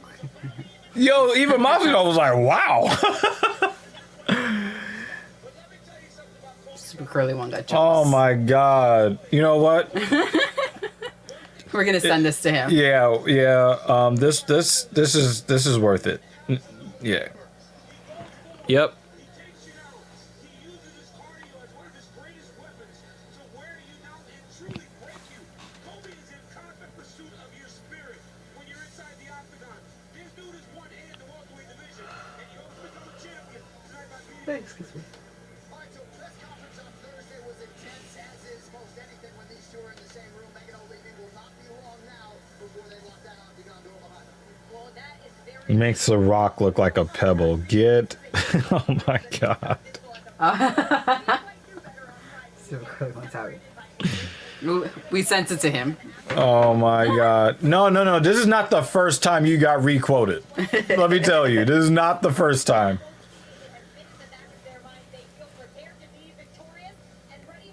You just gotta text him like super curly one is back. Yeah. That's it. But yeah, Seth Alonso, it would be nice if you would join the community, the Talking Shit podcast community. It would be really fucking cool. If you have male, even female friends that value the respect of men. Maybe they're MMA fans, maybe they're hockey fans. Maybe they're sports fans. Maybe they just want to be encouraged into being the best versions of themselves. Whatever, they're welcome here. We also welcome the women that love and respect men and understand the value that men offer to society. I still don't understand how that fucking kick got through. I don't know why I'm so sleepy today, super curly one. And I slept in. No alarm clock. It was wonderful. I think I just need a day to shut down and sleep for 12 hours straight.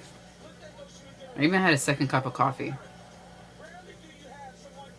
But yes, this machine needs to go into hibernation Machines mode. don't yawn.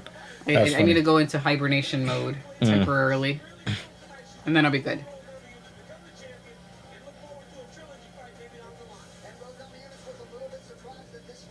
Plus we got the holidays coming up. I'll be able to sleep then.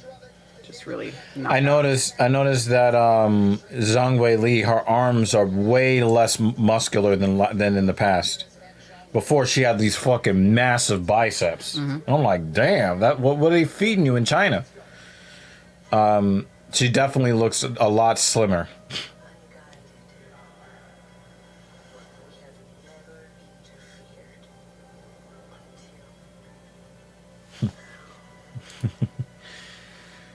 Yeah, John Wick is the standard, isn't he? Oh, I was just looking at the commercial.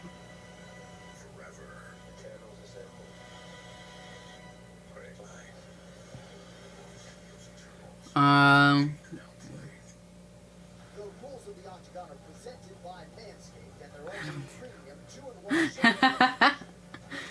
2-in-1 That's right. Yeah. But we out here. Yeah. For championship fights and all UFC main events, we go 5 5-minute rounds. A 10-point plus scoring system is in effect. The round winner gets 10 points. His or her opponent 9 or fewer. And scoring is based on effective striking and grappling, followed by aggression, and then octagon control in that order. All right, these lightweight rankings are brought to you by EA Sports UFC 4. Shape your legend in EA Sports UFC 4. Get the prime icons update for a limited time on Excuse me. and PlayStation. Joe Rogan number 2 versus Sorry, I yawned again. 155 pounds, potentially a title shot on I'm gonna go get a cup of water. Maybe I just need some water. Agua.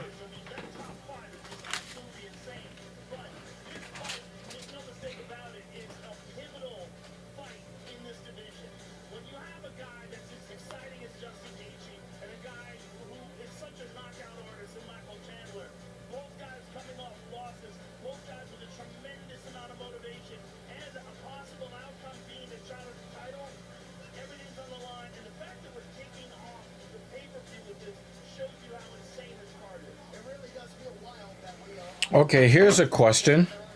Jason Bourne, John Wick, or John Shaft? Who's the ultimate badass character? I'm going to go with John Wick.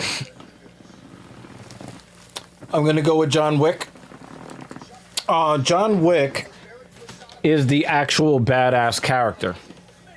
Because you got to see what he's made of when he's on his heels and when he is walking forward, so to speak. I'm using MMA jargon here. With Jason Bourne had the issue with the amnesia. He's running away from the government. A lot of what he's doing defensively, he's not even really cognizant of what he is, what he can do, why he's doing it. He's got like these really excellent detective skills, but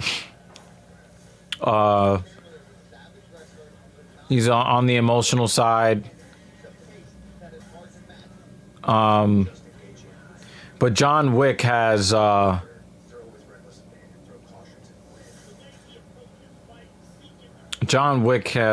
resume. Okay. If I needed somebody to help me get some pussy, I would call John Shaft. Okay. But the thing is that John Wick is an international super assassin who, even with world-class assassins after him, he catches them moving forward. He can catch them moving backwards. I'm taking John Wick, man. I would take John Wick, then Bourne, then Shaft. Now, John Wick also had military training as well. That's one thing that people don't understand about John Wick's character. John Wick does have special forces training in his background, and he just went into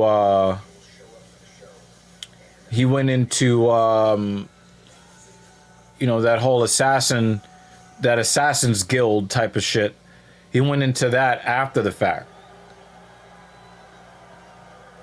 Now, in some cases, you might think that you want to give Bourne the advantage because Bourne was in a super soldier program. Now, it wasn't like to Captain America levels as far as a super soldier, but, they were doing a lot of experimental type shit on him. So I'm still taking John Wick, though.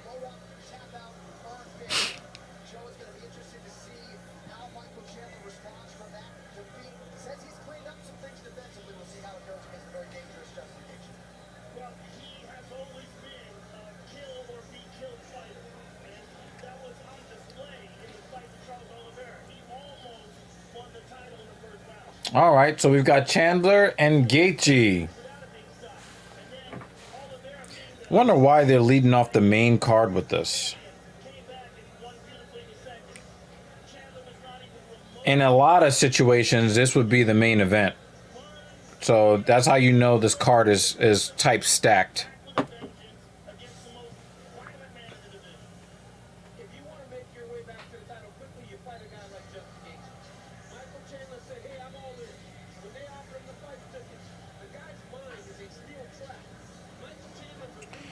Yeah, I would have had this be the fight before Namajunas and Zhang Weili.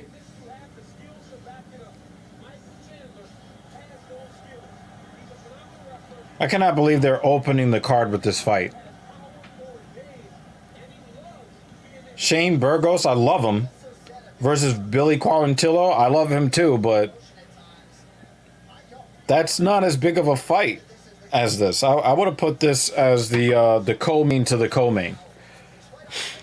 But whatever. What the fuck ever.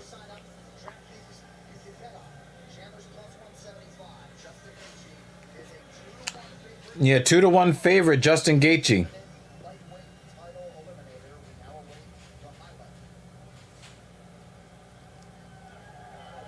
Ooh, there we go, the highlight. Yeah, I am excited for this fight, though.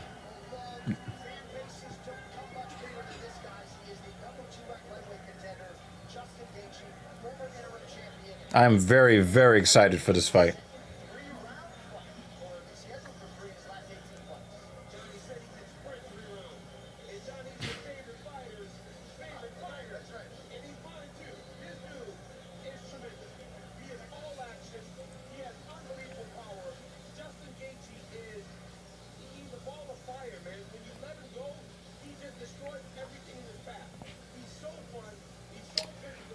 Michael Chandler might be getting introduced to the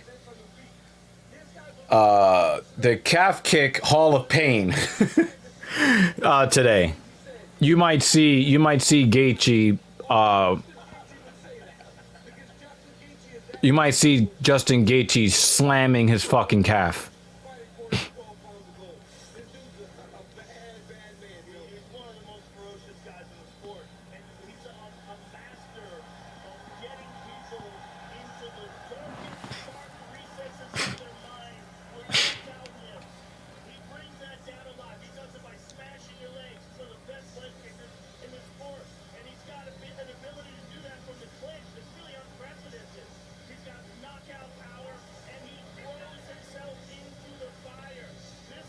He looks like he's in fantastic shape.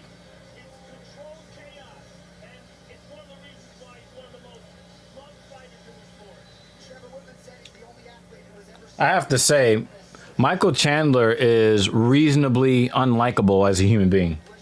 Not saying he's a bad guy. He's just very, very easy to dislike.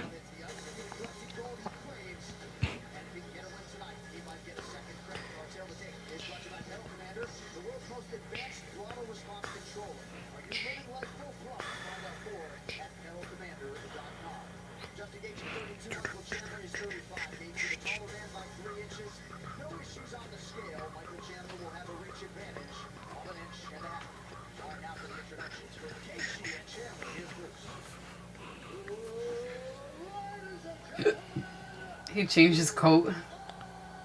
Yeah, he did. Oh. Look at that. That was probably the jacket he couldn't wear last week. Is that a peacock? Is he literally peacock? I think he. Yes, Bruce. Remember, he was forced to miss his first pay-per-view last week because of the you're Rona. right. And he's like, fuck it, I'm back as a peacock. You go. I ain't mad.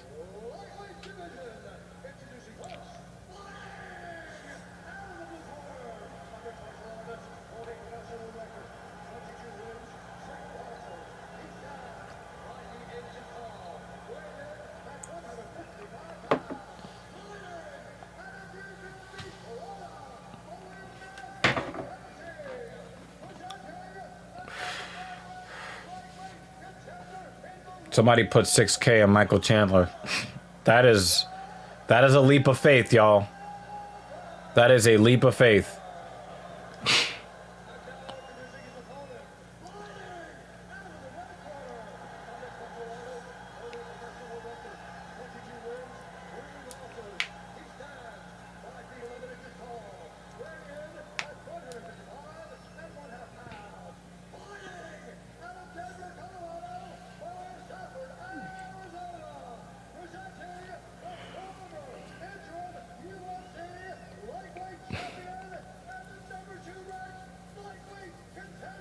Who gets to do their backflip off the cage? That's Israel Adesanya. That's his tweet.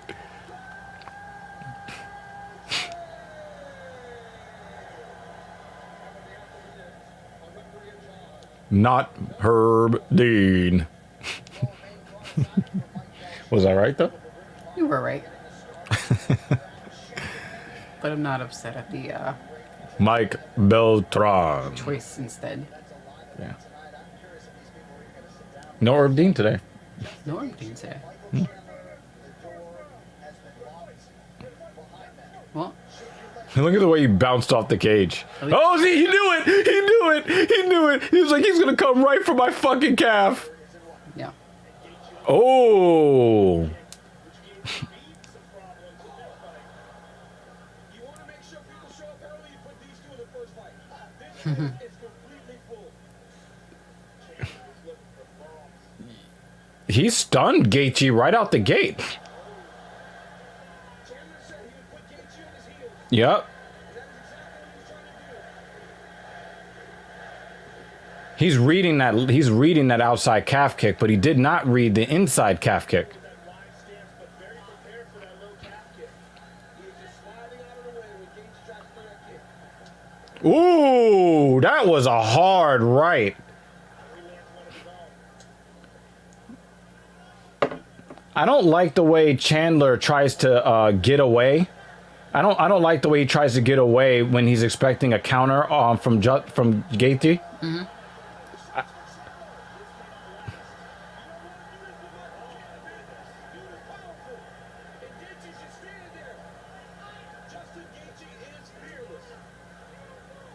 Chandler has had success with his own leg kicks, countering Gaethje at times early. Oh, that is a hard shot from Chandler. Gaethje's leg is. But the thing is, Gaethje doesn't care. Oh, that was a stunner right there that he just put on Gaethje's chin.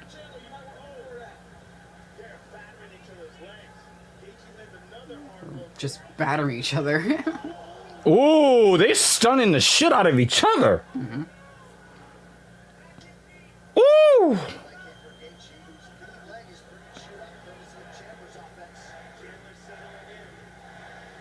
Everybody loves Gaethje everywhere.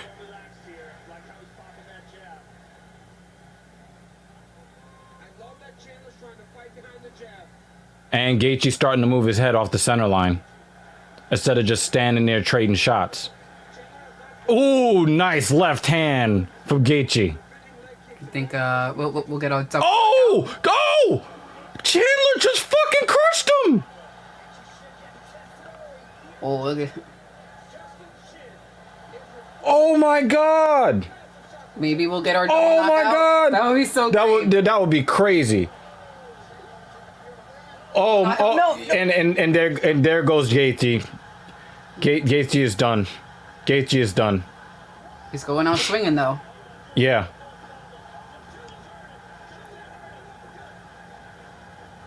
And then needed a body. That is a bad spot for a cut for Chandler, but I think Gaethje is on his way out. Oh my god, he just killed his calf. He's gonna chop him down on his way out. But this is the kind of fight that Gaethje likes. He's like, if you're knocking me out, I'm gonna. Yeah, I'm gonna fucking destroy you on the way out. Oh my god.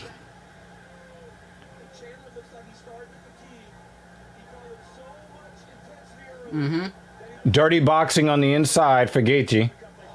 Oh man. This is fight of the night already.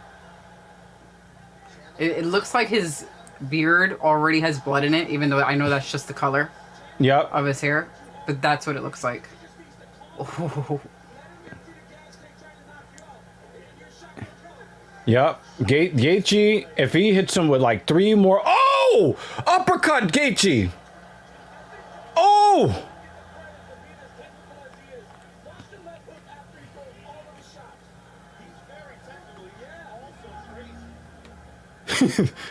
Yo, Joe Rogan. Yo. It's a great assessment.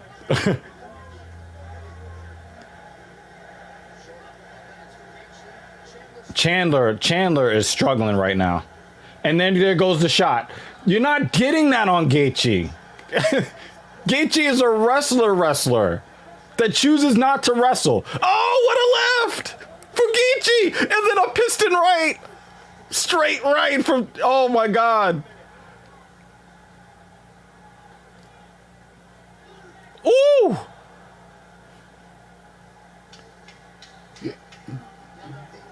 Another leg kick. Oh, then he goes for the T kick. Does Gaethje get something at the end for more pain? Oh my God. We're talking about possible fight of the year right here. I'm stressed out. I am. I'm a good stressed out, but I'm kind of stressed out. Yeah. You were worried about needing coffee? Oh my God. This fight is just gonna give me an adrenaline dump after. And the thing is, I think that Justin Gaethje likes getting punished this way more than Michael Chandler likes getting punished this way. And therein lies the difference. Let's take a look at some of this action. An insane first round. Look at that beautiful jab by Chandler. Right hand that kind of grazed Justin. Justin comes back with a right uppercut. Boom, there's a big one. Big right hand and another one by Chandler. And a third. A flying knee attempt. Blocked. And look at that one. That was a crazy round. Justin is in all kinds of trouble here. Chandler's blocking him off, but Justin fires back. Woo! Woo! Woo! Ovation for these two He looks like he's got all kinds of cum on his face, all that fucking Vaseline on Michael Chandler's face. And I do believe Chandler has the advantage on the air. He's got a problem with that left leg. He just pulled it back in anticipation. Look at it. You can see his calf is really flexing hard when he steps on it. When he really stands Chandler? on his Chandler. When he really plants on that, like he's looking for stability out of it. And the thing is, he just pulled that leg back, but he caught the TA, that that tibialis anterior. I was gonna say that teacher's assistant. And even though he's trying to pull that leg out of the way, he's a little bit slower pulling it back than he was at the start of round one. That's a hard body shot from Chandler.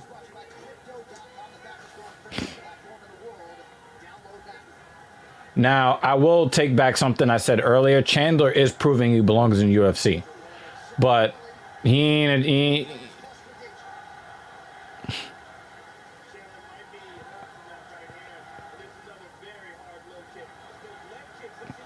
oh man, Gaethje seems to have found his range.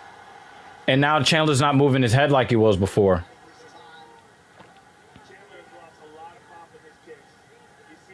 Yeah, that was not a hard leg kick. Not by his standards anyway. Oh! Good night! Good night! Good night! Good night! Good night!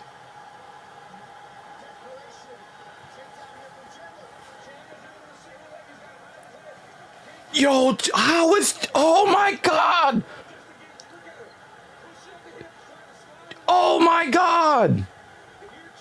Oh my god! I don't think Michael Chandler has gripped anything so hard in his life. Ribs, ribs, ribs, ribs. He's headhunting right now. Punch those ribs. Woo! He sat his ass down. He sat his. I thought it was over. Beltran is letting him go. So I gotta tell you, Mr. Alonso, you're talking about they don't let the fight go on long enough. I gotta disagree with you on that. Because if they would have called the fight there, I'd have been like a little early, but I'm accepting it. Uh-oh, he's taking his back. No, he's letting him back up.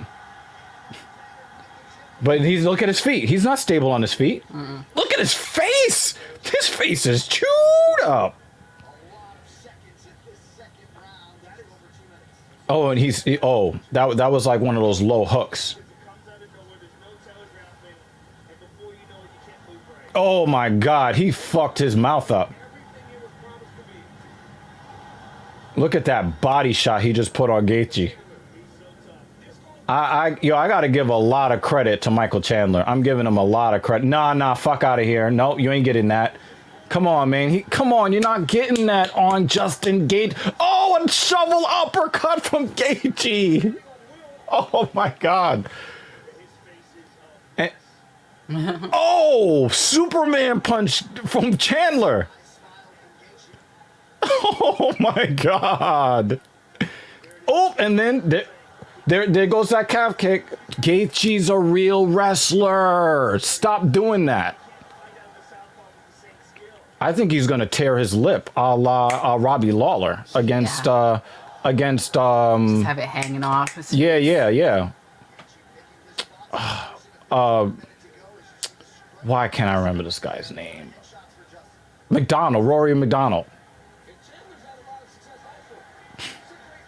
He was trying to kill him.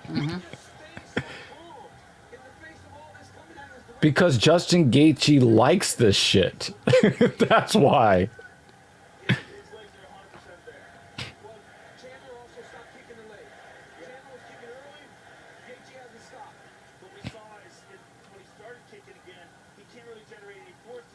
Oh, nice body kick. Another calf kick. He's spitting blood out of his mouth. Yo, Gaethje is going to twist his body around with one of these shots. Oh.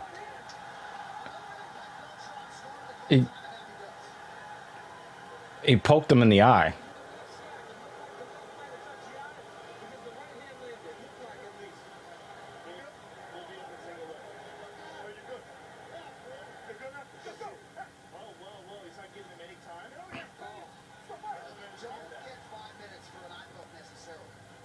Ooh. That didn't make any sense to me. So you're good, and then you can see him blinking Oh, and he popped his cauliflower ear. here. Because Justin Gagey walks around with that fucking cauliflower ear, like... That whole fucking round you tried to kill him. Put it on his neck. Let's take a look at the eyeball here. Oh, there it is. There it is. The eyeball. It grazed the eyeball clearly. And you see him. And folks at home, I mean, it doesn't take much. No. Yeah, you talking about some... Oh, look at him. Open fingers. Oh, that is not nice. That is not a nice feeling.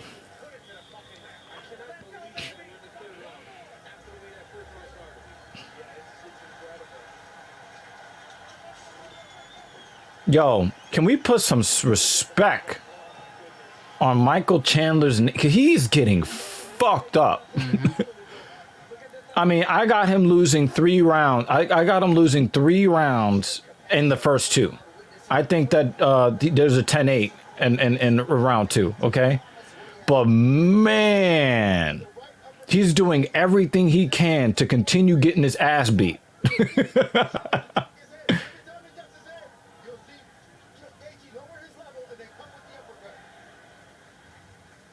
It looks like Gaethje is trying to... Oh, that hurt. That fucking hurt. Oh my god. That calf kick fucking hurt. Mm-hmm.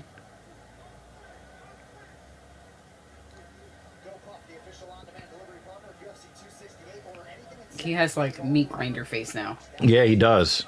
He does. The swelling is not only on the outside of the calf, Joe, it's on the Ooh, stiff. That was like a power left jab that backed up Chandler, but he's right back in Gaethje's face.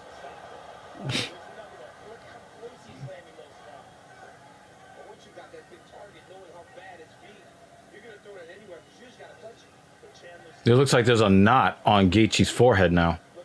I was looking at the knot on Chandler's leg. Yeah. At a certain angle, you could see it sticking out. Gaethje Attacking me. is looking for that shovel uppercut again.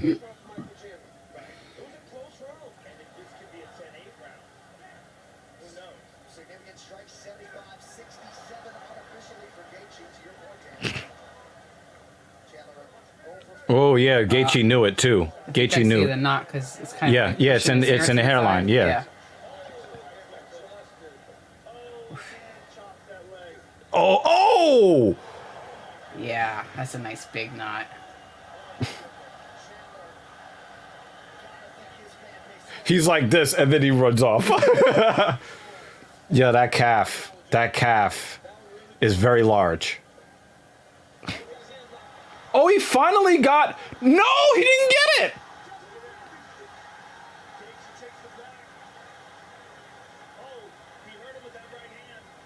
Ooh, it's splattering. Do they count that as a takedown, though? Justin Gaethje front flip out of that double-leg attempt. Nasty, he just caused a scrambling action, and he found himself on top. Once again showing that all-American flat he has at home. Oh, nice left on the break. But I wonder if they count that as a takedown for Chandler. Oh, now he's beating up Gaethje's body. Oh, body kick from Chandler.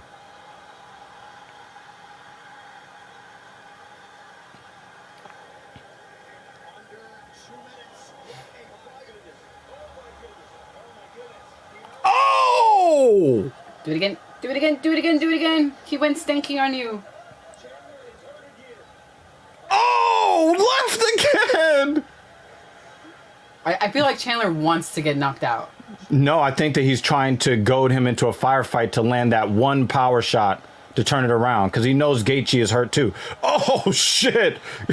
Gaethje is a fucking animal, and he's popping him with that left jab, then the outside calf kick. Oh, slammed her with a left hook. Look at Beltron's face.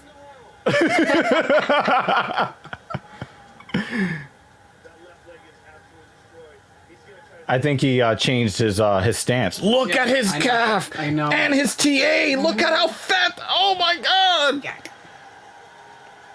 He's doing a lot of posturing right now, but he don't really want it right now. He had to take a deep breath.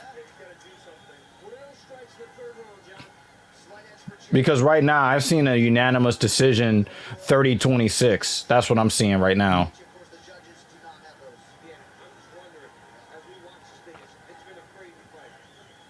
I'm surprised this fight's still happening. But this might be fight of the year. Please don't tell me he's picking his teeth out of his mouth.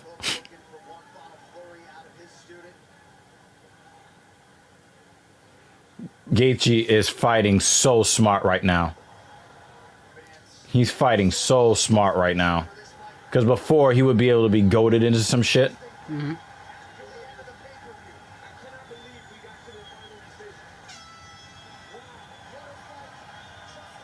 Oh my God, that should have me stressed the fuck out.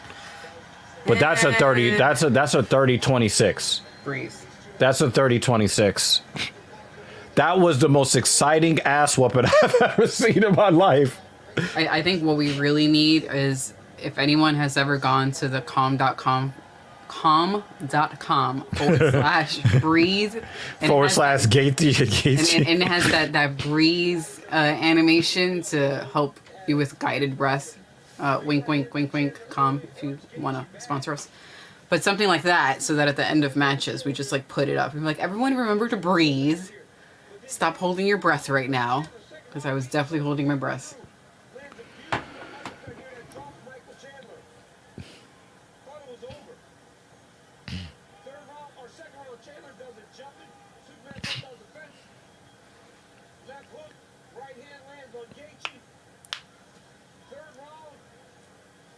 Yep, poked him in the eye. Chandler's going to feel that in the right now. They're not going to be waiting till the morning to feel that one. Yo, he did that on purpose. It was really nice to finally see what Justin Gaethje's defensive wrestling looks like. And I am very impressed.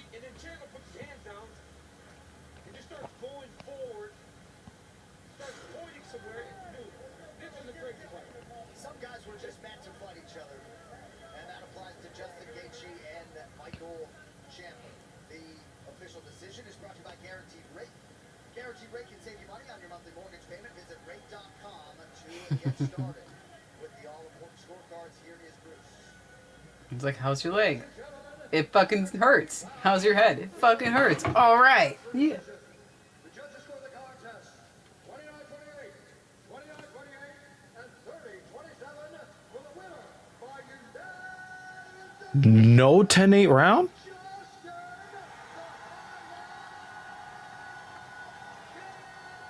Okay. No 10-8 for round 2.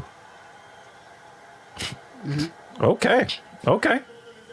Okay. Excuse me. Sorry. I'll be back.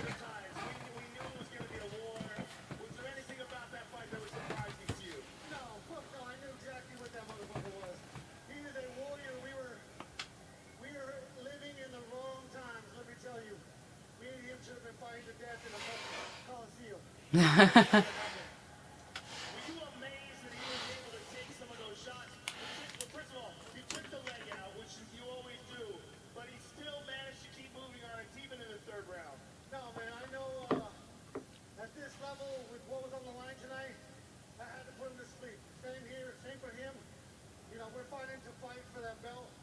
The winner in December, I will be fucking stepping in there, and I will be pushing you everywhere and anywhere. Hopefully it's Oliveira in Brazil or Poirier down in Louisiana. I don't give a fuck. So this is next for you. In your mind, you should be set up next for a shot at the title here. I'm ranked number 2. I just got an impressive win, of course. Which fight, Seth? Who else? The one that just finished? If it's still going on for you, I don't want to ruin it.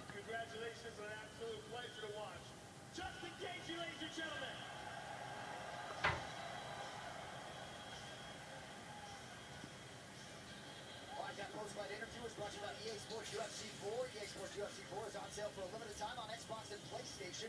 Get the Prime Icons update with exclusive content until November 30th. So Justin Gaethje came in. It just finished over here. That's what I'm saying. I know who won. I don't wanna ruin it for you if it's still hasn't finished on your end. Michael Bisping is in the building tonight at Madison Square Garden. UFC salutes our nation's veterans and welcomes our special guest, DAV, Stable American Veterans, supporting more victories for veterans. Well, the NBA continues to expand its roster of shows. Monday, Social Week with the Chael Sonnen Show with George Sedano. Tuesday, Oh yeah, that definitely looks like he's behind on the. Are you watching the pay-per-view? There we go. Oh, he got it now. Okay. Seth. You're a couple of minutes behind. Yeah, refresh your stream because I think you're behind. He's definitely behind by a couple minutes. Who almost achieved, but ultimately, for them it proved to be too much. Oh, look, born. Then there are others. Yeah. The ones who embrace the moment, Yeah, then you might want Just to refresh it. Yeah. and in these moments of truth, these men and women, these mere mortals, just like you and me, as they peer over the edge, they calm their minds. But you're not immortal. You're Jason Bourne.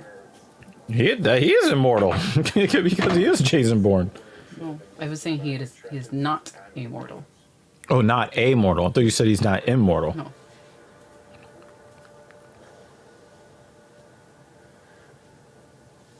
No, he's hawking crypto. That's sad. UFC 268, Usman versus Covington 2 is brought to you by DraftKings. Time is running out to get in on tonight's action. Play free at UFC. We got some exciting matchups. This is just the beginning. Sign up. Code UFC. I would have loved to see that go 5 rounds though. Guaranteed rate can save you money. 4 more. Visit break.com to get Remember, you do get a bonus hour of sleep. Thank goodness. 1925. We proved that Yay, baby. But you're gonna lose that hour in 6 months.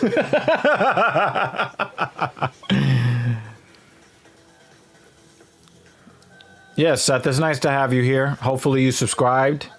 Because if you're the type to buy pay-per-views, like we're the type to buy pay-per-views, then that means that you'll be able to stick around for the watch parties. Most weekends, yep. root for those with a fighting spirit. We got one on the rocks for Daniel Cormier. That comes after the big one. All right, these fight odds are brought to you by DraftKings. Play free at UFC 4 for $10,000. Use code UFC when you sign up. DraftKings, you can bet on it.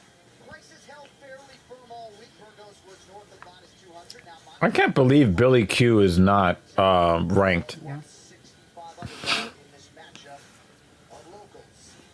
Well, the respect certainly there between New York native Shane Burgos and Billy Quarantello, but they will table that for now, and Burgos has made it clear he won't be satisfied with anything but a finish. Well, there's no better place for the Battle of New York than Madison Square Garden, as Monroe's Shane Burgos squares off with Buffalo's Billy Quarantello in a featherweight clash that has the potential to steal the show. Now I know why they got placed in that spot. 2 New York guys. I'm super excited to be on the main card fighting him, and I think we're going to steal the show. You can expect fireworks every single time I fight. I'm going in there for the kill every single time. I will be no different. With a submission of Kurt Holloway and a knockout of Makwan Amirkhan, Shane Burgos has made the Garden a second home in recent years. As the featherweight division's reigning action hero, Hurricane Shane expects nothing less than another victory to remember. My motivation is at an all-time high tonight. I will break Billy Quarantello. Competing in his 20th professional fight tonight, Billy Quarantello has earned his stripes at the highest level of the game. And if his fight of the night knockout of Gabriel Benitez in July is an indicator of the future, Billy Q is coming on strong at the perfect time to make a run at Burgos' top 15 ranking. I'm coming for that top 15 spot. This is something that I've dreamed about since I was a little kid, fighting the top guys in the world on the biggest stage in the world, and I'm prepared to do anything it takes to win this fight.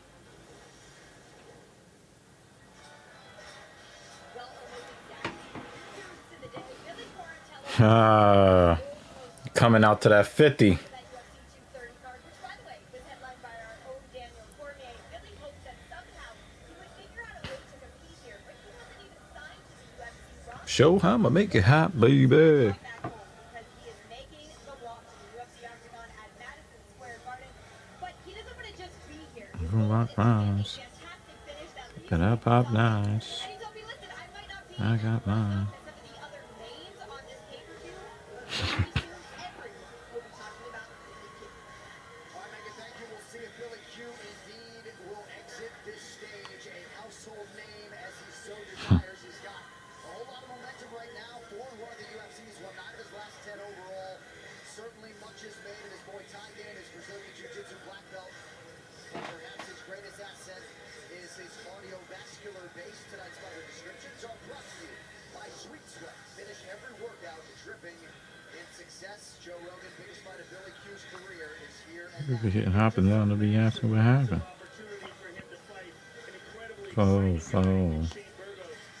No, pro. Eastside, Westside niggas know. Hell, I'm low, pro. Don't really want my brain, niggas so raw. Baby, know I'm down to die for my chain. G-Unit. G-Unit. Motherfucker, what's good? Sticking to my deck, I blow up the map with the Mac. Thinking it's all a rap. To the ass get clapped, the doc say it's a rap.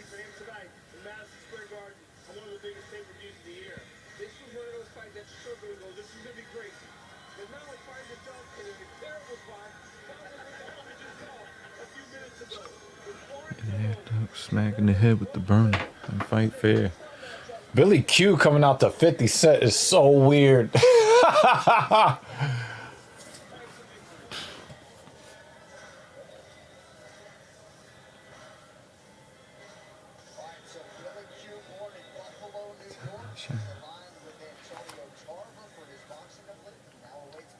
That fucking jacket, yo.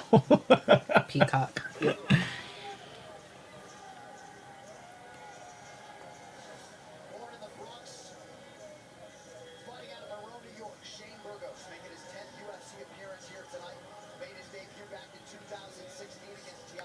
I don't know what that is.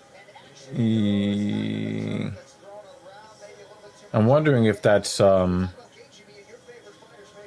wonder if that's spam. That's not spam. That's a legitimate question. Zacinator 19. He said, nah, bro, I'm a human.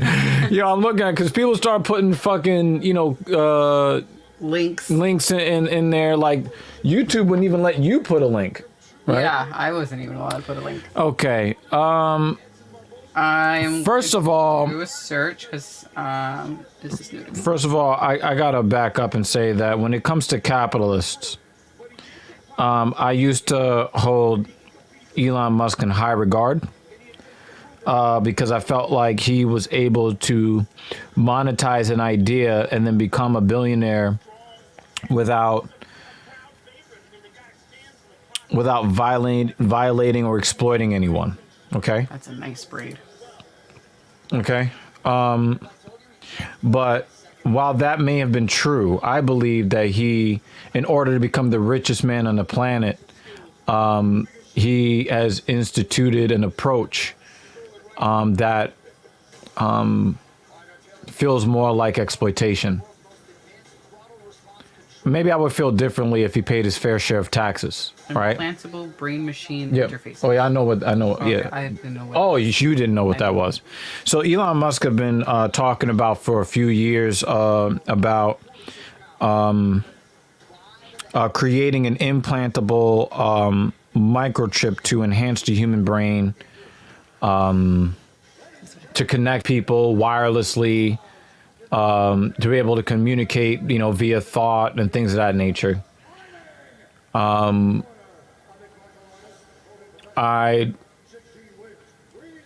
kid in me really loves the idea of it because I grew up very, very heavy on futuristic science fiction. But the reason why I hate it is the same reason why I hate Amazon Alexa why I hate Siri, why I hate all of that stuff, because when you take these when you take these really cool ideas and then you realize that they are more likely to be used for the exploitation or the violation of human beings, I become more of a forced Luddite. I don't like saying I don't want to see new technology, but I'm seeing how it's being used. It's being used to spy on people. It's being used to take away people's rights.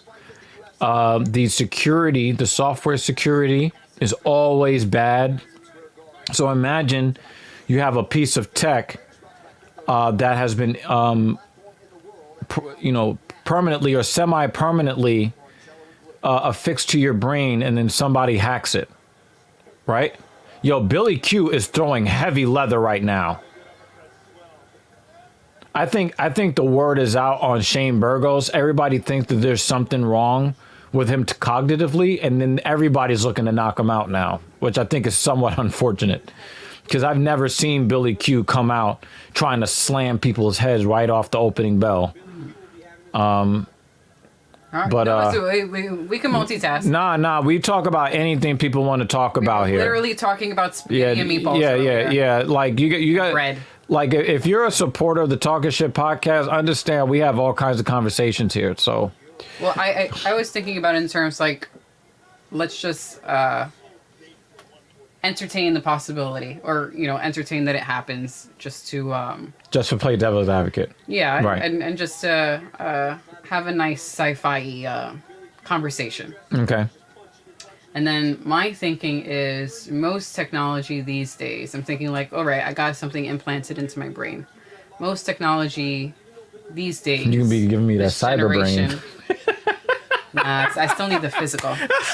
But anyway, that is for Patreon later.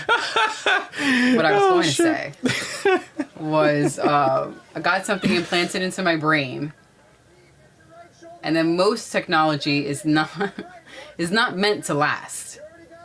So then what happens when it needs to be replaced? The chip or whatever needs to be replaced.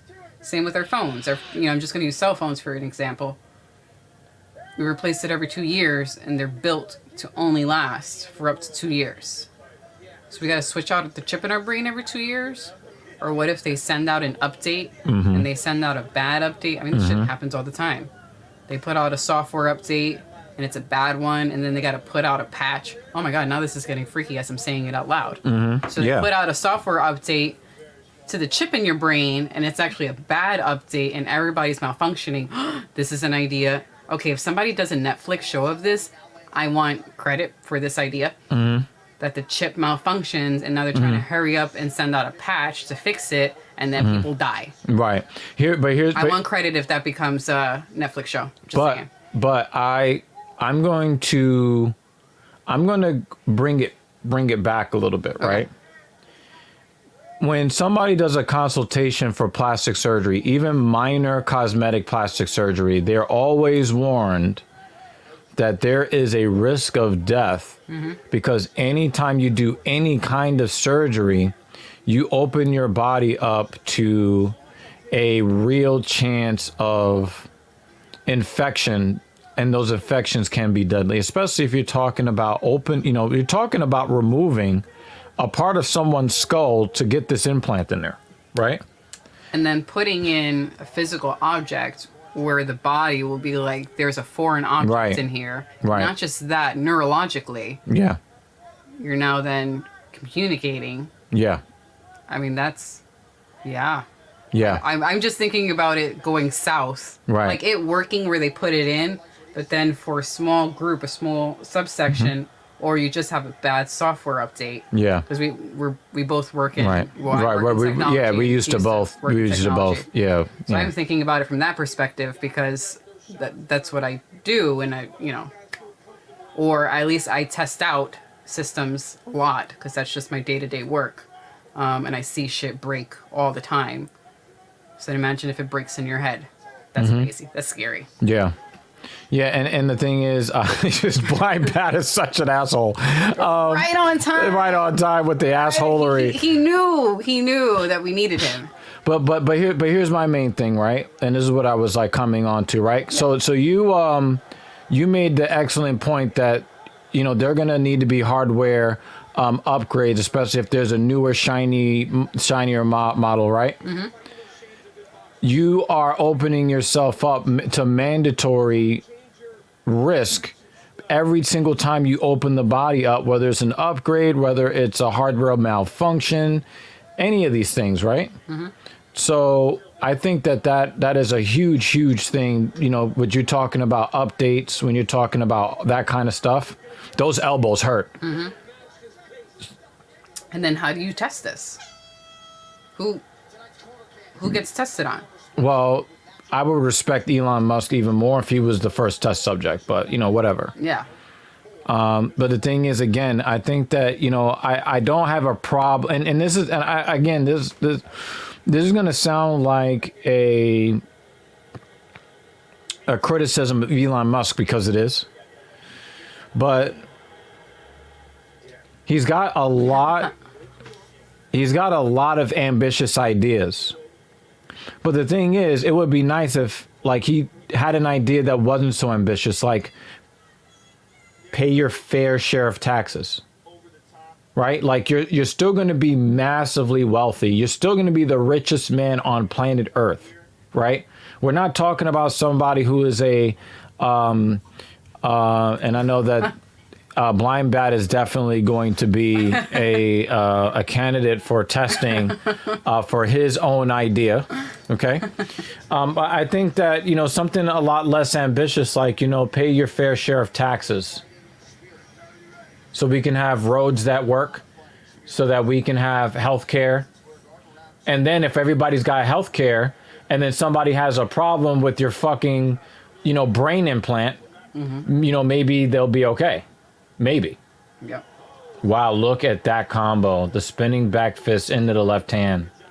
However, if it works properly, I think the... Yo, Billy Q is super sharp today, folks. He is super sharp tonight. And the thing is, Burgos is always going to be super tough. He's one of my very favorite fighters in all of the UFC. Mm-hmm. Of course, he's a New York guy, so, you know, I'm going to have a soft spot for him, pause. But Billy Q is, I think Billy Q is having an A+ night. He's having an A+ night. You make a good point about taxes being wasted. But the thing is, if you're talking about, we're talking about a civil society where this guy has, and let's make this real clear too, right? Do you know where your taxes have gone? Zakinator? Do you know what part of your taxes have gone? Part of your taxes have gone into the net worth of Elon Musk, because a big part of the profitability of Tesla is through government subsidies. Where the fuck do you think that money comes from? It comes from the fucking taxpayers. So if you want to make the case that, you know, taxes are misused, then let's talk about how taxes are making him rich, but he's refusing to pay taxes, but he's fine with being paid with tax dollars. He's fine with becoming the richest man in the world off the taxpayer. Yeah.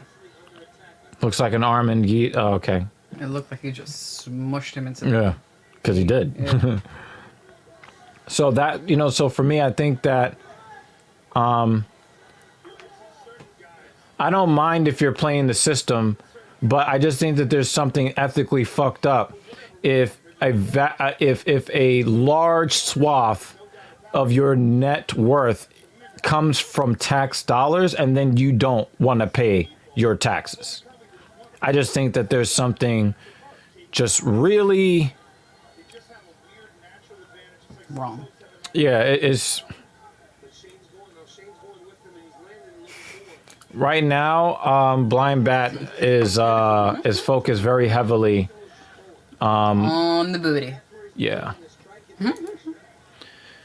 But the thing is that for some other rich people, I would say it's less of a moral issue because they don't get paid directly through tax dollars. Right? I now put him in the same moral wrong as Walmart. Walmart intentionally pays their employees just low enough so that they can qualify for food stamps. So they are using the government to subsidize the compensation packages of their employees. And of course, they don't want to pay their taxes either. They don't want to pay a living wage either. You know, Elon Musk doesn't have the living wage problem that we know of, like an Amazon. You know, I've never heard anything about, Tesla or any of his other business ventures. I don't hear anything about, people not being properly compensated. I do hear about ultra long work days, work hours. It's okay, dude. I really don't know shit about this shit also. But it's not necessarily a bad thing. You came in. Oh, Billy's about to go out. Oh, he's stumbling. You came in here with a topic that I knew nothing about. So, if it weren't Billy is in trouble. Oh, he hit him with the body shot. I would not know, or I wouldn't know as quickly. So it's cool. Oh my God. Burgos got round two. In a really profound way. Because Billy Q was really sharp until he wasn't. And then his hands dropped. The defense is not there like it was before. That was something else. Zakinator, are you coming over from Louis Rossman? Are you familiar with or a subscriber or follower of Louis Rossman? Oh, I guess the answer is no. Because that is definitely something that Louis Rossman would talk about.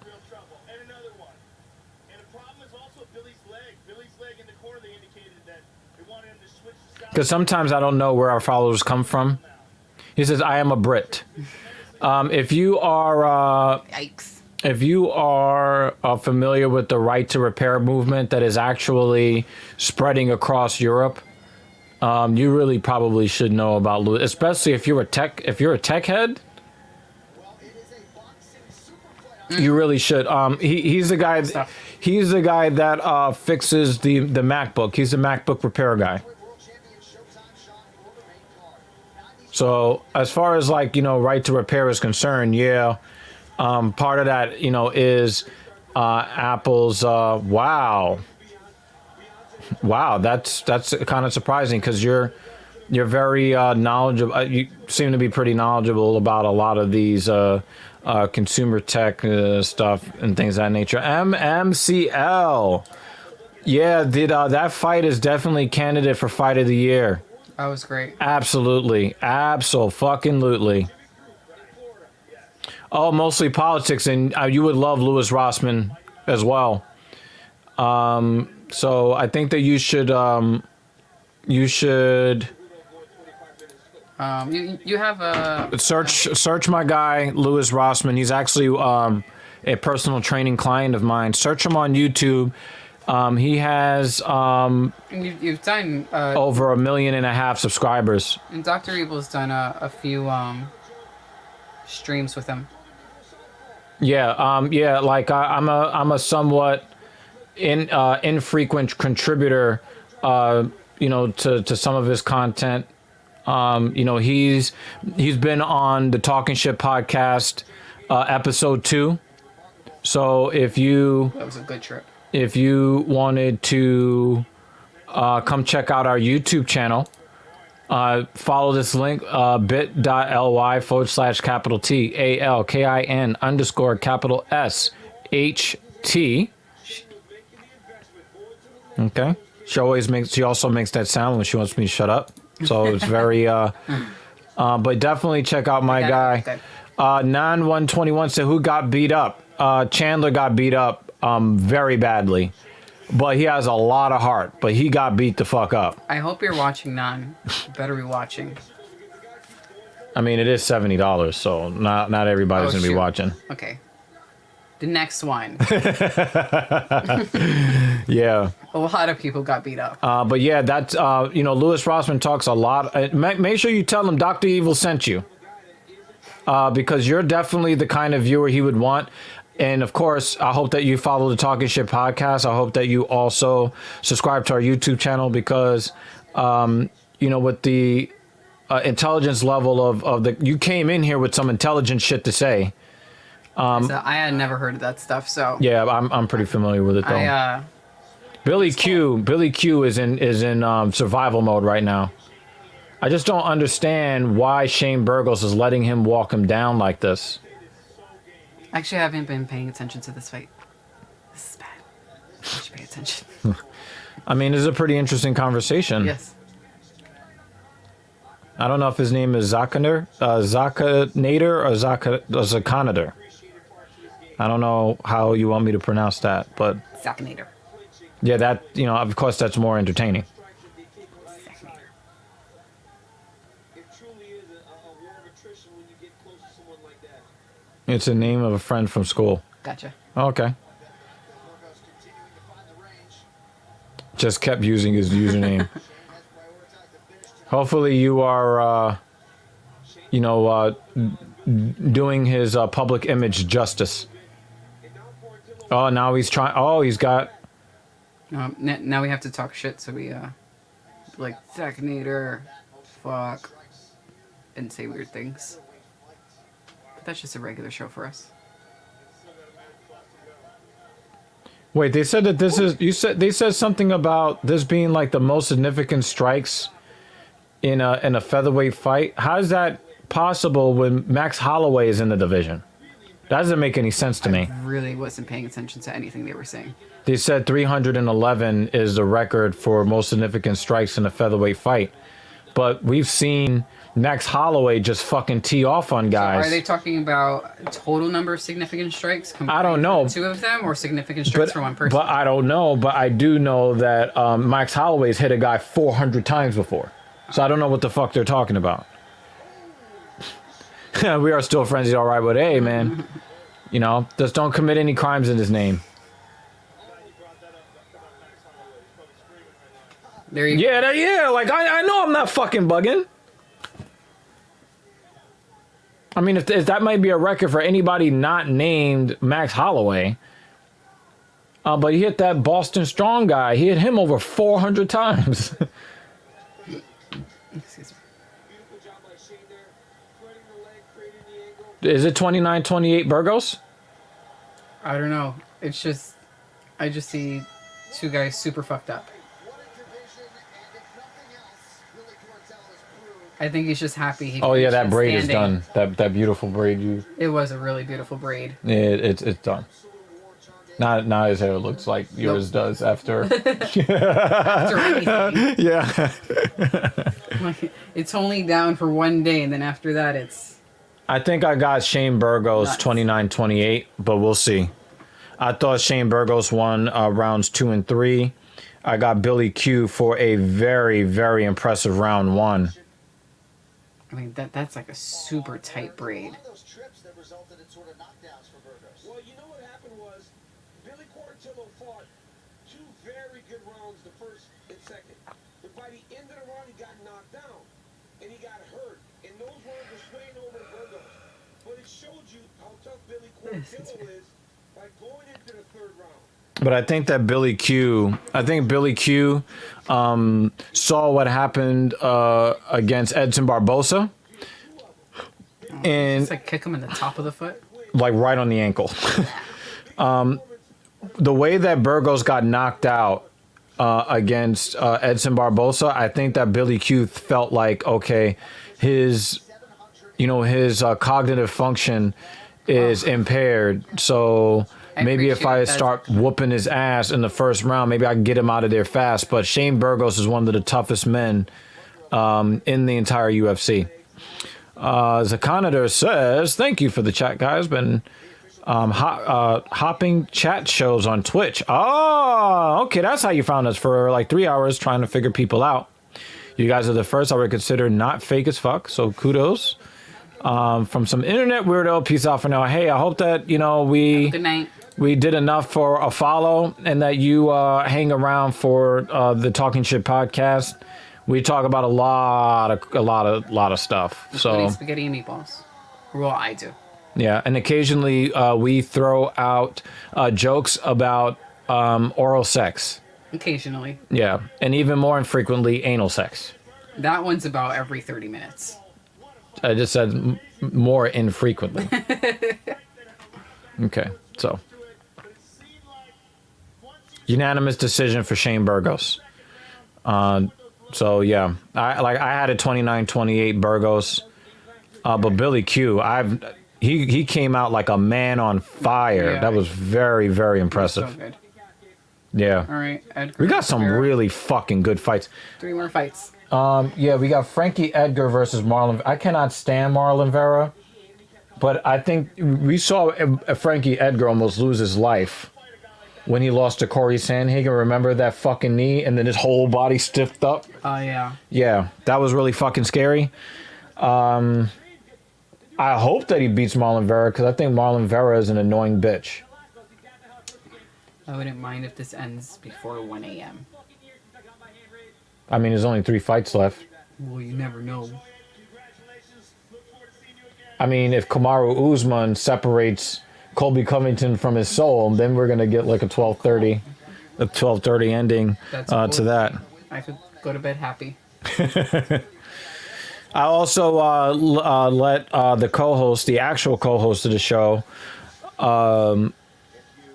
Captain Paul, I'll let him know, and then hopefully, you'll come through for some of our live podcast shows. Hey, we got Valentina. She's a very pretty woman. Mm-hmm. She's the most dominant, pretty woman ever. Yeah. Halle Berry has been omnipresent during this UFC 268 fight week.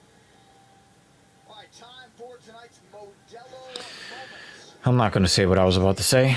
I'll leave that alone. We'll just think Leave it about alone. Valentina. Yep. Yeah, Valentina. Bullet. She flies in the face of an adage that I have. If you have a pretty woman versus an ugly woman, I'm picking the ugly woman every time, except when they fight Valentina. Valentina is a beautiful woman that will whoop your motherfucking ass. She's a beast. Fucking beast. And I love it. She's got a combo that she uses way too often that you can't stop. Mm-hmm. And then if you go to like criticize her in any way, she is going to beat you in the exact way that you criticized her. Mm-hmm. I love that woman. Which is off the charts. I mean, he is absolutely one of the greats. And an incredible example of what's possible with cardio and just mindset. You know, a lot of times, this same exact situation plays out. Chito Vera, a guy that is on his way up in the division, has a win over Sean O'Malley, has to go through the veteran, has to go through the former champion. It's his opportunity. We are talking about a true fighter who has all the skills. You see his submission skills, but now Chito Vera has proved to the point that he has the hands and the kicks to match. The guy's tremendous. Trains at a great camp. He's getting better every day. Truly loves the game. Oh. Exactly. Fucking gross. I didn't realize it was Oreos when I first saw it. I was just like, ooh, giant burger. Blech. There's a photo of a big ass burger. I was like, ooh, look, a really big burger smothered in cheese. And then I looked closely and it also had Oreos in it. I love Oreos. I could fucking I could kill a pack of Oreos easily, but it shouldn't be in a cheeseburger. We'll give you the next pay-per-view fight for free. Download the app, use the promo code to play for 10K, plus a shot at getting the next fight free, and make it rain with the official partner of UFC. All right, these props to watch are brought to you by DraftKings. Play free in the main event pool for $10,000 cash. Use code UFC when you sign up. DraftKings. This has been a fun stream, not just because of the fights, but because of some of the transients that come in and out of the stream today. This has been fun. Yes. Yes, sir. I'm not yawning because I'm bored. My brain is like, let's sleep the whole weekend and stay in bed.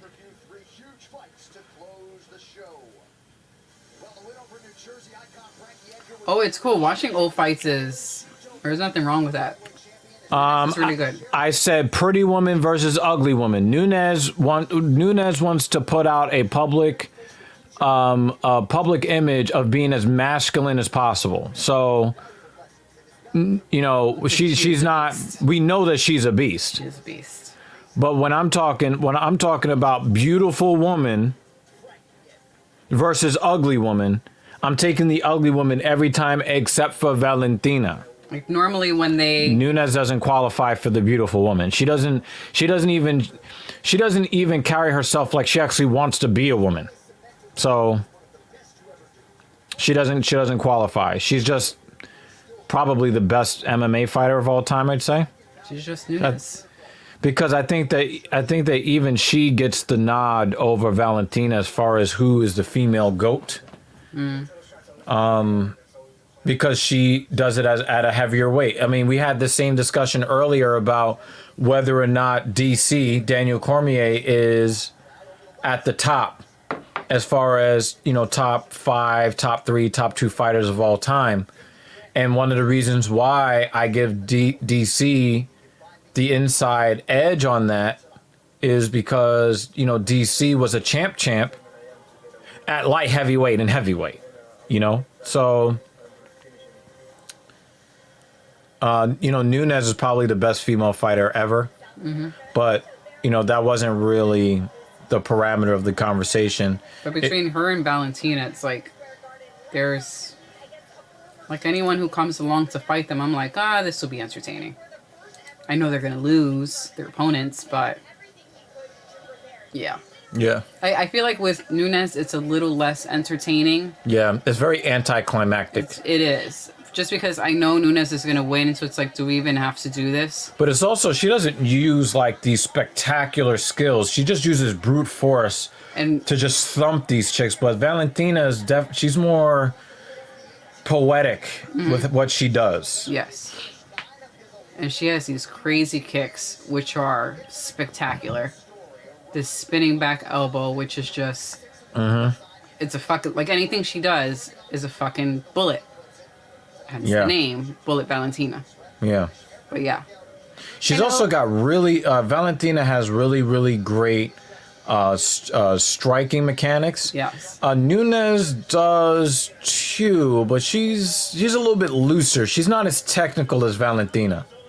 But then again, you then have to have that conversation about how a lot of people thought that that Valentina beat Nunes in the second fight, even though the judges gave it to Nunes. So I didn't actually see that fight, so it'll be hard for me. But I do know that is the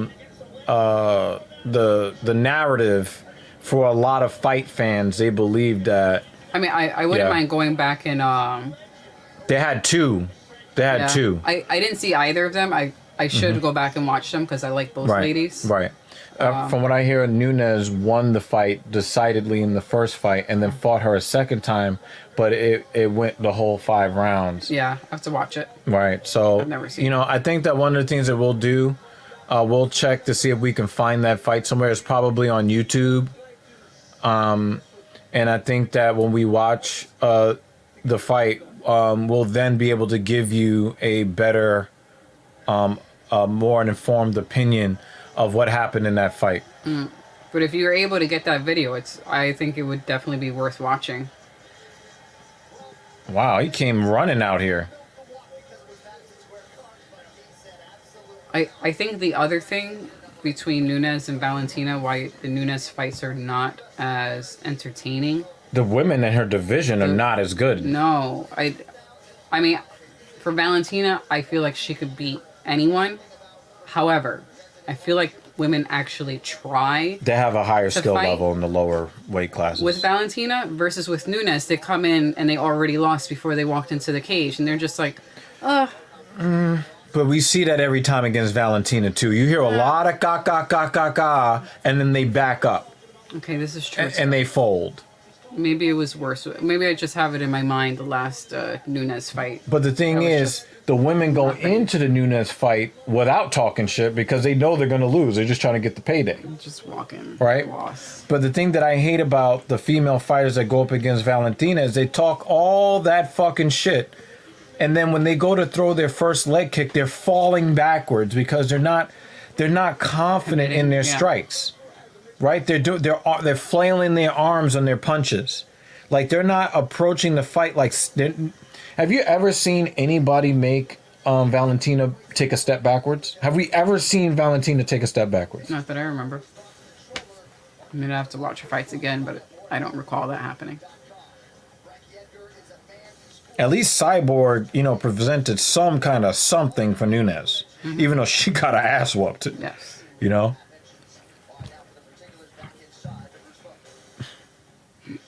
Excuse me. Bruce the Peacock Buffer. Yeah, Bruce is like, listen. Bruce is like, listen. I missed my first pay-per-view Ever. ever. Of course, last week wasn't actually a pay-per-view, but it was a numbered UFC event. Yes. Well, it sounds like his lungs are okay.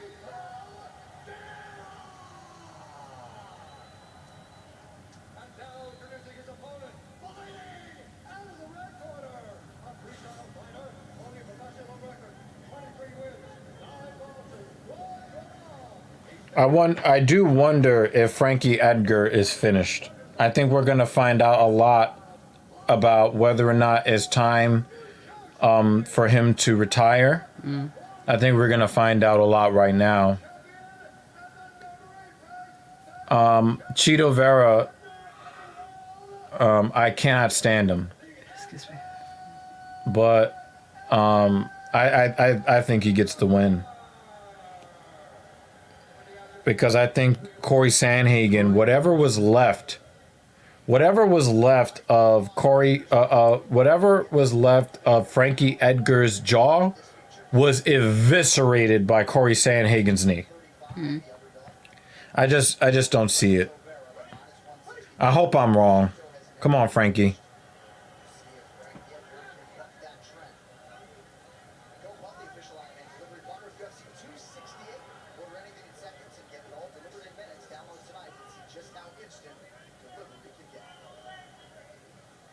And when you look at these two, Frankie was a champion at lightweight. Look at the size difference between him and Cheeto at 135. Great, because Cheeto's bigger. That's what's nuts. I don't like that level change. I know a lot of experts like, fighters to show a level change, but I think that sets a bad tone if you're going for a level change but the body's dry and you fail and he's lunging, he doesn't get in on him and then, clasp his hands together and go for it.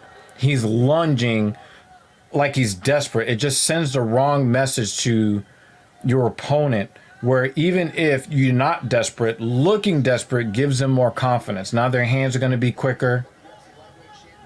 Now everything's just going to be that much quicker. And I don't like that. I want to see a takedown, a level change set up by striking properly. I want to see that first. And I think that puts Frankie Edgar behind the 8 ball immediately.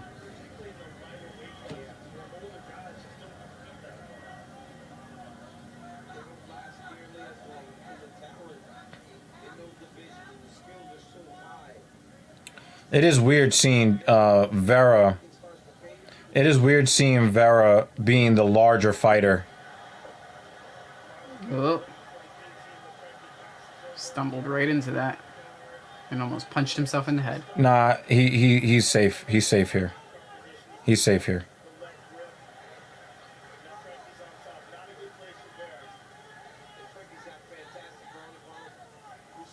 So he's on top. If he can remain here, he can win this first round. He just dominated a guy that is just a tremendous fighter. Some point or two, yeah. Frankie gets on top, you got problems.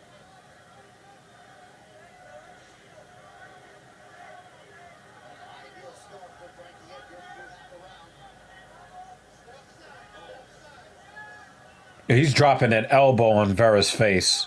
Excellent ground and pound from the former lightweight champ. Chico's got to be very careful with Frankie posting on his forehead because then again he will release. Wait. Oh, 12-6 elbows. I'm surprised that the ref didn't. Shido trying to land some elbows from the bottom while simultaneously trying to control posture. Let's go, Frankie. His his tag is up. That's funny. Looks like he was trying to sneak that leg over the shoulder for a triangle attempt. Hasn't been cut off yet. Frankie's still holding him in position though and beat him up. He dropped. Oh, that was a slashing elbow there. Cardio, he can do this all night. So he's able to And I'm wondering, if he's finally going to get an elbow that breaks the skin. See, look, he's trying to get over that elbow. He's trying to get over his shoulders with his legs. See that high guard, right?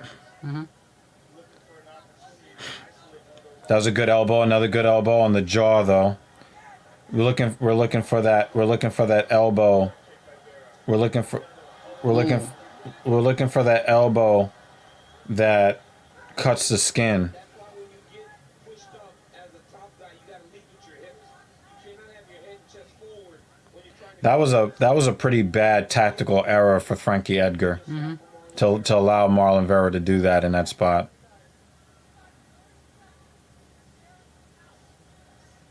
We've seen one guy get knocked out from up kicks before. Oh, Okay, he so there's did a break little skin. bit, but yeah, he did break it on the bridge of the nose. But we'll see what kind of if he can expand on that kind of damage. But this is definitely a round win for Frankie Edgar here. This is a round win for Frankie Edgar. Because it is. He's more than willing to accept being in his opponent's back, playing his guard. Edgar thought that last shot was late. Tonight's corner cam brought to you by Body Armor Sports Drink with natural flavors and sweeteners, potassium-packed electrolytes, and no artificial dyes. So that is not just a round win for Frankie Edgar. That is something that is going to have Vera hesitating a little bit, because he knows that if he picks his one leg up off the ground, he could end up on the ground. Vera spent his entire time with both shoulders on the mat, right? So that is not where Vera knows that if he ends up on the ground with significant time remaining in the second round, he's going to lose the fight via decision. He knows this. So he may hesitate throwing all of his tools out there. Some of the tools are going to go back into the toolbox. He's going to shut the toolbox because he may not want to end up on his back again. Nobody tucked that tag? No. You can even see the strap of his cup. I know. It's very strange. And now Frankie Edgar is looking to change levels. And I wonder, again, I fully expect Vera to hesitate. Good right hand from Vera, though, there. You know, Frankie has built his game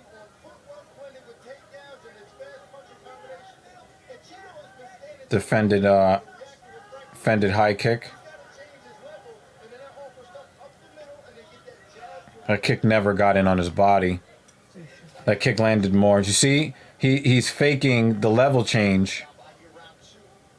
And I think that is to make Vera hesitate. Be a little bit more apprehensive. And then he goes, with 4 minutes left. Elbow. Yeah, right on the top of the head, right? Yeah. Yeah, so now we've got 4 minutes, about 3.5 minutes left. Oh, he's trying to throw up the triangle.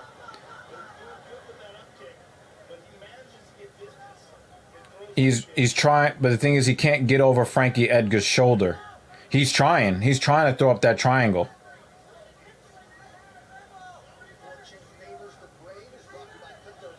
He just needs to keep dropping. He needs to keep dropping that elbow on Vera's face. He needs to get a cut opened up above the eye.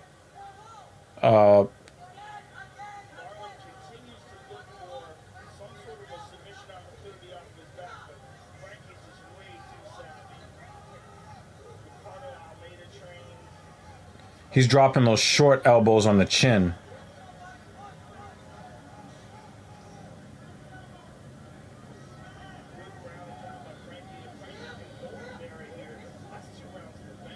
Yep. Oh, he gets back to his feet. Okay.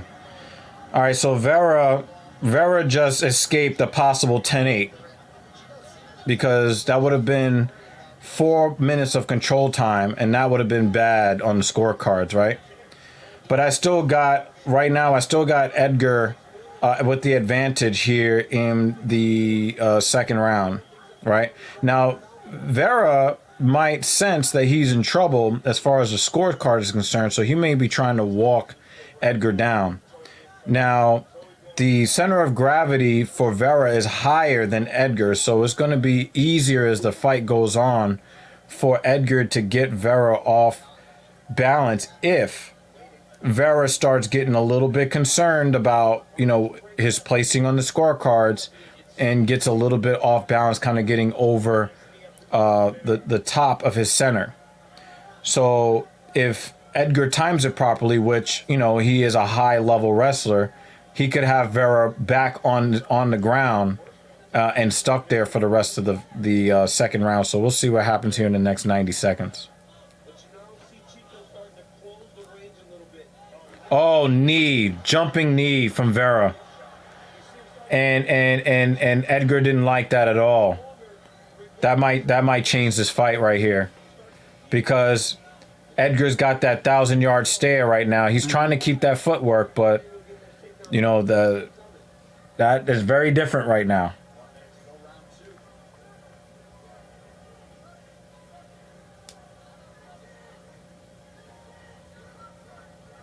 So round one is clearly a round for Edgar. If Edgar wants to get the second round, he's got more work to do. He doesn't have the second round in the bag. Can you imagine if he kicks Vera's calf and then Vera goes down off of that? Yeah. Sean O'Malley is going to go crazy on Twitter if that happened.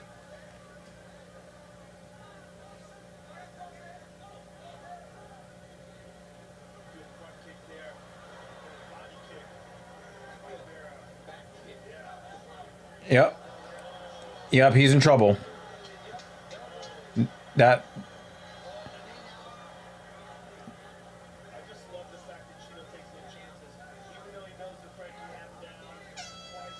Good guard. Good. You see? Yeah. Cannot stand Vera. I can't stand him. Got a #1 victory royale. Yeah, Fortnite, we about to get down. Are these like lyrics?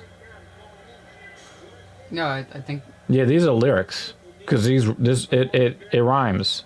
Yeah, those are lyrics to some song. Mm-hmm. I don't know if it's your song, but that's definitely song lyrics. Yeah, this has definitely been a very interesting, filthy casual MMA watch party. Interesting. So interesting. I need another snack. He takes his head, rolls it off to this side, over here. Hungry. Rolls it off to this side, and he drives Vera down to the ground. Watch him catch it here. He moves his head to the opposite side. If that's That was a very, very close round. It could have gone in either direction. Vera has to be very careful bringing things right up the middle against Frankie Edgar. All right, third and final round. Little I could definitely see a judge or two giving it to Vera. third after round two, perhaps just trying to get himself going. Yeah, I don't know what was said. I'd like to know. It's unusual for both men. Yeah. But honestly, with that slip off that elbow, which looked like a knockdown, Frankie was going to top control. Nice combo from Frankie Edgar there, ending with the inside calf kick. Need to get a finish. Now Vera seems to have kind of switched stances. I don't know if it was in response to that inside calf kick, but yeah, this guy thinks that it's 1-1. Yeah, a lot of people think. Yeah, who is Danny P? That elbow didn't land and drop Frankie Edgar, and the judges don't get to see that. Tonight's social media poster brought to you by Square One Flex. The new way to pay is coming soon. Load up. I think Edgar's footwork there kept him from getting knocked out there. Going forward, getting after Frankie Edgar. Nice combo from Frankie Edgar.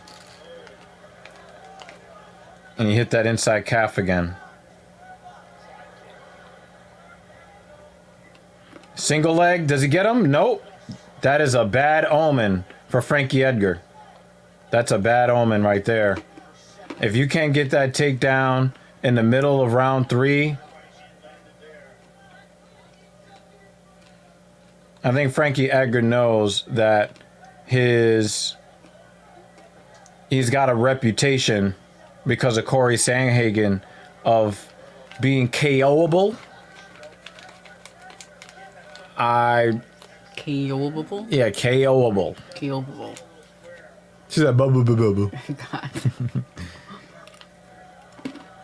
You know, he's very, that he can be knocked out. And I think that,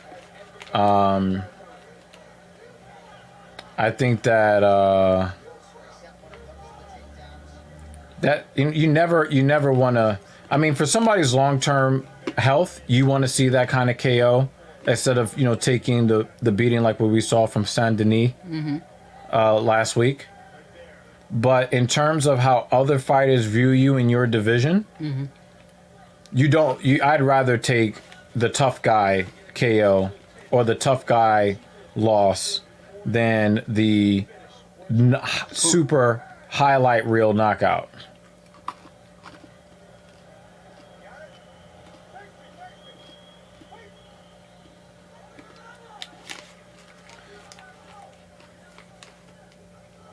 Nice combo right to the body, left hook to the head for Edgar. But the thing is that Frankie Edgar. Oh shit! He got him down. All right, he's got his back, but he's back to his feet. Yeah, I'm down for a second. He's going. Is he? Oh, I thought he was trying to. I thought he was going for the Kimura there. But again, people don't really try to get the submission with the Kimura. What they're looking for is to threaten the Kimura to then get to a better position.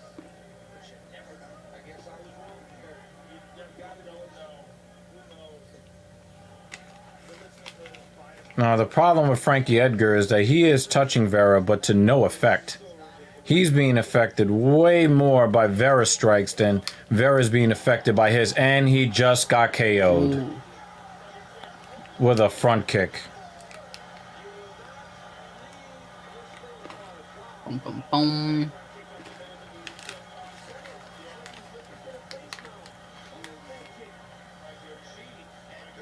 Frankie Edgar, I know you want to complain about that. You cannot complain about that. You face planted.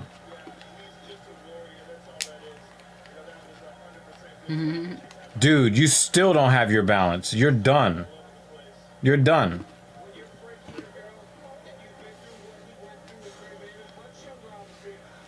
Cheeto Vera does lose his lap. Yeah, that's it. That's it. That's it. That's it. And then you don't just go down the floor. Like, you just slump down on the floor. That's almost as clean as Anderson Silva against Vitor Belfort. Machida against Randy Couture. I just wish that a better person, a better human being can get that win.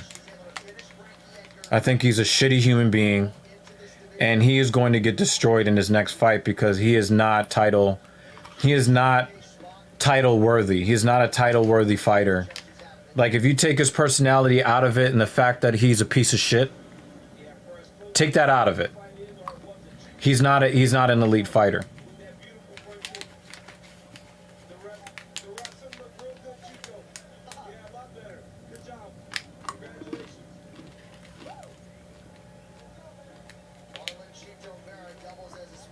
So I expected that he was going to win the fight. I think Frankie Edgar is going to be calling it quits. If not after this fight, he'll be calling it before his next fight. But I'm not surprised by this at all. I think that Frankie Edgar did. I think this is the best. I think this is the best that you were going to see from Frankie Edgar. And I think it's time for him to hang it up.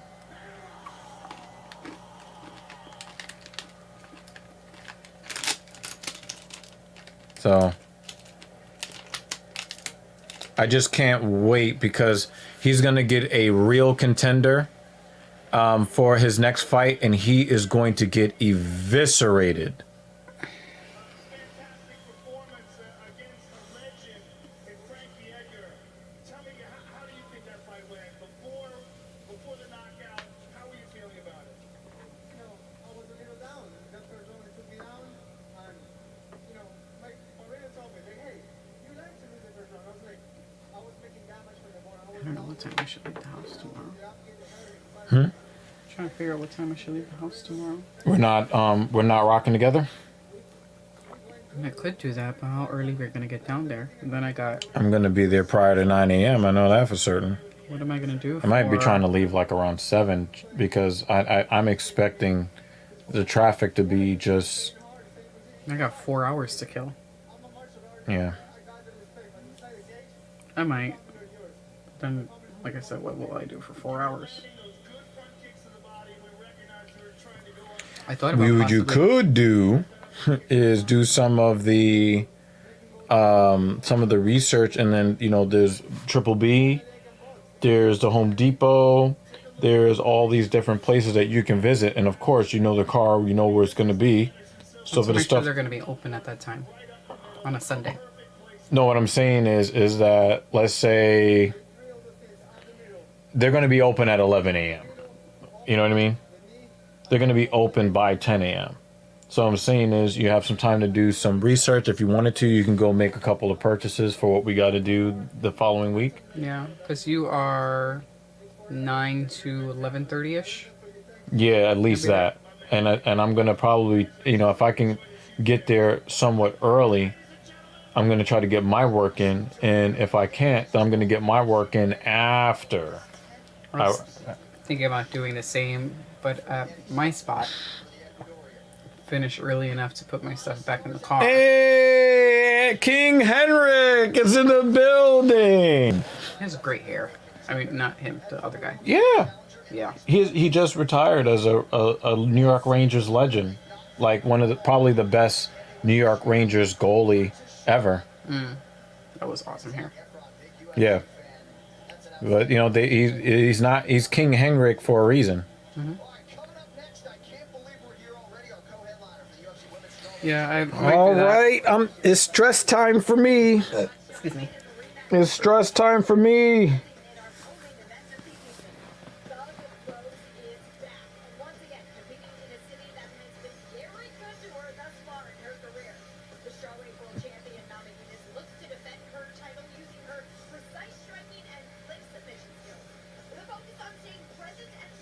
During the New York Rangers locker room.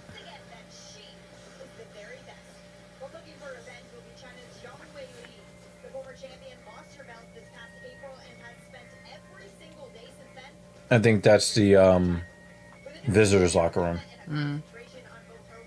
Yeah. See the NHL board up there. Yeah.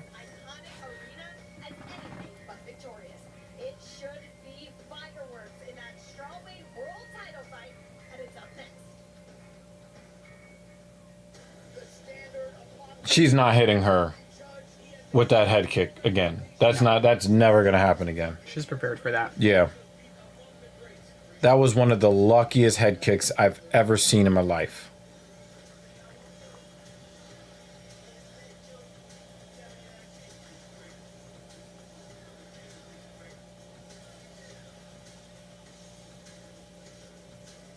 They're selling the next one. Oh no, this is a package for UFC 4. I wonder what the graphics are going to look like for UFC 5, like, you know, Xbox Series and PS5.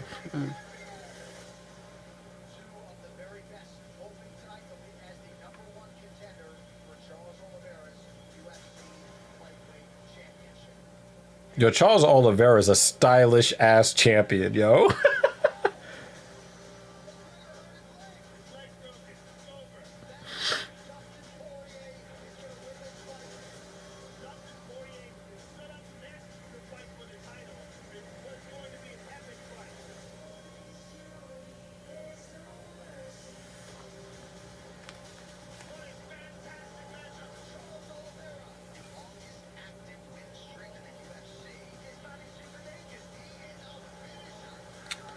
I got Poirier winning the belt.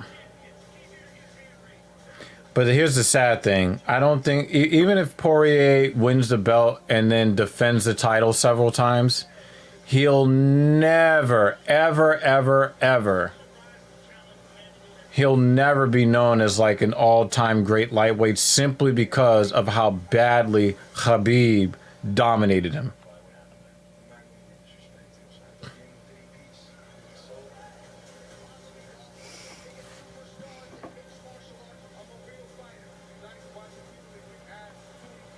I'm really hoping that Masvidal crushes Leon Edwards. I'm tired of him.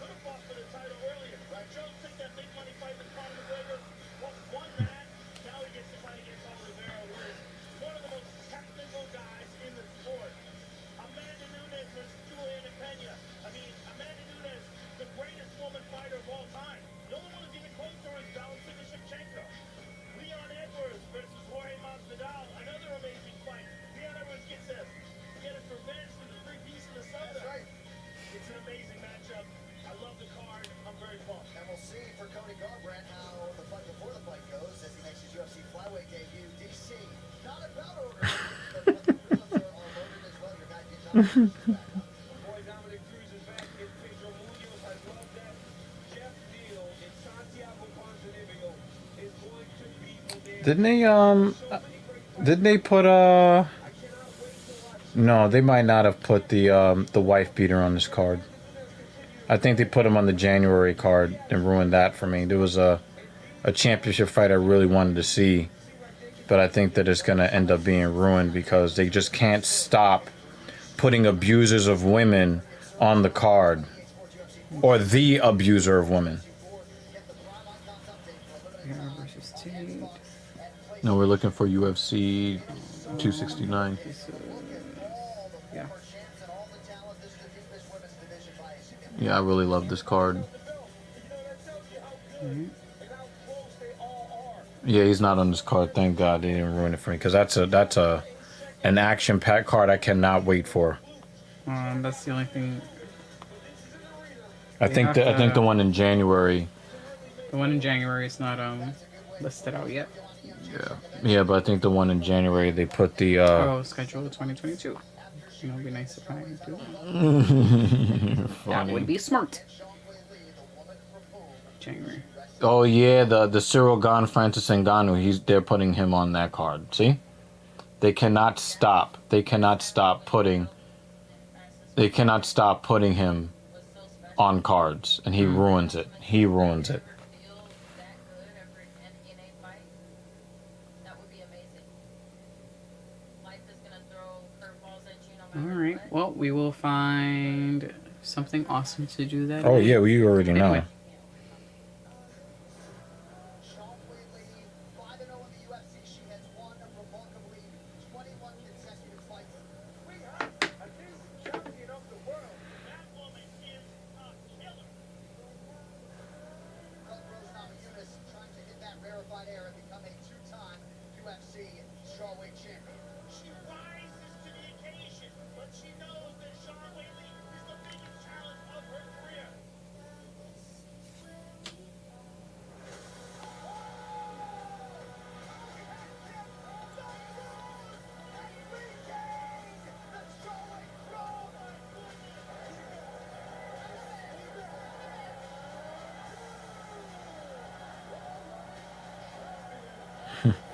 Conservative COVID-19 survivor is now getting vaccinated but losing friends. Oh my god, people are so fucking stupid.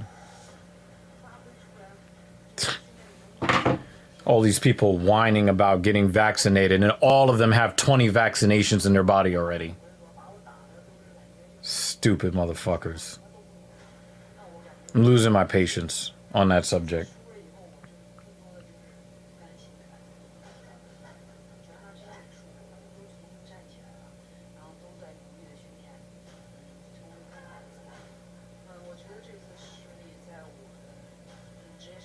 I mean, she had 20 straight wins.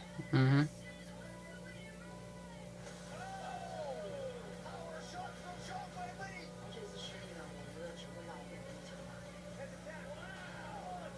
One of the things I did not like from Zhang Weili, and I gotta say this, a bunch of stupid ass excuses for why she lost. I hated that because I have a lot of admiration for her. So when I see all these stupid, you got kicked in the fucking head. That's why you lost. I don't want to hear about people booing you in the arena. I don't want to hear this the referee's fault. You got kicked in the fucking head. Now go out there and take your title. Namajunas is a skilled fighter. She's not better than Zhang Weili. She's just not better. You know, because both of them have the same level of technical skill, but Weili is more powerful than she is, and that's why she gets the edge. Weili should not have lost to her. And it's nobody's fault but hers. That was her fight to win. I do not want to hear about, well, the crowd was against me. Shut the fuck up and fight. That is my criticism of Zhang Weili. Besides that, I'm a big fan. Daniel, she has said she has made major improvements technically and mentally. She is more flexible, more explosive. Time to turn those words into actions tonight as she tries to become a two-time strawweight champion. She has aligned herself with a group of absolute And from what I understand, she already had grappling skills, so she's working with that little annoying guy. And you know, she may introduce wrestling into this, you know. If Sean Whaley is a better version of what we saw on a 21-fight win streak, I don't know if anybody can beat her. She feels that she has all the skills to get her go back and beat Rose Namajunas. It's so rare when a fight ends so definitively that there's still questions. It's so rare when you get a first round KO from a head kick, and yet you really want to see them fight again because you don't know what would have happened if that kick did not land. Sean Whaley is that dominant as a human being, so relentless, so physically impressive. Tonight's prep point is brought to you by Modelo Brew for those with a fighting spirit. Sean Whaley was a 2-1 favorite when they met in April. She is still a slight favorite. Some have suggested that's an overcorrection, but I think it just speaks to how good this athlete is that she's still the betting favorite. That's pretty crazy that she's the betting favorite. I mean, it's one of those things that people are like, do it again. Hey, right. You know what I'm saying?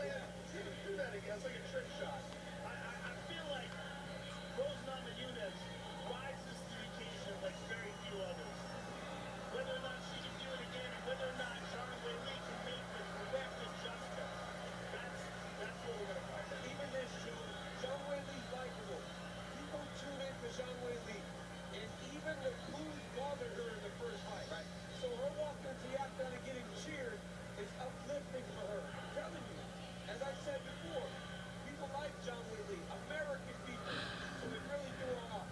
Now she understands they're simulating booze for her in training camp. Okay. Prepared All right. to begin. Here we go.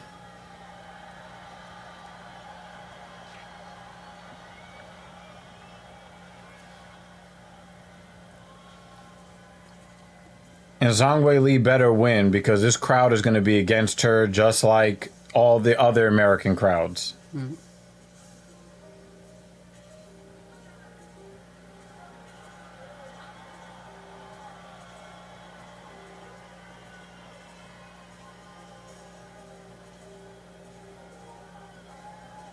She's tight.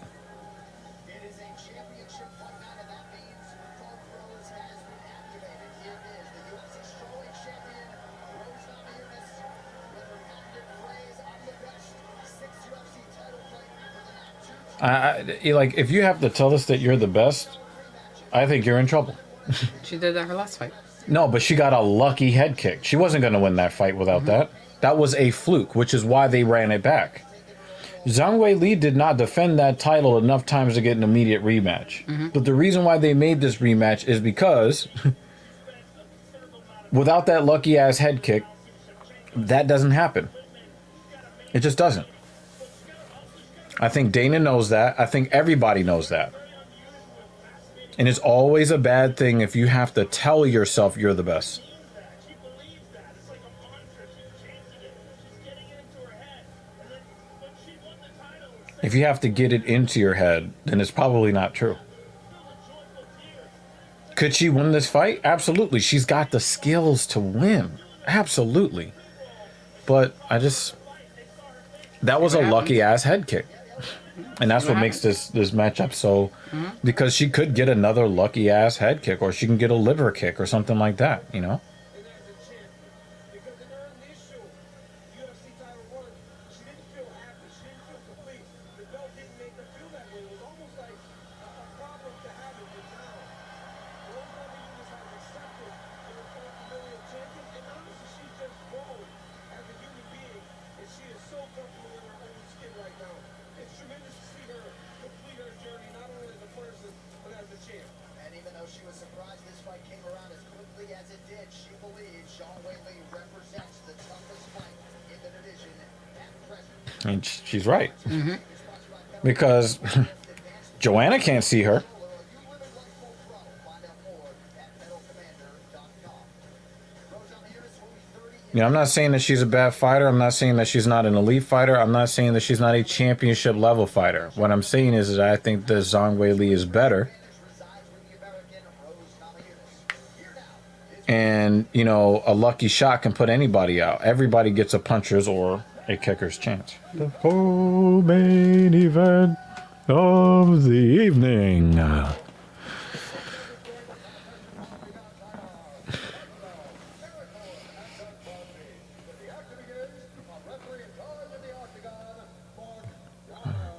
Yeah, you got him looking at the floor.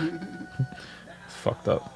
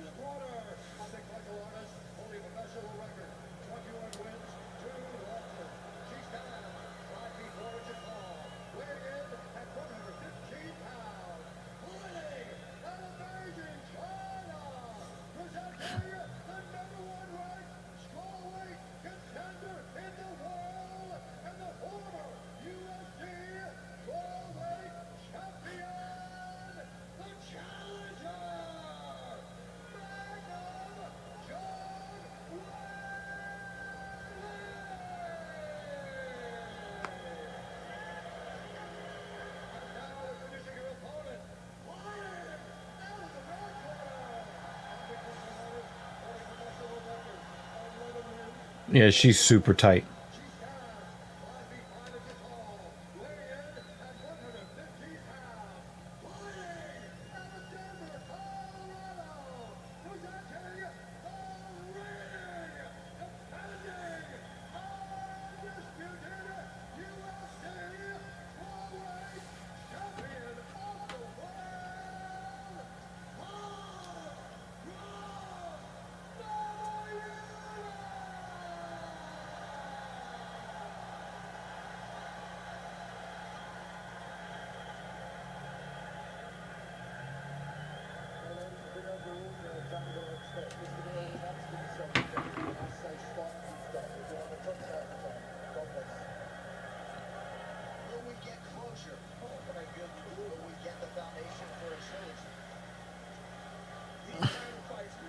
All right, let's go. It's so exciting in this crowd. It makes you like your skin's crawling. It's crazy. Imagine Joe and I sitting here when you're fighting. Every time. Oh, my goodness. Here we go. Shaper legend of EA Sports UFC 4. Get the Prime Icons update for a limited time on Xbox and PlayStation. Zhang Weili is in red, opens with a low leg kick. Rose Namajunas. Yeah, she's got confidence. She's fighting with confidence. She really, you see how she steps in on that calf kick? Mm-hmm.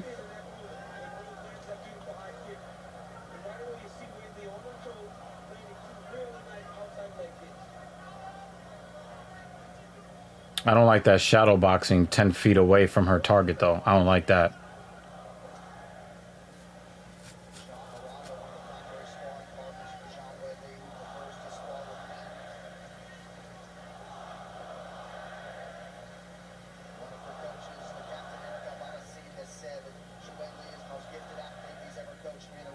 And he coached the Pitbull brothers, Henry Cejudo, and a number of others.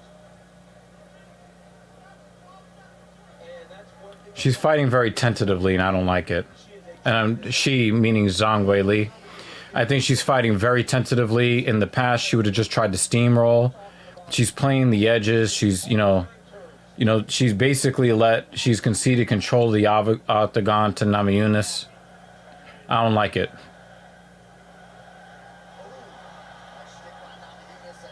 I don't like it.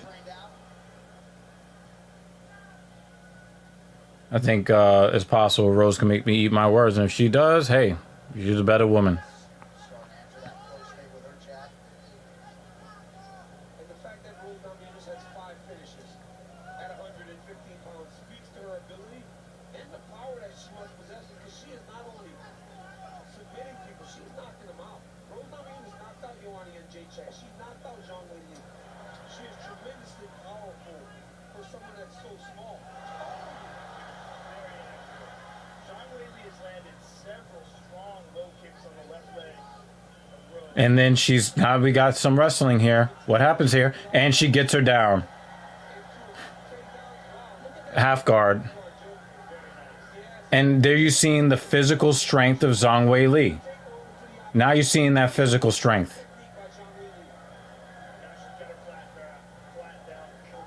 Oh, she was trying to get into full mount there.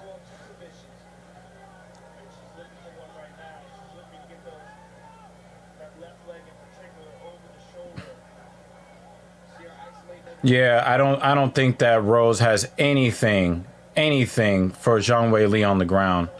So you can basically put this first round in the bag, as far as I'm concerned.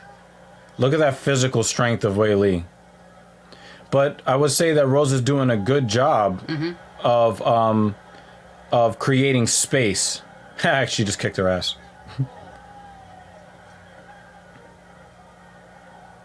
But again, she's got the longer limbs, right? Mm-hmm. So that helps her on the ground. But the thing is that there's a physical strength. There's a physical strength difference between the two of them. Look at that. Look at that physical strength difference. Even when Weili was out of position, she still, kind of, was able to control Rose's body in that.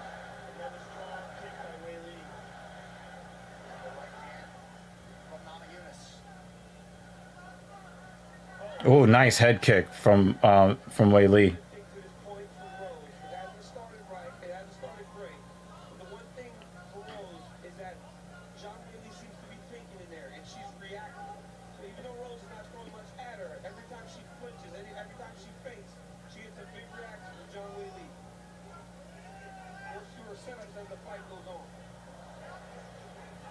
Yeah, she might have made Weili really think about the strength of her own chin. Mm. But that was, again, a lucky-ass head kick. And she wasn't even really out. You know what I mean? Mm-hmm. But it was enough to make Weili second-guess herself in a way we've never seen in the case. She stood in there with Joanna 25 minutes, swinging leather, not working the edges, going straight at her opponent. We saw what she did to Andrade, right? Who was physically one of the strongest women pound for pound in all of combat sports, right? I think she tripped. Yeah, she tripped. I hope they don't call that a knockdown. Because she tripped there. Yeah. See Wei Lee start the fight right away with an outside leg kick. Rose landing some beautiful combinations as she came in close. Another one off of the leg kick from Wei Lee. Rose through 4 strikes in a row. Right here you see Wei Lee get to the body lock. Step around off to the left. Drag Rose down to the ground. Yeah. I mean, you see Rose try to throw something there again. These athletes are slipping because it seemed like Rose didn't land. Wei Lee went down. And as soon as she moves, Trevor.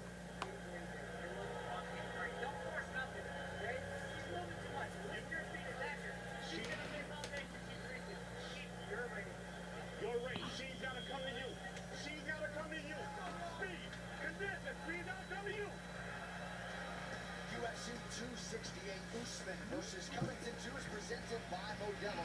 Root for those with a fighting spirit. All right. Hopefully, Wei Lee can relax a little bit now. Not to relax, but be more like herself. She's not going to get knocked out every single time she gets touched. You know. You saw that there. She's able to take Rose down. Rose did not like that calf kick. No. Her strength conditioning routines. You can see why. Incredibly impressive. Yeah. Wow. Zhang Wei Li also is physically smaller than we're normally used to seeing her as well. Ready and Euro Force One, which everybody talks about in terms of the functional training. Yeah, when I had Henry and Captain Eric on my podcast, I got a chance to talk to those guys. They're doing some next level stuff. I mean, it's so scientifically advanced. Nice leg kick from Namajunas. Landed a low kick of her own with a couple good punches. Wei Lee is constantly moving, man, side to side, never giving Rose a stationary target. So every time Rose lands, it takes such a great setup to get to Wei Lee. See, she tried it again. She's not gonna hit her with that shit again. And that shit, I'm talking about that head kick. For range. 219 on the significant strike front for Zhang Wei Li. Very good first round for Zhang Wei Lee. Yes. Oh, nice shot by Wei Li. Right on the jaw. Now, one of the things I will say as a feather in Namajunas, she's into the fight now. She's not tentative. She's not, she's not like shaky. She's not stiff. She definitely has kind of gotten into her fighter's flow state. But again, Wei Li I think Wei Li is really starting to, That was perfect. on like us giving each other high fives. I think that, Wei Li is starting to grow. Her confidence is starting to grow. I think that, the power that, she may be afraid of, if she's able to start eating those shots, she'll be able to start moving forward. So, but then again, what if she can't handle those shots, As we've seen on many occasions tonight, you land those low, Rose will already be very, very limited in her movement. Nice head kick for Wei Li.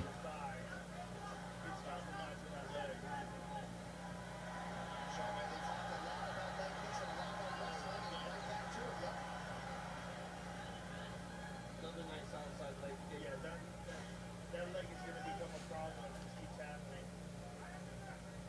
Because it clearly is part of the strategy they've devised to slow down the movement. Oh, Nice. That was a nice shot from Wei Li. That was a solid shot. Now, it's not a takedown, but she could get some control time. Caught the leg of Rose Namajunas. Rose went to that front high kick. That she could. And gets into the guard. One of the things that really puts Wei Li at a disadvantage is that she's got short limbs everywhere. She's you see this with a lot of Asian people, where they've got that long torso, short limbs, and we're talking about short legs and short arms with a longer torso. So for somebody like, there is a physical disadvantage for Wei Li, even though she's, measured at an inch shorter.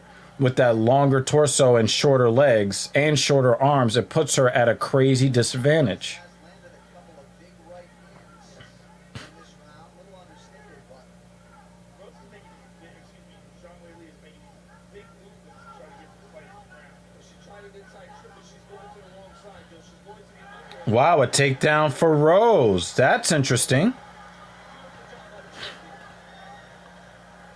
So that basically secures a round win for Namajunas, I would say. Sliding up in the mount here. Huge for Namajunas to get this takedown at the end of the round. And it looks like she's going to end the round on top.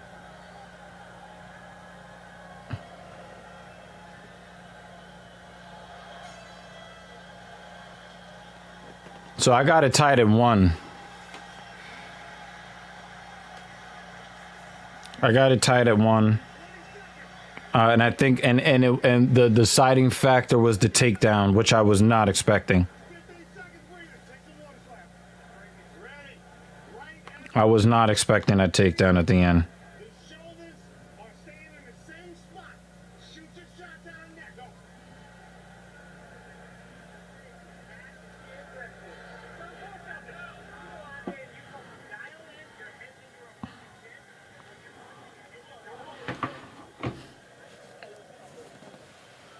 She doesn't want to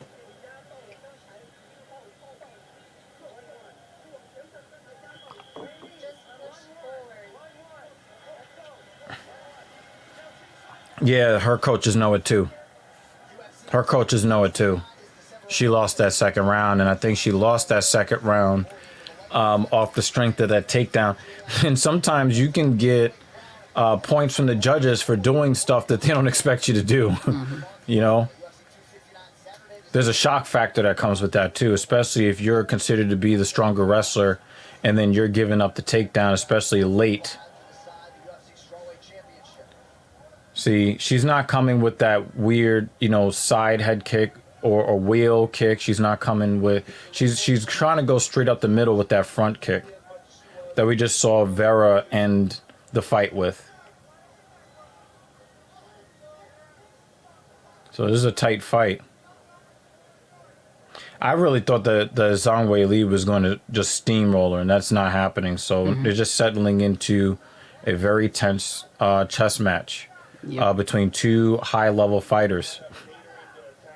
I am very tense. I can feel it right in my rib cage.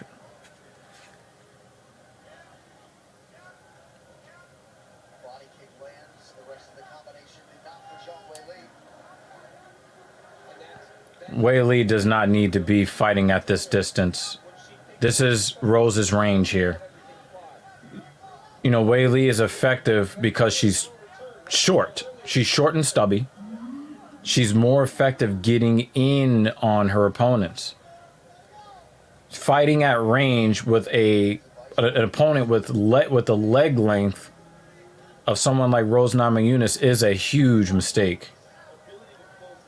And I know that she's trying to, keep her feet moving and all of that, but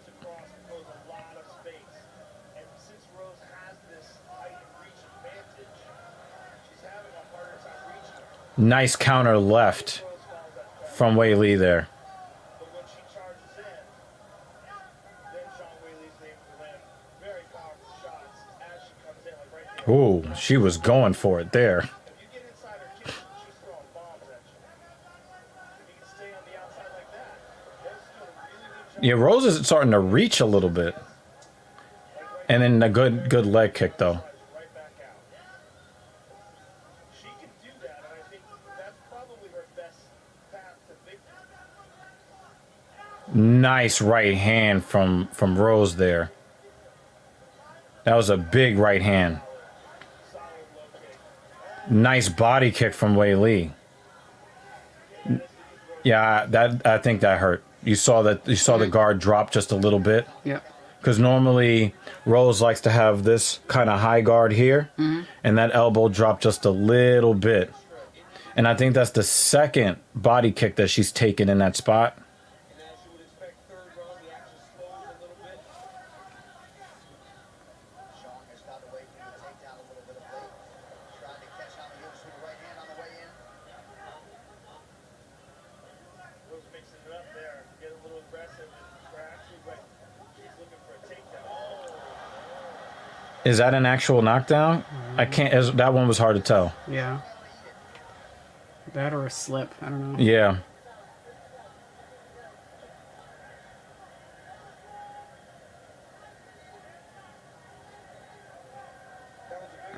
Shoulder strike. Couple of punishing shoulder strikes from Mamunis, especially that second one. 90 seconds to go in the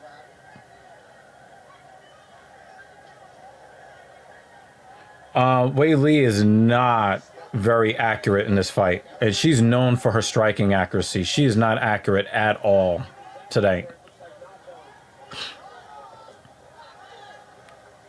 That calf is getting beat up though, isn't it? She looked like she changed stances. And now she's back in her stance. Yeah. Because the thing is, like, this is how she fights. So, oh, see, she's not accurate. She could have put Rose down with accurate shots there. Oh, what a left. That was a nice left.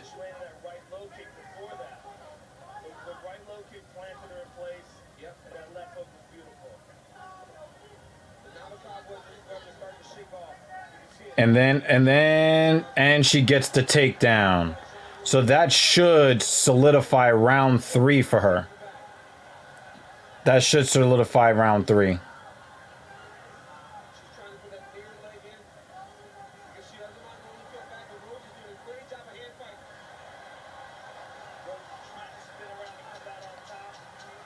Oh, she got underneath the chin for a split second. She got a nice elbow from that ground and pound, and then give her a titty punch. 2-1 Wei Li. Barely breathed this whole I'm sorry for no comments. I'm just a little stressed right now, okay? Yeah. I ran out of water.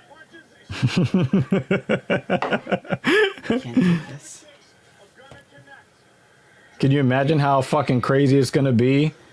Tariq Maruka says, hello from Cairo, Egypt. My friends don't watch MMA with me, so I'ma just watch it with you guys. See, that's that shit I'm talking about. Our friends I have it 29-28 Wei Li, Zhang Wei Li. Ditto. I'm stressed right now. Yeah, this is stressful. Really stressed.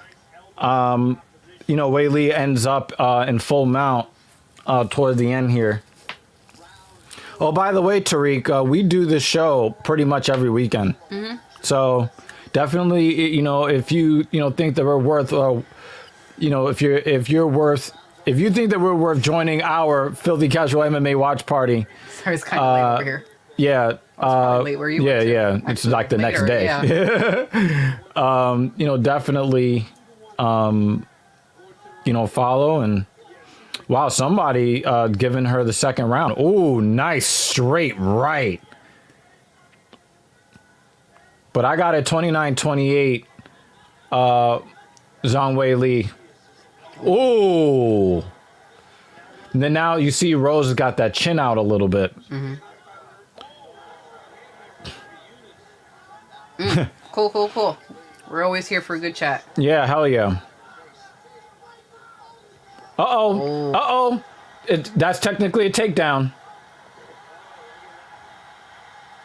That was a scared bicycle kick. She was like, if she gets on top of me, this fight's over. On the card, so to speak. She turned into a 4-year-old who doesn't want to get dressed.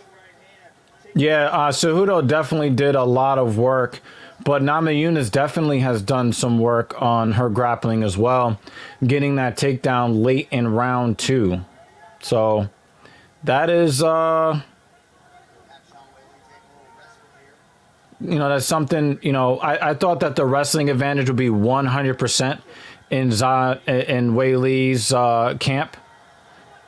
Uh-oh. All right, so she's got her hands clasped.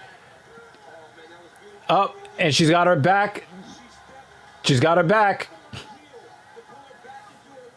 She's stepping on her foot. Yeah, but I think that was more of an accident. I think she's trying to get position and get that hook in.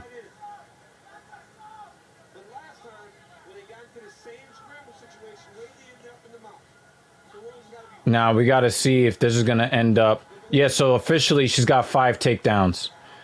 All right, so does she have a hook in? Yes, she's got a hook in. One hook. She's got one, and she could get the other one. Uh-oh, uh-oh. She's got her back. Oh, here we go. Here we go, and there's 2.5 minutes left. And she's got her back. Oh, she got her, she reversed the position. Now let's see if Wei Li can get to her feet. Nice elbow from the bottom. But Wei Li cannot stay here. She cannot stay here. She's trying. Look at that physical strength. Look at that. Look. Oh, but she position over submission.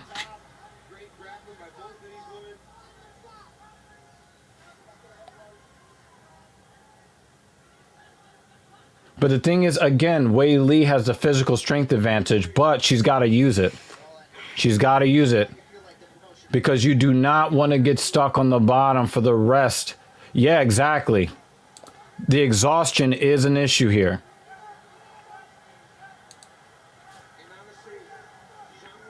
Wei Li's got 90 seconds. She has to reverse this position or she's got to get to her feet. Yeah, there she goes. Get a little bit of that. Get a little bit. Oh, and she gets right back in the position. Damn. Do those elbows again.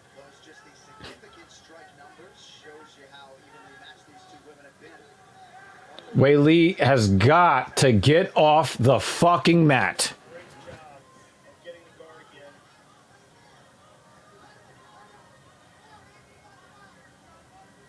She's got to get off the mat.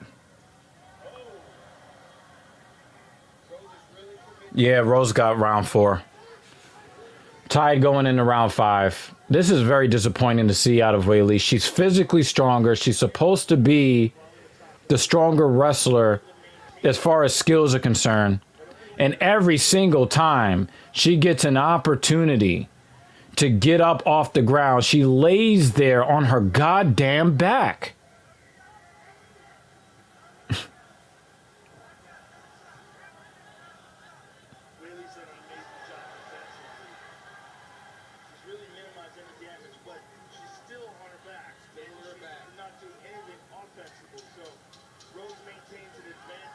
So, even though she got the takedown, the reversal and the top control time is going to give Namajunas the nod from the judges. So we've got it tied at 2. Yes, I agree, Tariq. Yeah, completely agree. She had all day to get the fuck up.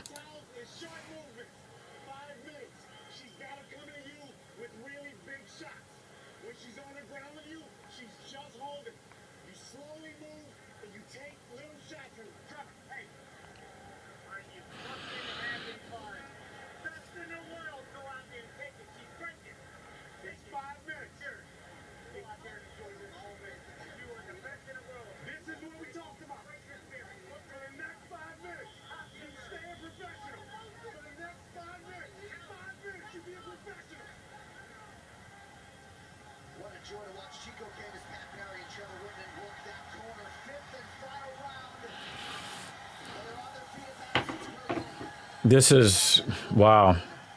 I don't think that Zhang Wei Li is fighting her best fight. She's just not. She's not fighting her best fight. The haircut didn't help. What the fuck is She going forgot on? her mouthpiece. Oh my god. Come on, man. But she needs to plant her feet and start going forward if she wants to win this fight because we know Rose is going to turn it on and try to win this fight. Rose forgot to put her mouthpiece in. It was an animated corner. Everybody was very excited. And they forgot to put her Yeah. important tool you have. Oh, nice left. This is exactly the way it needs to do. It needs to look more like the young J-Tech fight as the fight went longer. Because right now she's evading so much. And Rose is doing a great job of controlling the center. And even before she got her down in round 4, Rose was the one that landed the more significant strikes.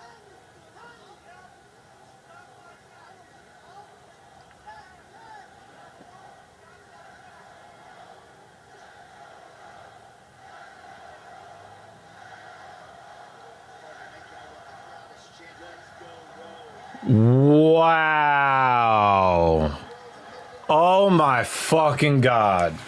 There it goes. Oh my god. Oh my god.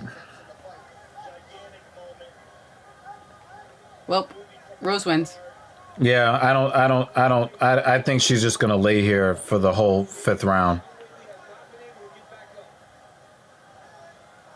Weili does have a knee separating the two of them here. She's framing her off with that right knee. Oh, big shot. Oh my fucking god. Rose got a takedown, And and this is pretty much where the fight is gonna end. Rose wins. Yeah. Doesn't matter what happens from here. Rose Yeah. won. Because I think Wei Li is just gonna stay on the ground the whole time. But Zhang Weili can't lay here. No, she's got to get back to her feet somehow. Rose Namajunas. This is really frustrating to watch. The thing about this division is there's not really another compelling fight. These two can fight each other 10 times. Yes. And you see the benchmark has now swung. Now the Units 2-1 favorite on the line number. Yep. There are some girls in this division. Marina Rodriguez. Yes. Who just beat Mackenzie Dern. If she's in a stand-up fight with anyone, and then what she showed against Mackenzie defending takedowns, she is an absolute problem. Oh, nice left hand, right hand at Namajunas. I mean, Rose Namajunas is fighting a championship type of 5th round. Right now, by Yeah. getting this takedown, improving position, and landing That's basically what she did. She was like, I will invoke my inner 5-year-old, kick around. Will be the swing round of memory serves. Beautiful job of turning the corner, landing that right hand, and almost getting the side control. She will not try to get off the ground. Triangle. She will not try to get off the ground. And she doesn't deserve to be the champion. You heard it here. Zhang Wei Li does not deserve to be the champion. So, yeah. What else is good? For Rose Namajunas, staying busy enough for I don't know. I feel like we can chat about other things until the next fight starts. We have some time. What time is it over there, Tariq? I think we had someone from the UK, and it was 3 a.m. Probably going on 4 a.m. now. Namajunas is getting her arms. Wonder if it's like 4 or 5 a.m. for you. He is looking to isolate one of those shoulders. So I'm not paying attention to the match anymore. Young just tried to do the same thing Rose did to get back to her feet, but Rose addressed the feet right away, and she ended up falling back into the full guard. Whereas every time The match has turned into. Oh god. This is embarrassing. This is embarrassing. Absolutely embarrassed. She's never tried to get to her feet. She's been on her back for almost 5 minutes. It's 12:30. Rose from getting to a dominant position, but still. Look. I know. See? Look. Turn into a look, child. look. But now Whaley needs to get up. But when you get knocked out by somebody, That's it. she has been afraid to take the chance, and that's why she never did just a basic jiu-jitsu stand-up. When you hit lights, push your hand on the mat, get back to your feet. That's not what I wanted to. Rose Namajunas. They are on their feet at the Mecca. 78 seconds for the first fight. 48, 40, 48, 40. It's embarrassing. It's embarrassing to watch.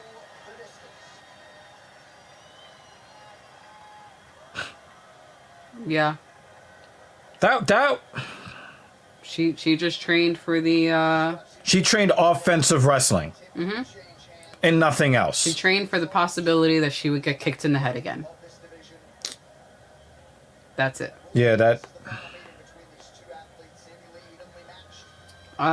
Nan, can you put the link in the chat one more time so I can try to grab that?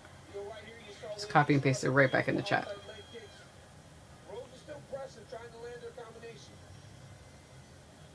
Another outside leg kick by Wei Lee. Rose landing the combination.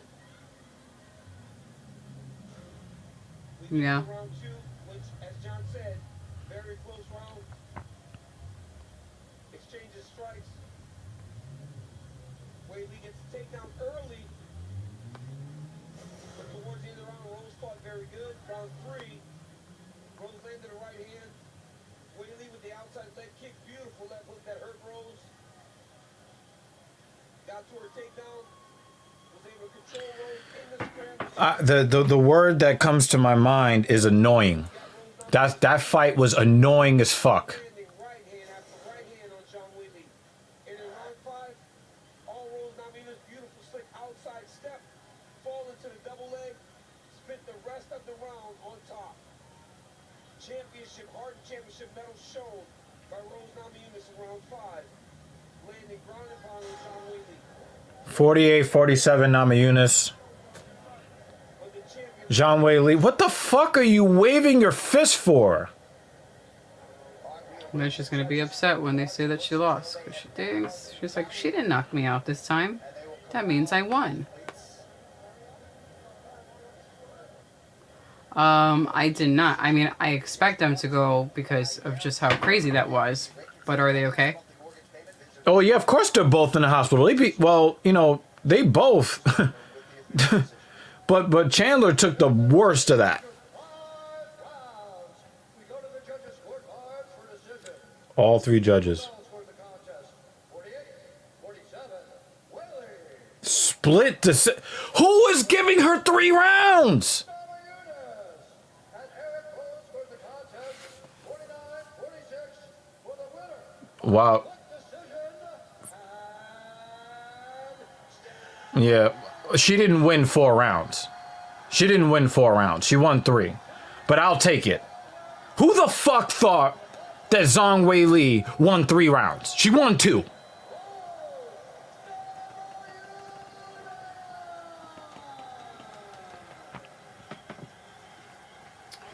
Which fight? Which Honestly, I don't want to see Zhang Wei Li fight again.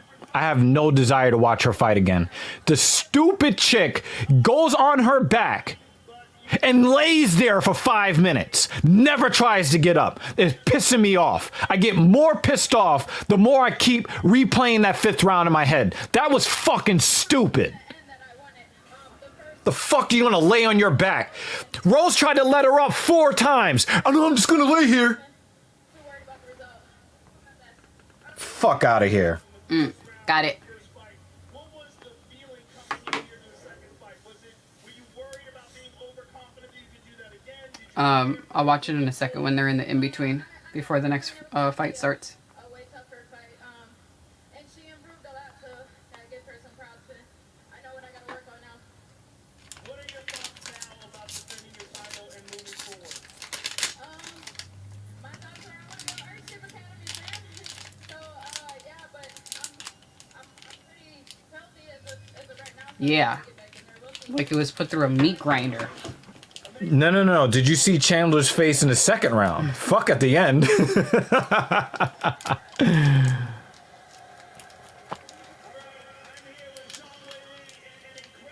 Alright, I am watching real quick some of the Nunes Valentina since we have time until the next No. one starts. 在最后的这个时候，你觉得你已经做了足够的东西，然后来获得胜利了吗？我真的已经拿出自己的力量了，然后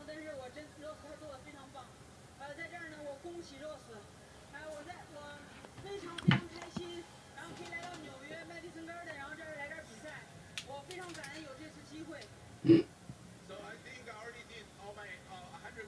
I want to congratulate Lowe's for this winning, but I'm just so grateful to able to show my talents and my skill in Madison Square Garden. No, you were right. What? You and Tariq were right. Both of you were right.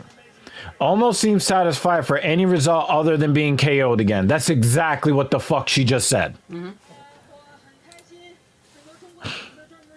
So then she wasn't here to fight for the belt. She was just here to Not get knocked out. Well, mission accomplished. So I'm just so happy that there are so many Chinese Hold on. fans So checking out that supporting me. I'm just so grateful Valentina Nunes. for all you guys have. Forgive the eyes being down. Thank you for an excellent fight.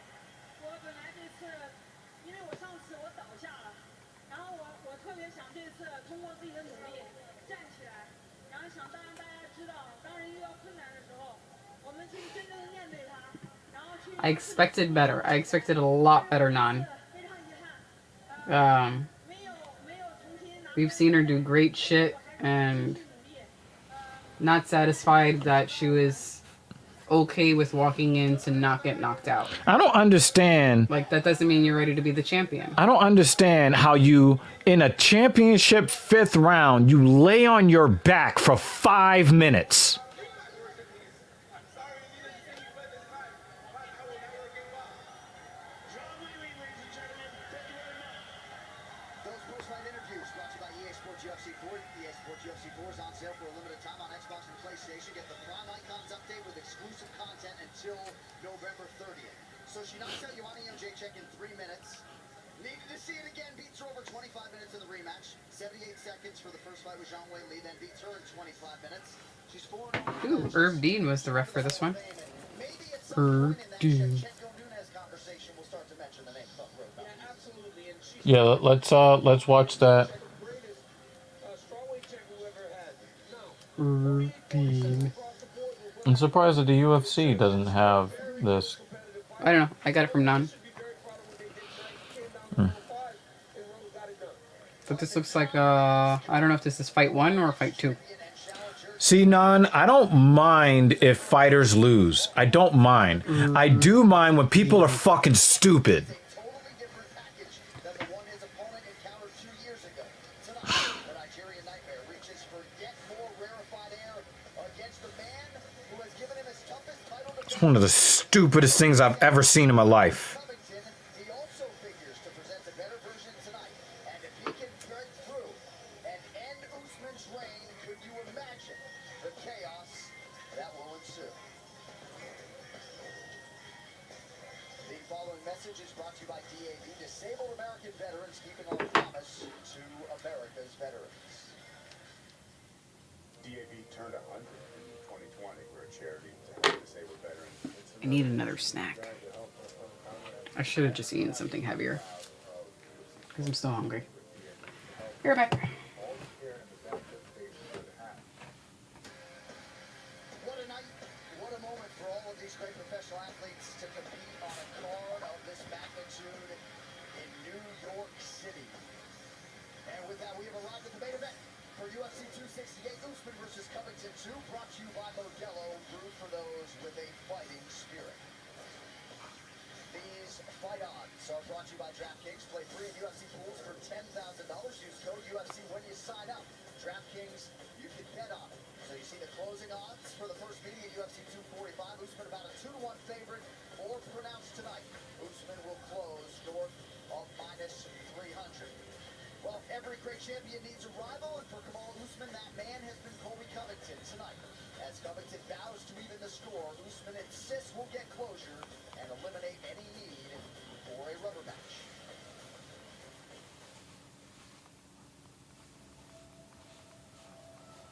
I saw a quote in my coach's gym the other day.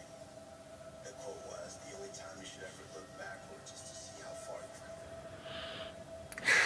That was fucking infuriating. My career.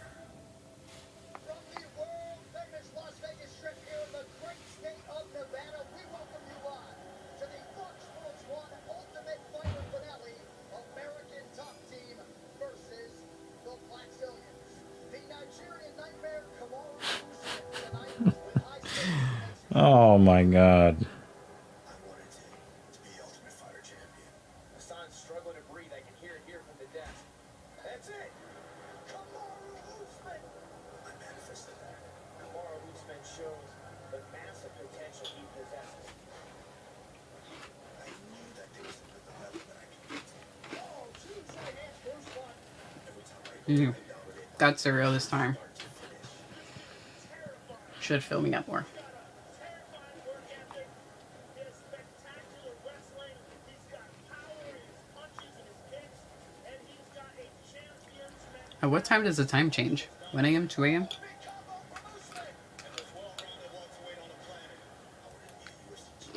It'll go, yeah, I think it'll go from 1 to 3 a.m.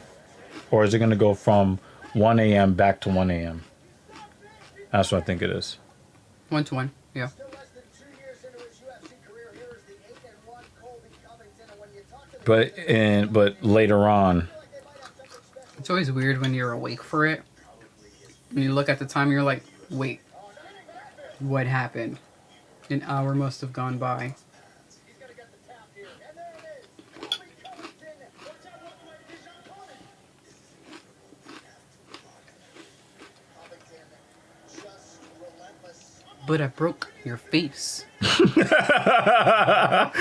it is funny because that's all you have to say, right? That's really all you have to say. You win Is, any argument. I broke your face. If this is about fighting, you can say anything you want, but if I broke your jaw, Broke your face. then you can And talk you can about say all that the in- lightweights that I beat, and oh, he any beat tone that you lightweights want. and blah blah blah. It doesn't matter. I already broke your face. I mean, you could say it really cheerfully, like, but it broke your face. Like, just, I broke that shit already.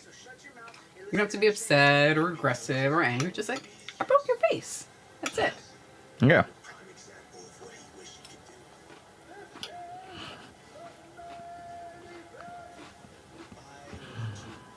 That guy up so bad.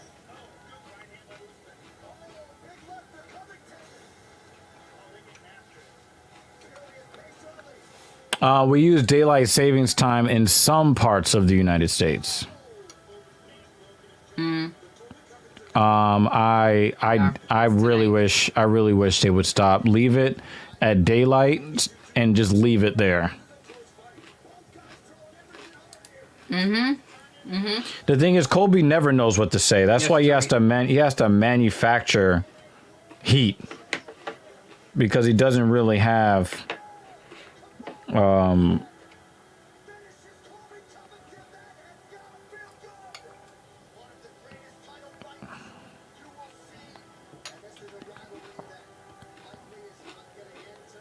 It was my worst performance, and it was his best performance, and that's what happened. We were evenly matched, and I was on my worst night, his best night. This Yeah, keep telling yourself that. and that's why it's Colby Chaos Covington 2.0. As he broke your face. What's mine? I'm getting revenge. Super dramatic music. Yeah, they're good for that, right?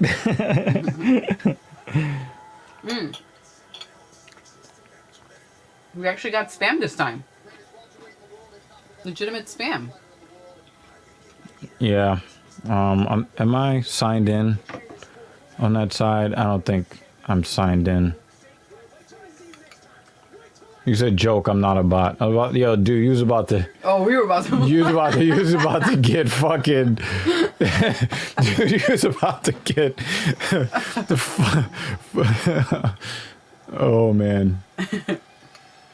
We had a couple of other people come in with a link, and we were like, "Are you real? Are you human?" Or Nah, I think Tariq, I think the proper comparison would be Carmelo Anthony to LeBron.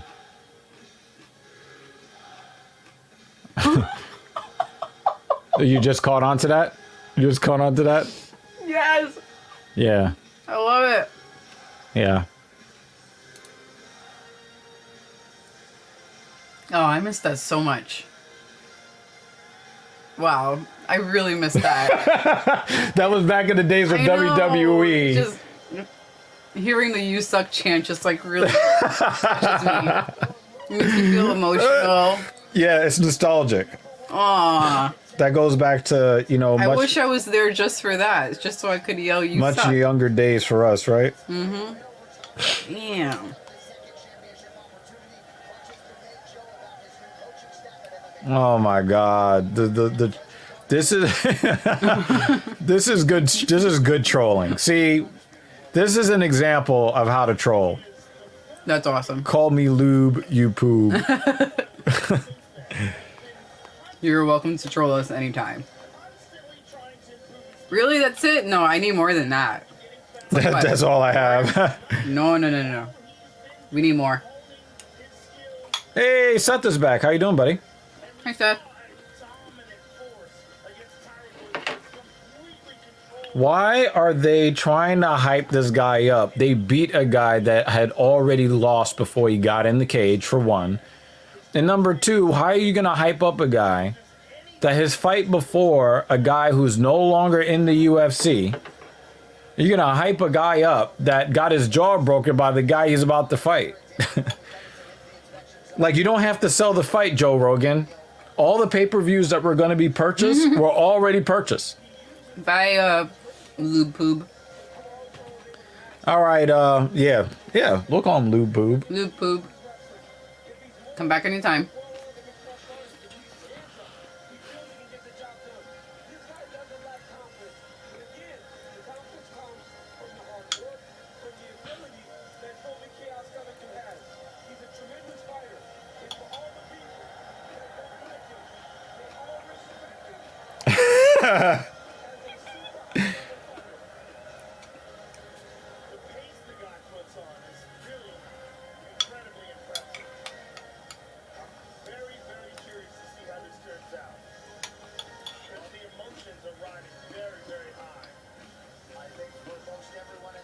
Yeah, look, he's overdoing it with the shadow punches. He's overdoing it. All right, we got main event status here. Unfortunately, this will not end before the 1 a.m. that you asked for. But the cool thing is that at the end of 1 a.m., it's going to go back to 1 a.m. So it will definitely end before 1 a.m. Yeah, we got the main event here. Kamaru Usman is coming out. So let's see what's up.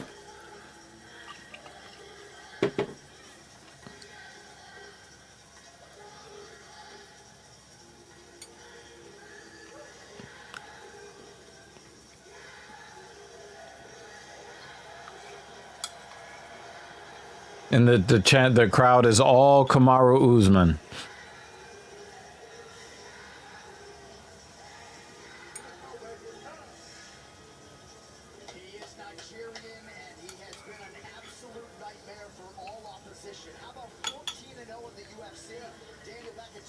I don't know. It seems like he's trying to loosen himself up, but he does look a little bit less loose.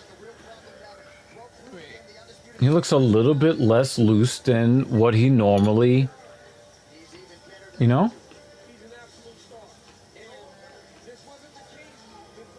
I'm sensing a little bit more tension from Usman. It feels like he's trying to psych himself up. The last time I saw this kind of shit was from the Reaper, Robert Whittaker, when he lost his belt to Adesanya. When on the come out and when he stepped into the cage, he was really trying to psych himself up. But he didn't really look like he was. It didn't really look like he was like really confident, you know. So that's I don't know. I hope I'm wrong. Because Rose... Well, the thing is... I hate to be that guy. Rose is the champion. Let me say this first. Rose is a champion. And then I'm going to say this. She didn't really win that fight. The stupidity of her opponent caused her opponent to lose that fight. Dead man. I didn't look at that fight and say, you know what? Rose went out there and took that victory. I looked at it as Weili gets taken down and then she lays on her back for 5 minutes as if she's waiting for that fucking stiff dick to hit her. There are several guys, Leon Edwards and the rest, who can already lay claim to being deserving of the title shot. So yeah, I mean, the last time he fought this guy, he probably couldn't walk for 3 days, even though he whooped his ass. Was still a war. Colby won the next round after the broken jaw. Colby is annoying but good. Yeah. Yeah. But the thing is that if I'm Kamaru Usman after I just fucking twisted Street Jesus into a fucking pretzel, I'm going in there thinking that I am going to dominate this fight. Felt like they would withstand the test of time, and they have not. And tonight he goes for 15-0 in the UFC for 19 consecutive wins. It's incredible. I think legend is a word that we now need to start mixing now. Yeah, he's going to go down as one of the all-time greats, that's for sure. And, you know, you kind of saw that when he was But I hope that he gets this, because if he gets this victory a second time, you're not going to see Colby in a championship matchup for a long time.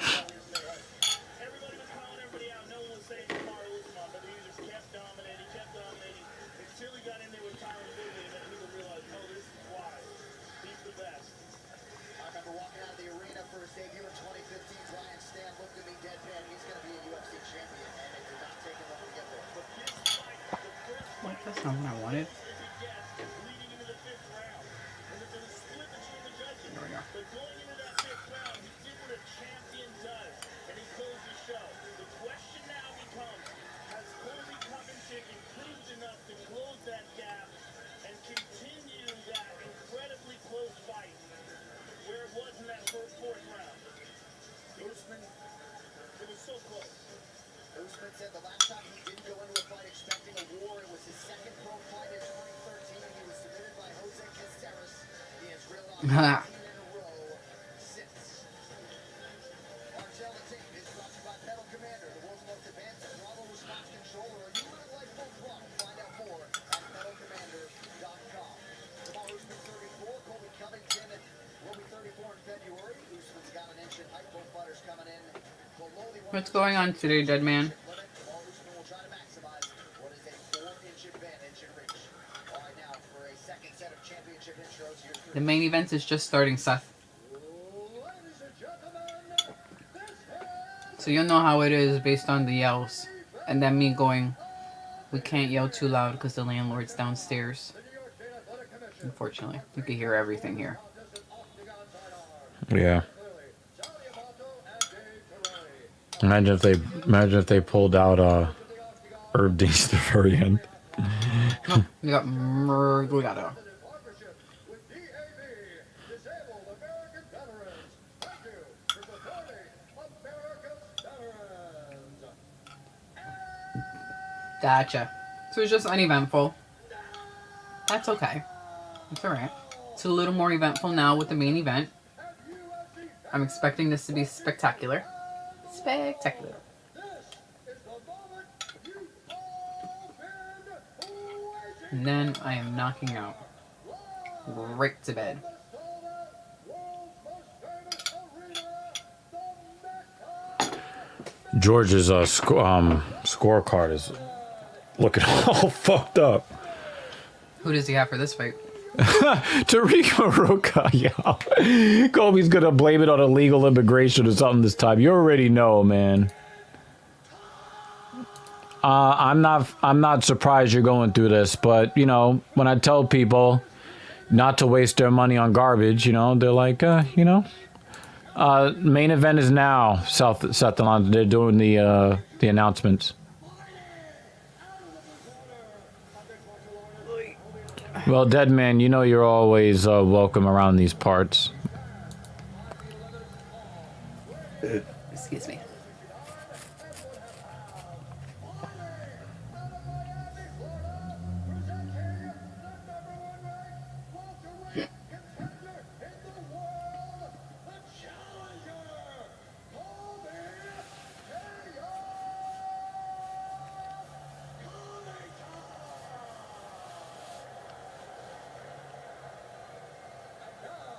Introducing his opponent, fighting out of the red corner,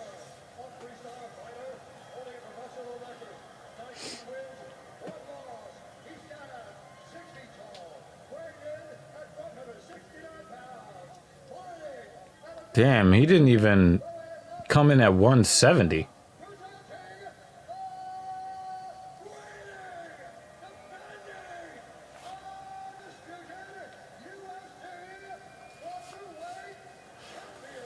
Yeah, the stress is here.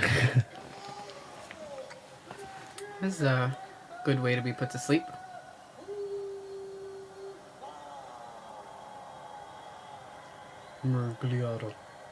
Huh, what happened? Sorry, I was zoned out. Yeah, you I thought were. some drama was about to happen. I saw him walking across the cage. No, Dead Man Sasha is becoming an adult. This is depressing. I don't want to see this. Don't join the dark side. Not that dark side. Yeah. You start to die when you become an adult. Don't do it. It's a lie. It's all downhill from here. Play really bad 90s, early 2000s song. Really bad. Here we go. We try. Here we go. Here More we sleepy I get, go. it happens. Can we get a first round KO so we don't hear from this fucking idiot again? Or are we First round, going... jaw breakage. Maybe yeah, busting orbital. the cheek. Yes. I don't know why I'm looking for that. Just someone to have a nice caved in cheek. Yeah, I mean, Does that make me a if bad there's any... person? No, Okay, good. you're talking about him. Okay, cool. I wouldn't mind if it's just like caved in right there. And then a broken jaw on the other side. So you have caved in here, broken jaw on this side.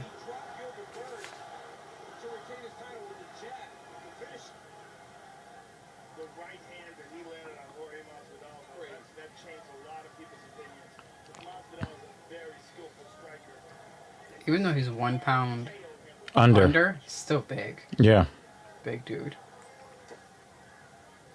Covington felt like at times in that first meeting with Usman, he was fighting emotionally. His hands were down. He is vowed to have a high tight. Yeah, nah, he's... That was wild. Those look like emotional flails to me. Drained the gas tank quicker than the first fight. That's probably going to be it. You know, another thing too, Dead Man, you don't really have... Fine. Dead Man, you really don't have people that you really enjoy playing with. You know what I mean? At least you get some game time in. I Yeah. have a game that I enjoy playing. I haven't played it in And to be honest with you, I would a rather be in a position where I don't want to play than wanting to play and can't play. That, you know, I wouldn't like that very much. What is he doing? I think I also just need to find another video game that'll really suck me in. Well, I mean, you still love your Lego game, I right? love my Lego games. Yeah, it's just that we got to set it up, and it's got to be more of a permanent setup. I And also need to finish school. I think that. yeah, but not yeah, that's true. Yeah, My video game time.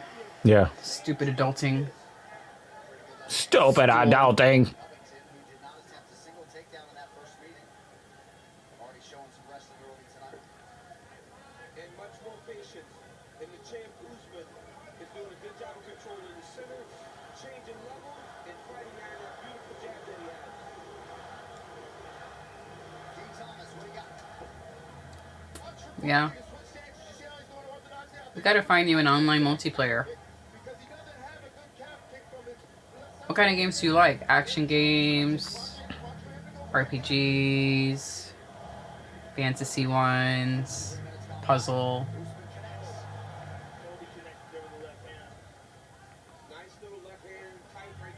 I think for me it depends on just where my brain is at the moment. Sometimes I just like a game where I don't have to think at all. Just use no brain power. And he gets the takedown.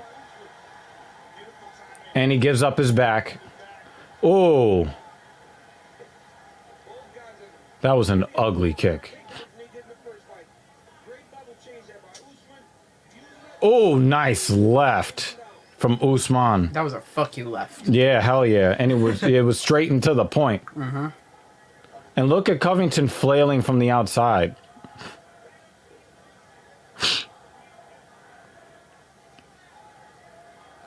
I really want to see Usman obliterate him so I can hear the excuses after that. I want to see him obliterate him so I could go to sleep. Yeah, there's that too. Well, at least you'll get a 1 a.m. do-over. Yeah.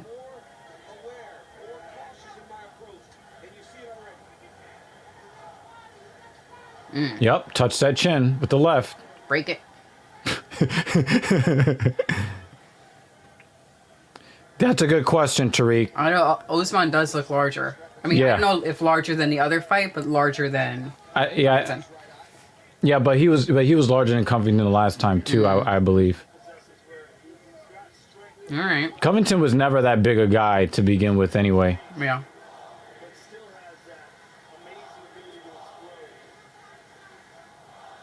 I don't even know really what's Wow, out now. nobody in New York likes Colby. Wow.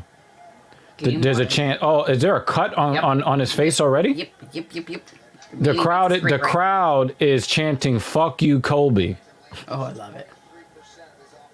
Oh, it's so nice to hear New York chants again. You got the "you Yeah. suck," you got the "fuck you." Oh no, we didn't get the "fuck you" yet. No, they just did it. Oh, yeah. They just did it. It was like "Fuck you, Colby." But we need it in the Kurt Angle theme.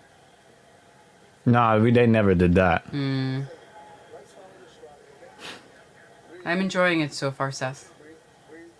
Yeah, so this is I just wish that the fight was over already. You know, like I wanted to see a master blaster. Shout out to Walt Clyde Frazier. Oh, it wasn't an actual. That was a clash of heads. It's like I don't want to see that. Face with my forehead. Yeah, I don't want to see that. I'm okay with that. I got first round going to Usman. Well, in many respects, it's Trevor Whitman night, right? He's got 3 pupils, all of them stars. 2 of them have already won, and he is trying to complete the trifecta with tomorrow's. All right, round 2, you ready? You ready? Let's go, fight them.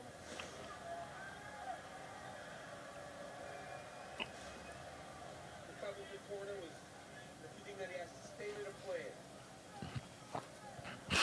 Don't stray. Continue to do what we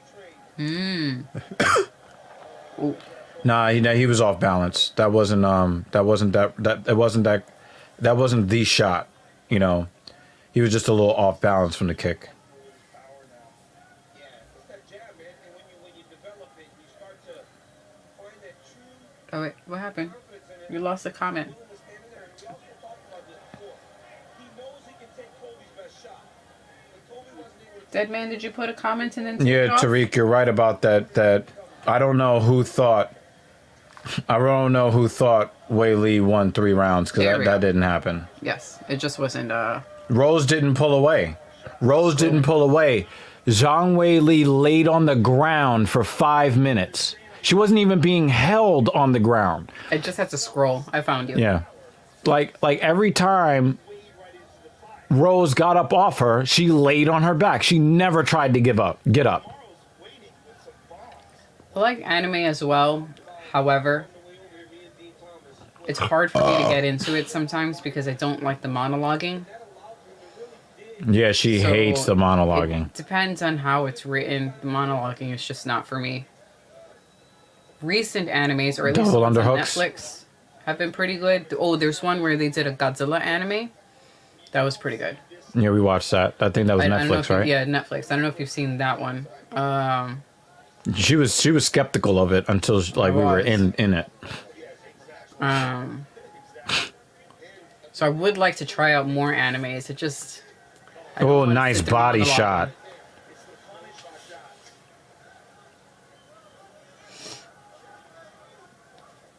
There's just a big difference there. But the one animation that I do like, Japanese animation, I don't know if it necessarily. I think Colby- it falls under anime. It's Hayao Miyazaki stuff. Colby is fighting scared. Because every strike that he's throwing is not even coming close to reaching his target because he's afraid of getting knocked the fuck out. Or getting his jaw broken. I'll take either one. I'll take both. Naruto. Have his skull go one way and his jawbone go the other way. I'm Yeah. fine with that.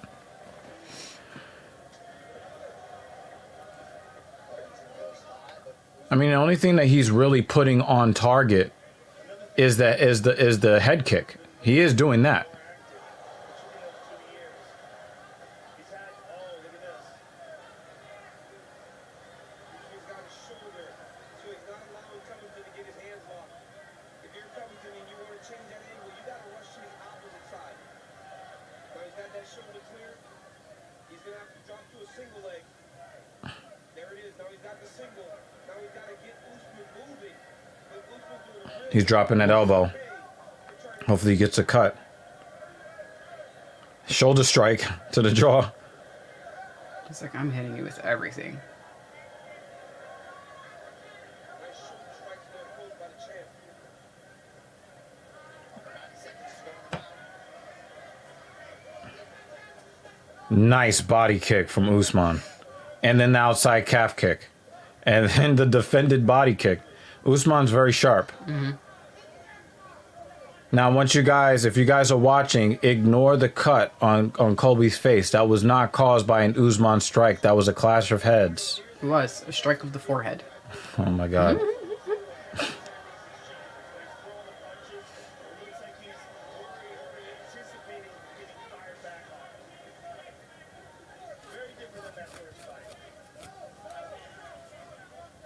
You're not really seeing any volume out of Covington. And again, he comes off as one of those guys that runs his mouth. He sounds like a lot of the women before they face Shevchenko. Oh! Oh! We can't yell.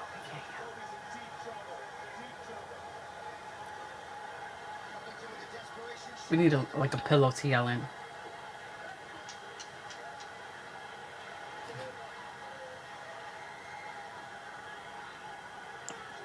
That might be a 10-8 round. Yes, right in the ribs. Yeah, Right. he's really punishing him. You know, that's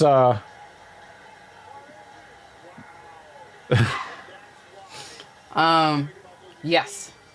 I hear you, dead man. I mean, I'll give it another that's shot. a 10-8 round. He got dropped twice. I'll probably watch something a little more recent, just because the older stuff, like I said, is very monologue-y. I mean, if you guys are gonna fight, can you just fucking fight and not stand there talking to each other? I mean, shit, we watch this stuff all the fucking time. Yeah. I don't want to watch something where people are having conversations before, or in between each punch. I can't do it. But that's the only thing. Besides that, love it. I'll watch it.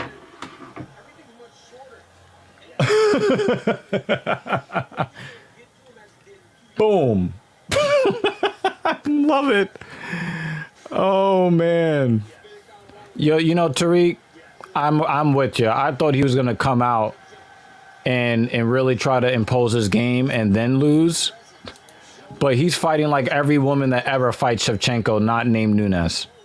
Castlevania? Okay. I think that's either Netflix or HBO Go. HBO Max. Because I know HBO Max has a lot of anime on it. I wonder if that's a series where before you watch a series, you should play the game. I wonder if it's one of those things. Maybe. I was never really interested. Yep. And well, she's definitely, you are into vampire shit. I'm into vampire shit. Anything that has to do with blood. Blood. But I think you guys know that. Yeah, she'd be out in the cage. Oh, there's blood over here. Ugh. Gross. I just want to see it. That's all. I like to see it exiting the body. Nothing wrong Well, with with vampires, you never see it because No. it gets just transferred from one body to another. that. Sure. Usman is super patient. Oh, nice 1-2 from Colby. Okay. I'm definitely going to check it out. I've seen... I know what you're talking Another about. I'm familiar piston-like with it. left. I'll check it out. I don't really like that reach out that he just did because Colby could have come out with a flying knee, And I don't care who gets hit with it, you're going out. Leg, then he'll come up with the right hand. He'll throw the jab. It's just also at this pace, he can do this all night long. Yeah, I mean, he's not getting. Nice jab again. And it allows He's gonna make his fucking face look like Hamburger Helper again. Heat. and he gets the crank off on it. He's Oh not boy. finished at all. Something gonna have to take more chances, though. Oh yeah. Shit. If the round ended here, I'd give this round to Covington. Well, good thing is that there's 3 more minutes left in this round. Usman is a little in between timing wise right now, but with one left hand, he can definitely get it back. He was definitely trying to separate his soul, because that was the jab that took out Gilbert Burns. Yeah. That fucking power straight right. Big shots and leaves a big opening. And in those big openings, tomorrow's gonna fire one straight down the middle. What was he talking about? His wrestling being better than Usman's? Move ref. Okay. Oi. Oh, just right there. Good job. Good job. Glad to see someone going, here go your ribs. I'm going to keep punching them. Yeah, because the thing is, Not enough people do that. he genuinely doesn't like him, so he's going to put punishment on him any way that he can. I like it. And the thing Look at that is, face. He's already looking meat grinder-ish. it's getting there. It's getting there. Meat grinder. You gotta make Usman a little bit uncomfortable to make him start to load up. We saw it in the Masvidal fight before he knocked him out. It got a little hectic and he was loading up and he was throwing wild shots. But when he's composed, when he's going at his face like this, he's just setting That little check hook. Good defense from Usman. Nice body kick, more of a knee. Imagine if he would have gotten that in the face. Well, my thing is, if you catch him in the liver with it, I don't have a problem with it. Going, Usman looks fine. Like, I don't... Look at that striking disparity. Oh my God. No type of swelling anywhere. It's good. The thing is, that's not the worst thing he said about people. If your only D2 is the only thing you got. Oh, yep. He got his attention. And now he's beating that nose up. If I was in Colby's corner, I would be really wanting to see some kicks to the legs. I didn't like that. Usman's got to stop reaching. When he's controlled, oh, nice body shot. Yeah, keep smiling, Colby.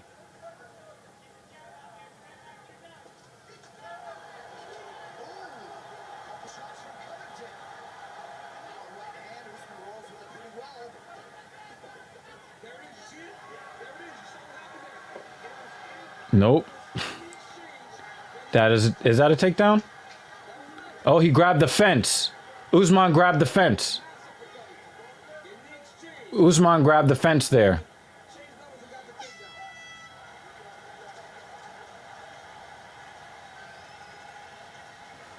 Who do you give the round to? Still Usman. You think he did? Yes. It depends on if but he grabbed the fence at the end. Usman grabbed the fence.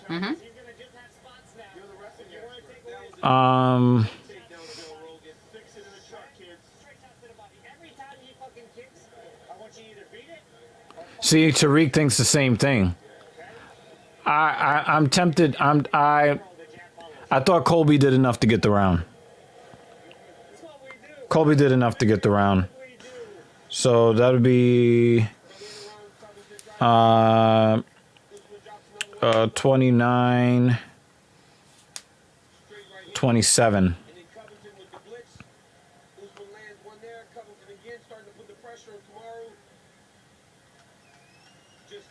He seems desperate when he's doing those blitzings, though. When he does it, he's biting his lip.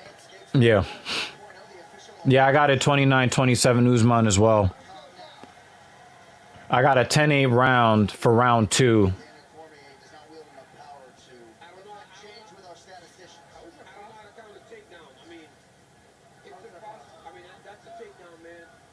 Is it possible that they're overriding you? I don't know, Joe. They're better. They know wrestling better. Yeah, I thought that was a takedown too. If it's not a takedown, you can make a case that Usman won the round. If it is a takedown, I think Colby got the round. Your thoughts? When you're behind somebody, those two knees put in the back, that's two. That's two. That's two. That's two kids. Dean Thomas, what do you have, sir? All I want to say is Nah. No, I don't think so. He's not going to get the better of Usman in the fourth and the fifth.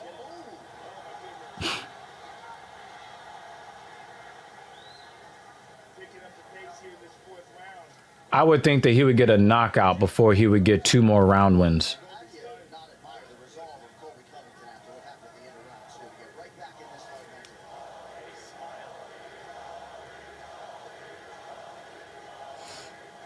He is throwing everything into these punches, too.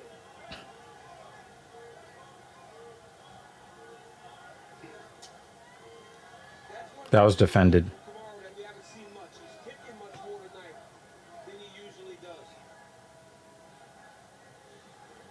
He's trying to go to the body here.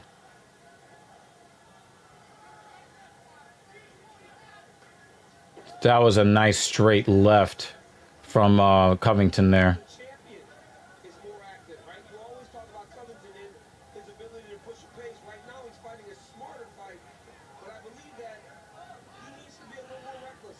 Just cause chaos, as he did at the end of that round, which led to a takedown.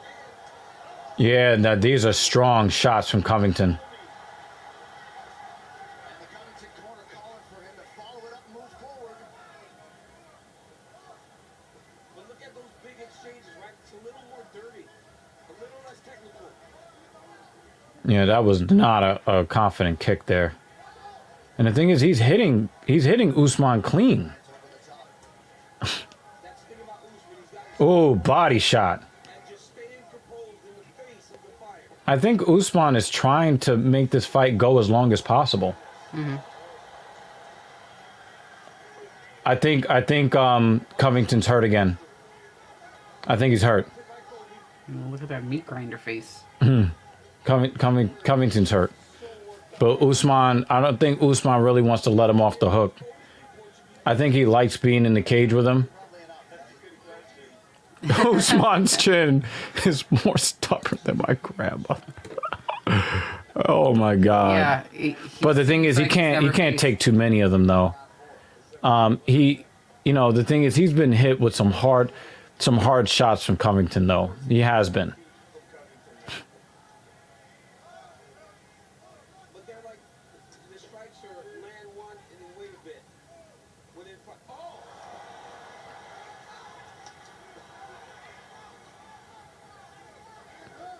Usman's got to stay within himself. As anybody in the world. So if he needs to go forward in pressure, he can. Usman's got to stay within himself. Usman is ahead in this round.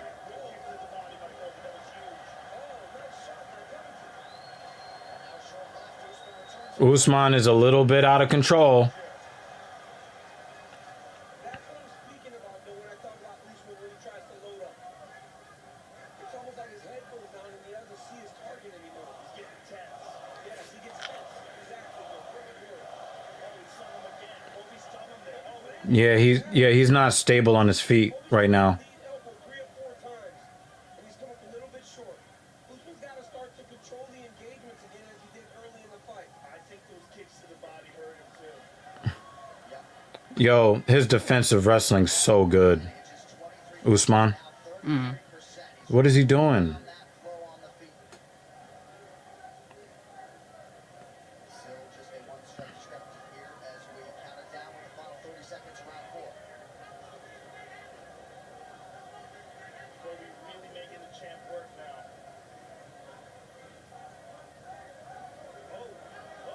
Good shot. Nice elbow on the break from Covington.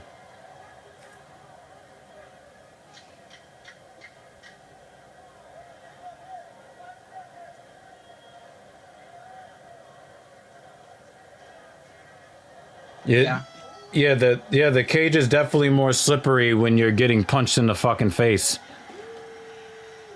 Yeah, we noticed that in Yeah. the Whaley and Rose fight. It is. I think even the fight before that one, people were just slipping and sliding. There have been a lot of fights tonight, so you got sweat from so many human beings in there. Oh,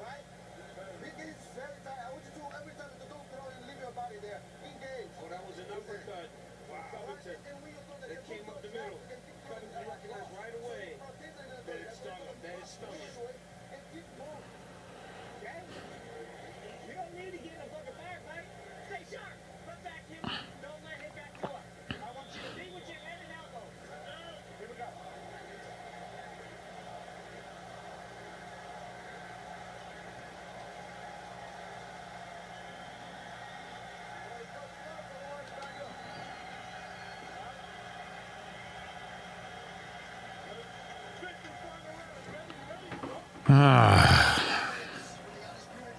I think Usman should have killed him when he had the chance.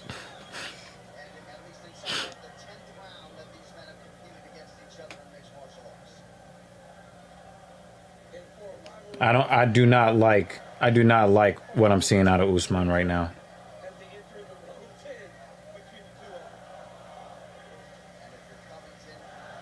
two of them.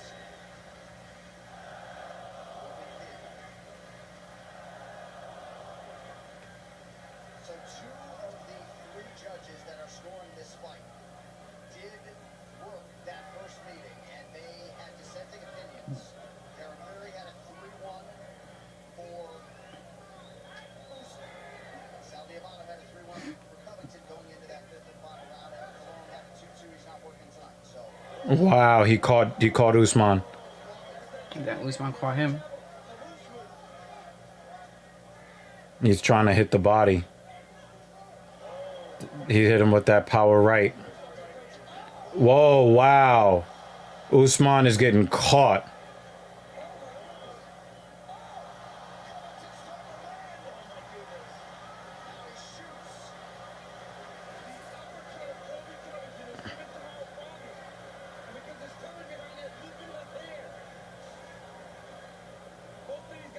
He's grabbing his shorts.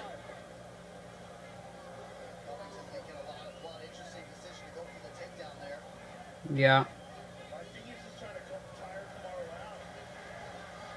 Just tax him, make him work. Yep. It keeps it as an option. Yeah, see, he's going for that uppercut. Hopefully, Usman notices it. So in those empty spaces, Usman's throwing that jab.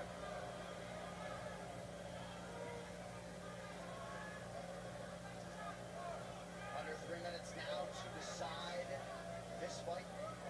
Significant strike numbers have tightened up considerably. Oh, that was close. That was close to ending the fight right there.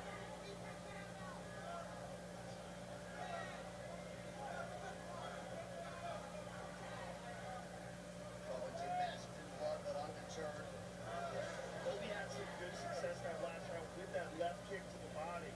From the southpaw stance, it's open. Yeah, that would have been horrible for Colby if he would have gotten caught with that right. Usman throws that 1-2. I think Usman is trying to force that body shot too much, and he's dropping his body, Yeah. he's dropping his guard, he's dropping his head right into Colby's wheelhouse. I don't like it. That is not a no. He slipped. He slipped. In fact, I think he defended that kick too. That's 4 fights tonight. In those big exchanges, we've seen the fighters slip.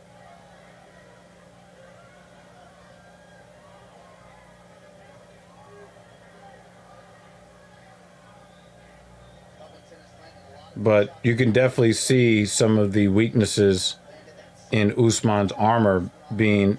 He's kind of been exposed. Yeah, never had Usman the type of trouble that Usman's had him.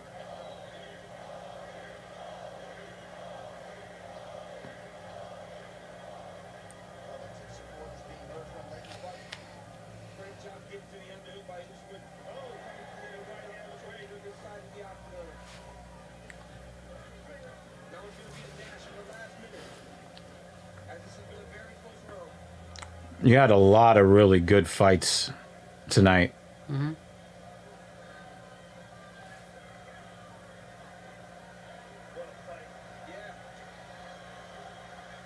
His kicks are so ugly. Yeah. I think he hurt him again.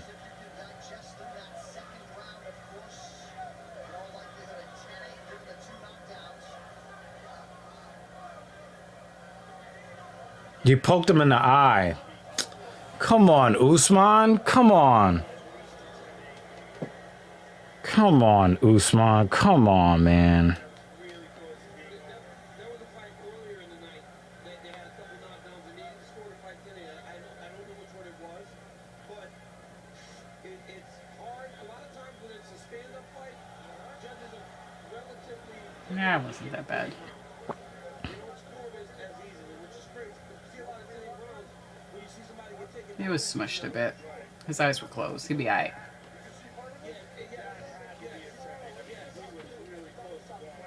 I agree.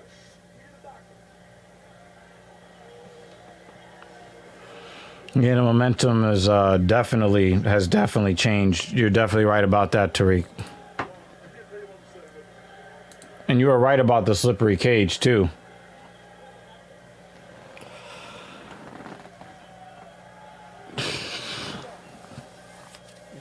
I don't think.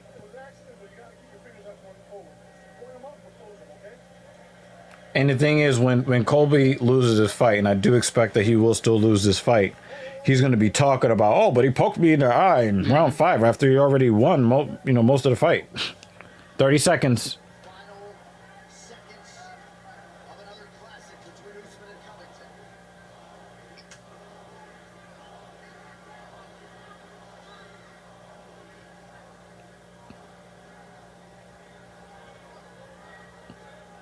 10 seconds. Oh, defended high kick.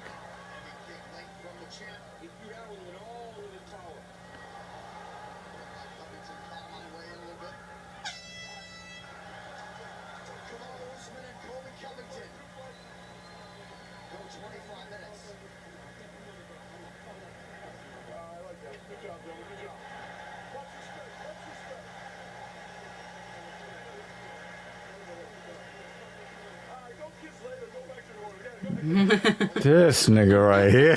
Yeah.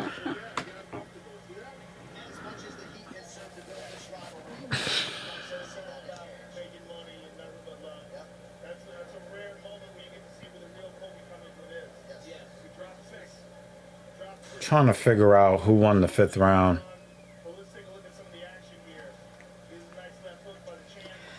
I don't know. I just know that I don't think Covington did enough to win the belt. Round by round, I don't know. But I don't think he did enough overall to win the belt. I'm really struggling with this 5th round.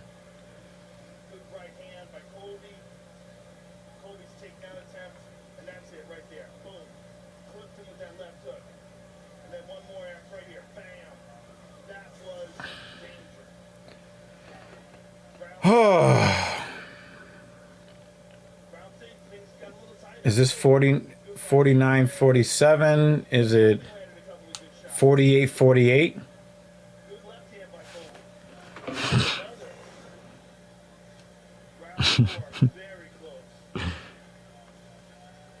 Straight left down the pipe by Colby. 1-2 by Colby. Body kick, and that was big. That body kick was big. He had Kamaru in some trouble there. But Kamaru fires back.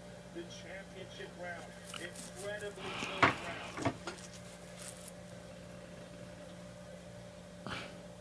Couple good shots there by Colby as Kamaru wades in. High kick. Very, very close fight. And when Usman came over the broadcast table, he immediately acknowledged Covington and his toughness. There is no denying the respect that goes both ways in this rivalry between Kamaru Usman and Colby Covington. The official I think that there is a little bit of suspense here. A little bit of an anticlimactic finish. I didn't like the fence grab from Usman. I didn't like the eye poke. We go to the judges' scorecard for decision. The judges for the contest, 48-47, 48-47, and 49-46. They gave it to Usman.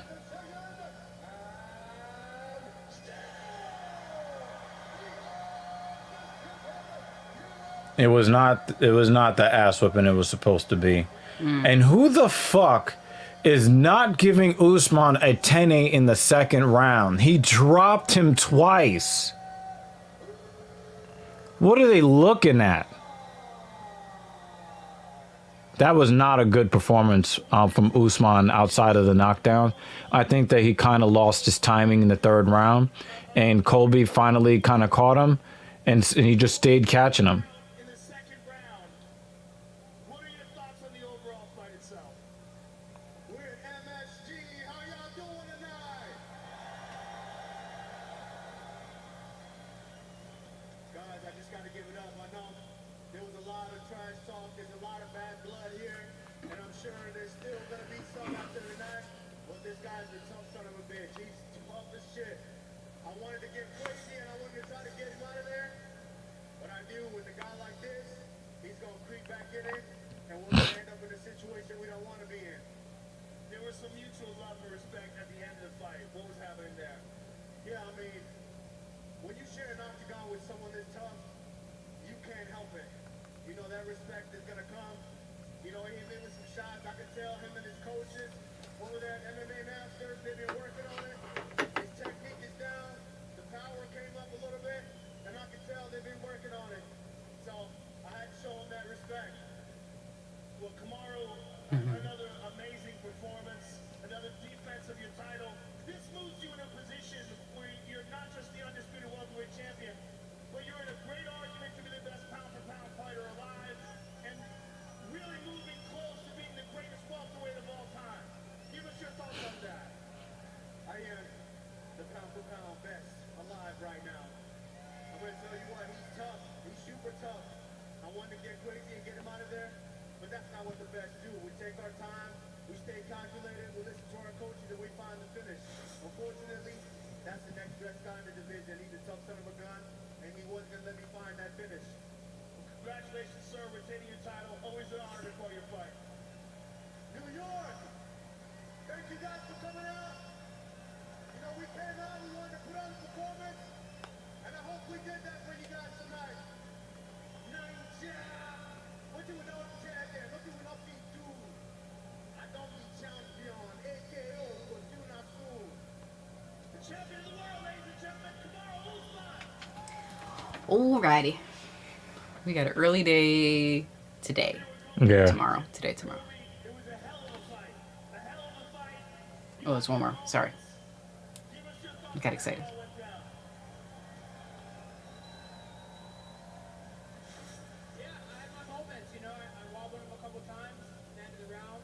Just wasn't able to capitalize. It was his night. He had a better night. I want to say thank you to all the fans that came out. Thank you to the first responders, the military, the people that keep us free in America and protect our freedom. So, God bless you all. Love me or hate me, I'm just getting started. You haven't seen the best of Kobe Chaos Covington yet. I'll be back in the gym on Monday. Thanks for coming out, MSG. It's been a dream to headline this place. I love you all. I don't give a shit if you hate me. I still love you, and I ain't done yet. You ain't seen the best of me. Thank you for a great fight, Colby.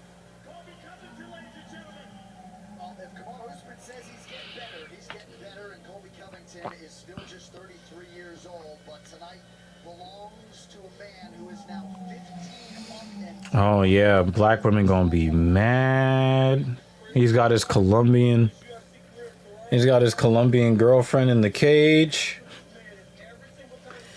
Alrighty. Oh man, black women gonna be pissed. Time for bed. Yeah, this was this ranks up there as far as like front streams to do. I don't think I have any blood flow in my butt cheeks from sitting here. I'm gonna So, insert some blood flow in there. my ass is asleep. My butt. I'm gonna wake it up with my penis. I'm leaving. Goodbye. Thank you for coming. Oh. Have a good night, morning, good afternoon, whichever time zone you're in. And come back next time. Just try to do a he's just messing up my closing. We need another 30 seconds to do this. Hold on. This is closing out. After he finishes this Facebook post. And now. Yeah. There we go. Anyway, y'all, again, much love to everybody. We got some good trolls today. We did. We got some enjoyable trolls. Yeah, we also got this guy that came out of nowhere and said, I'm just kind of bouncing around from talk show to talk show trying to find out who's an idiot and who isn't. I think that was pretty cool. Yeah, I mean, and this is why doing this on a regular basis grows the community, right? Yes. Because you get a few more and you get a few more and you get a few more. And then if you get, 6 loyal viewers on Twitch, then people are going to be like, well, why are those 6 people watching this guy, And then it just kind of grows. But anyway. I will be here partially for next week because I will be celebrating my mother's birthday. So it'll be mostly Dr. Evil. Yep. Hopefully we get Captain Paul. I mean, I know you guys have heard me say that like 50 times, but, we'll see what's up. Anyway, much love to all of you. Thank you for your support and your participation. And I'll see you for episode 31 of the Talking Shit podcast sometime this week. And UFC Fight Night next week. Peace.